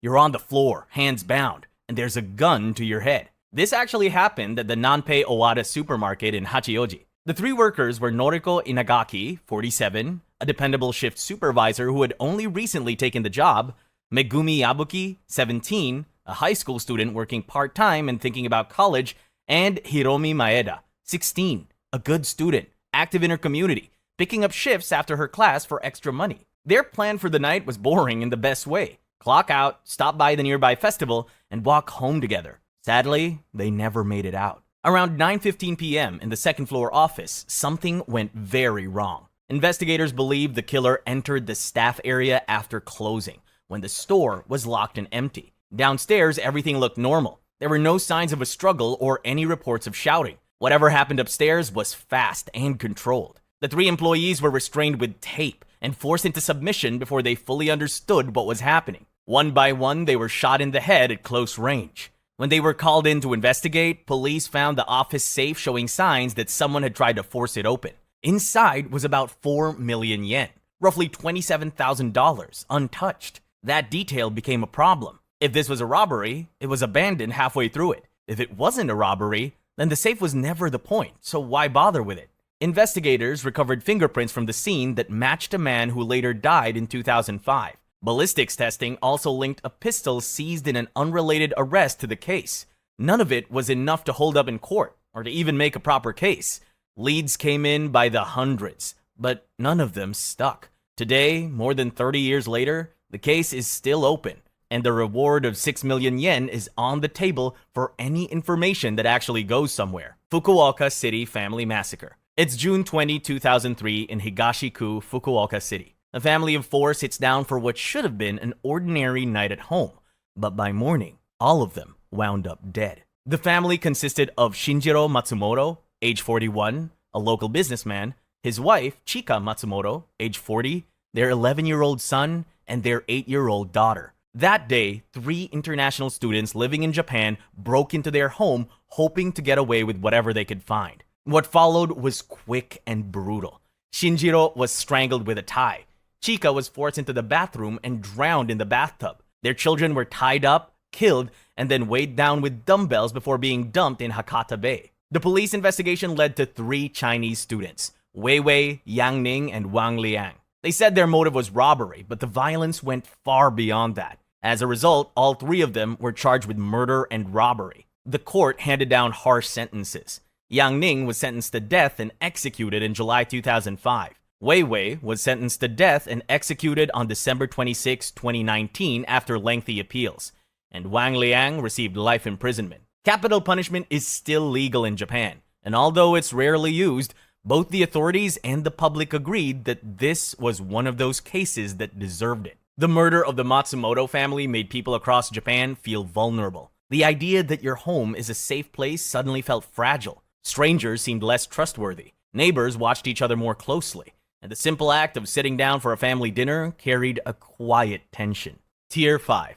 Hiratsuka Apartment 5 Bodies Case. You've been trying to reach your son for months without any luck. Your calls go unanswered, your messages are ignored, and you're worried sick. Finally, you decide to check on him yourself. What you don't know is that you were about to walk into an apartment with 5 dead bodies inside, and one of them is your 35-year-old son. This is exactly what happened to a Japanese woman in May 2006.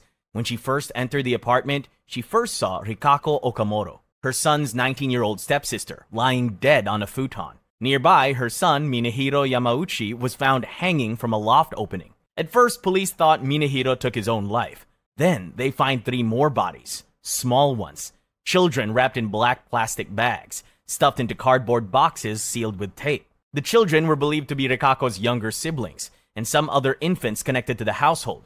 Because of decomposition, their identities were never fully confirmed. Police eventually arrested Chizuko Okamoto, Rikako's 54-year-old mother, 2 days later after evidence suggested she had strangled Rikako back in October 2005, roughly 7 months before the bodies were found. There was even a note lying around in the apartment that suggested she'd done it. As for the other kids, their deaths were a mystery. Too much time had passed, their bodies were in rough shape, and some things would never get answered in court. Chizuko had what you could call a disturbing past. She left her first marriage in the 70s, and later she went off the rails a bit, telling neighbors her missing son had been kidnapped by foreign agents. People said she was unstable, kept to herself, and lived in isolation. That isolation may have been why her actions went unnoticed for 7 whole months.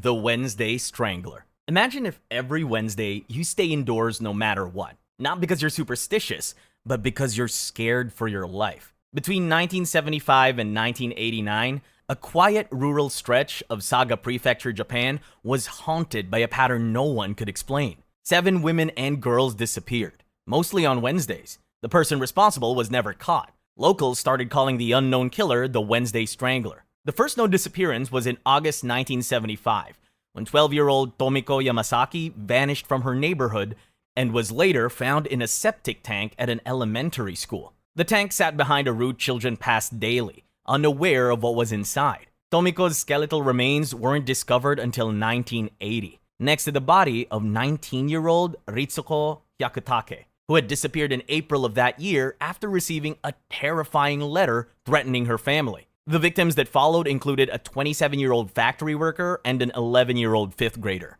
both last seen near their homes on Wednesdays. In the late 1980s, 3 more women, Sumiko Fujise, age 48, Kiyomi Nakajima, age 50, and Tatsuyo Yoshino, age 37, were found together beneath a cliff in the same region. Their bodies were discovered on January 27, 1989. By the time the last victim was found, the pattern was clear. 7 women had disappeared over 14 years along the same 20-kilometer stretch of rural Saga. Most vanished while walking familiar streets after school or work.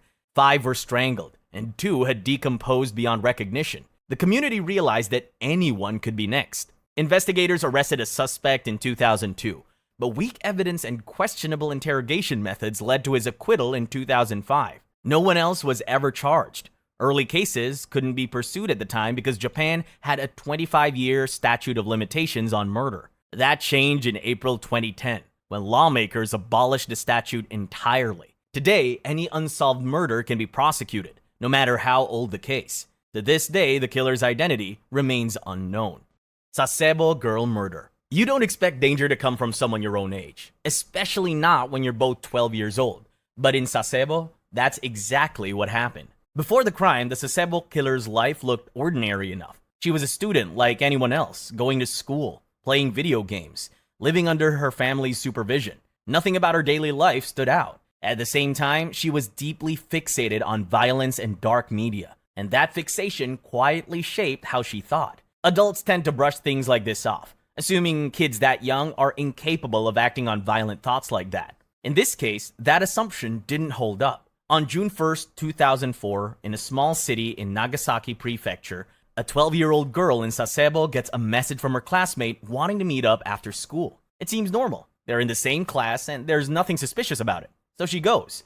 The classmate had been planning this for weeks. The victim got bullied at school, and the classmate knew that. So she used it to get her alone in an empty classroom. Then she pulled out a box cutter and started stabbing her. Neck, arms, hands, anywhere she could get her hands on. The girl tried fighting back but couldn't stop it. She bled out right there on the classroom floor. The killer didn't run afterward. He just sat there next to the body, covered in blood, waiting for someone to find them. Teachers discovered them around lunchtime. One girl was dead and another was sitting calm like nothing happened. They got the police involved and she got arrested that same day. There was no public trial because she was a minor. She got sent to juvenile detention, the kind designed to fix kids and eventually release them back into society. A lot of people felt like the punishment didn't match the crime. She planned a murder, executed it, then sat there waiting to get caught, and the system treated her like she could be rehabilitated. Parents started questioning whether they actually knew their kids' friends.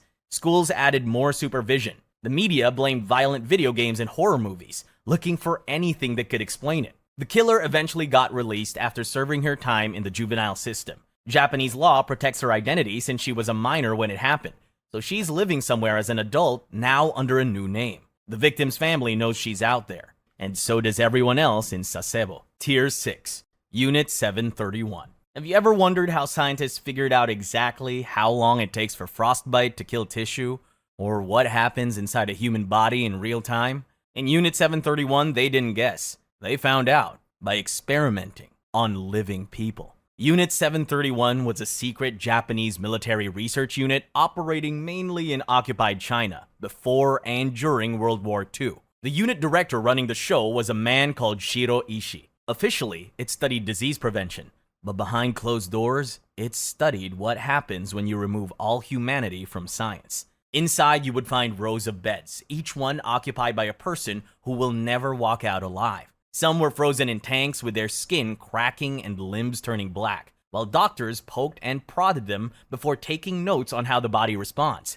Others were cut open without anesthesia, so scientists could examine their organs while they were still breathing. The victims were called maruta, or logs. They were infected with plague, cholera, typhoid, and anthrax.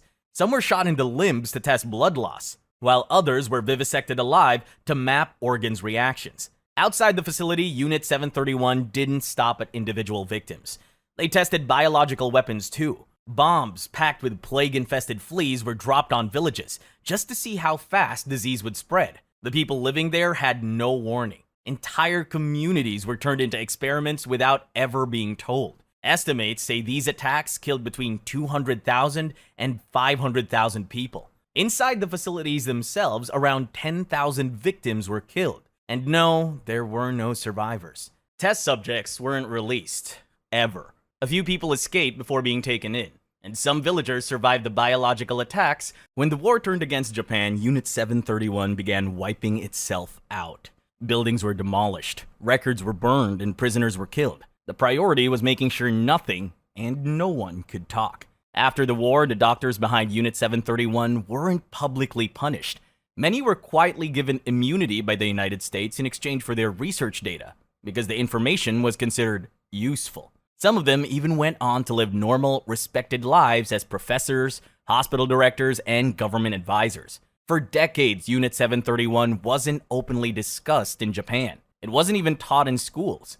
Comfort women. You're 16 years old in 1942 Korea when men in uniform show up at your house saying there's factory work in Japan that comes with good pay, safe conditions, and helps the war effort. Your parents need the money, so you pack a bag and leave thinking you'll send wages home. Except there's no factory, just a thin mat on the floor and soldiers lining up outside to take turns.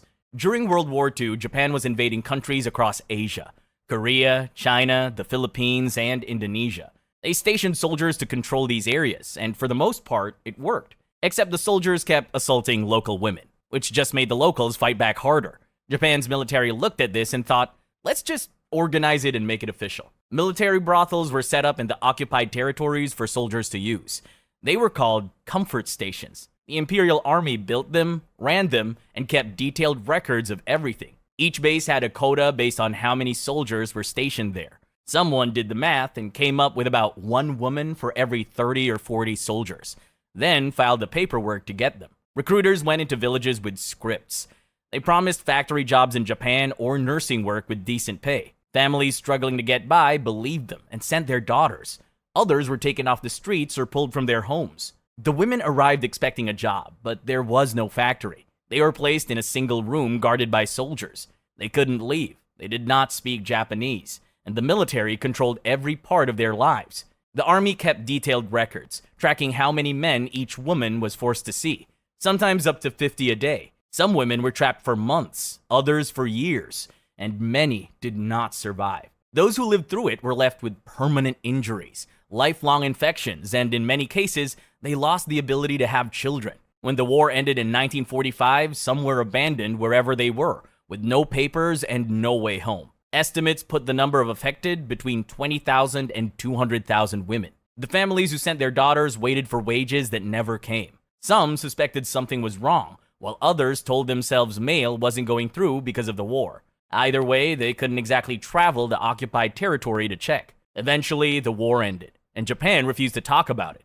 The official government position for nearly 50 years was that comfort stations were private brothels run by civilians, and the women working there were prostitutes who volunteered. The Japanese government claimed it had nothing to do with any of it. That story held until 1991, when a Korean survivor named Kim Hak-sun went public with what happened to her. Then, other survivors started coming forward. Historians managed to find military documents Japan didn't destroy, including transport orders, quota sheets, and inspection logs, all signed by officials. Japan couldn't deny it anymore. In 1993, they issued an apology that barely scratched the surface. International pressure kept building, and in 2015, they tried again. Another apology, about $8 million to a foundation for survivors, and a statement that the issue was finally and irreversibly resolved. The survivors rejected it. They said they weren't consulted, called it insulting, and refused the money. Japan's position didn't change. At around the same time, people started putting up bronze statues of young girls sitting on benches, representing what happened. One sits right outside Japan's embassy in Seoul. Others are in cities around the world. Japan keeps asking for them to be taken down, but they're still there. Most survivors are dead now. Still, many people say Japan never took full legal responsibility. Zainichi Koreans. You live in a country, speak the language, follow the rules, and still feel like an outsider. That's what life has been like for Zainichi Koreans in Japan for generations. Zainichi Koreans are ethnic Koreans who have lived in Japan for generations, many of them since before World War II. Some families have been there for over 100 years. They speak Japanese, live Japanese lives, and in many cases have never even been to Korea. And yet there's always been a quiet line they are not allowed to cross. The word Zainichi literally just means staying in Japan, but socially, it became a label that never expires. No matter how long someone's family has lived there, they're often still seen as temporary, like guests who forgot to leave. After Japan colonized Korea in the early 20th century, many Koreans were brought to Japan as workers. When the war ended, Japan lost Korea, but the people stayed. Overnight, they went from colonial subjects to stateless residents. They had no citizenship and no country to fully claim them. For decades, Zainichi Koreans were legally required to be fingerprinted and registered with the police, even if they were born in Japan and had never lived anywhere else. Refuse and you could face arrest, fines, or lose your legal status. Police kept detailed files on entire families, tracking jobs, movements, and associations.